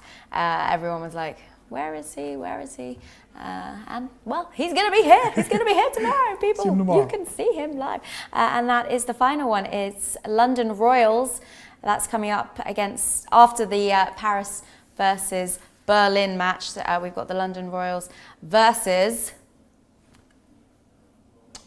The Rome Emperors. Sorry, the Rome Emperors. I put you on the spot. Sorry, the Rome Emperors. Timothy Adams representing Rome. Who do we have for? We've got Justin Bonomo. Boy, another spectacular match. We keep on forgetting the names because there's so many good players. Too many good players. But Bonomo versus Adams is going to be a great match. I know Tim Adams a bit. He's really taking this stuff personally. He takes everything very personally and to heart. Everything he does. He's a big sports guy, so I don't think he'd want to lose that match. And then you have Justin Bonomo, who basically wins everything. So. Quite a spectacular matchup. London, hoping to get to really be solid after that match. It'll be really interesting to see what happens there. London were doing pretty well, though. They had a good first Eurasian conference game, the Six Max earlier today, didn't they? Absolutely. And a Paris loss would open the door for London to move ahead of them in the standings. Again, really early, but it's never a bad thing to be in first place. Okay, we're going to have a look at some of the tweets that people sent in earlier on Twitter, and also some of the chat from the Twitch as well. Alex Dawson said, thoroughly enjoyed GPL this evening. Two very entertaining personalities in Squid Poker and Griffin Benger. Keep it up, lads. Hashtag GPL. Now you're even saying Benger. Benger. Poor guy. Benger. Benger. Our Canadian friend. I was saying Benger before. It's, when someone says it all the time. JDPC27. Congratulations to JDPC27 for a victory in the first GPL America match. That's obviously Jason Wheeler. Hope, not whole, to see Mike McDonald winning a second round. Hashtag Global Poker League. So he's celebrating his own victory. I like that. I like that from Jason. Good for him. That did confuse me at first. He did play very well in that second match as well. Yeah. Talks about himself in the third person. That's right. El Paris. Watched most of day one. Congrats. Some points, not enough focus on teams. Attempts to sportify equals building fans for teams. Thank you for your comments. We're going to take them all in and do the best we can with them. And it's a balance of both, Laura, right? I mean, in most sports, if you're watching a football match, you are watching Barcelona, for example. But Barcelona does have its stars, and you do want to promote them as well. So it's a balance of both. You agree with that. But, we are talking New York Rounders, but if Jason Wheeler had such a great match, or Anthony Zinno, we're talking about Zinno representing Las Vegas, his team, the Moneymakers. So, we'll try to balance that out, but it has to be a balance of both. Corey Steele, new GPL looking good so far. Just not sure about the NBA Jam crowd in the back. Hashtag GPL. Now, if you're not a kid of the, 80s or 90s, you might not know about NBA Jam. It's certainly a game that I played a lot when I was a younger lad. So maybe not everyone gets the reference, but those who do really did get a kick out of those NBA Jam spectators in the background. Crown Up Guy, also known as Fedor Holz. Good game, 5th and 4th in my first 6 game matches. Didn't really go my way. Luckily, a long season ahead. I'm actually really excited. It's never bad when one of the top minds in the world, and such a young top mind, is very excited for the season. There's a long season, as he's just mentioned, and would not be surprised to see Fedor winning a few of these in the next few weeks. I'm sure he's going to have the appetite and want to win now, at least. Julio Papalzinho, Byron Kaverman, Sao Paulo Mets, GPL, well job, men. You played it very well, I think. Good game, and go Mets. Go Mets. The Brazilian community obviously on board. We saw Neymar earlier, yeah. But he's not the only one. The whole Brazilian community and South America really behind the Sao Paulo Mets. And then we've got on Twitch, Brandon of Montreal. Unimpressed, I wasn't taken as the Montreal wildcard, but Jason Lavalle is a beast. Could talk about being unimpressed with the lack of a T to beast, but yeah, we're unimpressed. Brandon of Montreal, I heard. I've been speaking with Marc-Andre, who tells me you were the next person on his list. Unfortunately, Jason did accept the invitation before. That's a shame. That pedigree, that APT pedigree, got him in. Next time. Casket Romance. This is an online league. Thought it was going to be live. Well, the players were live in their own homes or in their hotel rooms. So there'll be the online component as well as the live component. We'll be spending the whole summer in Las Vegas. You'll be able to see us live there. A lot of heads-up play between conferences, cross-conference matches then. And then the playoffs and, of course, the championship, which will be held, the finals, at the Wembley Arena, the SSE Arena in lovely London. London, my hometown indeed. Giugotti, is this like esports for poker, Eric? Sure, we'll Kinda. take that. Kind of, right? Yeah, we're trying to blend in some esports elements into the league, obviously. And yeah, I think as a first attempt tonight, that certainly went well. And hopefully we're going to get even better the next few days. I think we will. As we said, we've got lots coming up for you. This was our very first broadcast of the Global Poker League this evening. Obviously, still ironing out lots of kinks, but we're only going to get better from here. And we've got 8 weeks of online action coming your way. So I'm sure by the end of those 8 weeks, it's just going to be absolutely perfect. We'll get her done. We will indeed. So tomorrow, just to repeat what we said earlier, heads up only on Wednesdays and Thursdays. It was all 6 max this evening. So tomorrow we've got just the Eurasian Conference heads up matches. They will kick off at 12 p.m. Eastern time. We've got first up coming your way, Nanonoko, Randy Liu for the Hong Kong Stars versus Moscow Wolverines Lebedev, which will be a good one. Following that at 2:30 p.m. Eastern time, we then have the Paris Aviators Elke versus the Berlin Bears. Daniel Cates, which is going to be a good one. And then following that at 5 p.m, we then have the London Royals. That will be Justin Bonomo versus Timothy Adams for the Rome Emperors. So 3 brilliant games there to look out for tomorrow, and lots coming your way. It's going to be a fun wrap up to the week, and then we do it all over again next week, right? So it'll get even more exciting. It's going to be hard to beat that matchup of heads up play tomorrow, although these Thursday matchups are quite exciting as well. We'll get to them obviously tomorrow, but I think we're going to be saying this a lot, Laura. We're going to be saying a lot of great matches. I can't believe these two are going to play. I think we're going to get that pretty much every match, right? And it feels like, I don't know, for you, do you prefer this evening, say, to watch the Eurasian Conference or the Americas Conference, or both equal? You think? Yeah, it's tough. I think both conferences are gonna be proven to be star conferences, and I really do think that in the end, a lot of people were talking against the Hong Kong Stars. Well, here's Hong Kong sitting in second place after one day, already set up for maybe a nice week, and maybe just proving the doubters wrong. So yeah, I really don't. There's no weak team in this league. It's not going to happen. So, and then those that might fail or weak, they might really want to prove themselves to the league and to the audience. So it'll be interesting to see how they work out as well. Indeed. Well, thank you so much, Eric. Thank you so much to our commentary team of Griffin Benja and Sam Grafton. That is it for the Global Poker League for this evening. But as we said, we're not going anywhere. We are back tomorrow. We are back on Wednesday for those heads-up games, and of course on Thursday as well. We will see you then, and we look forward to it.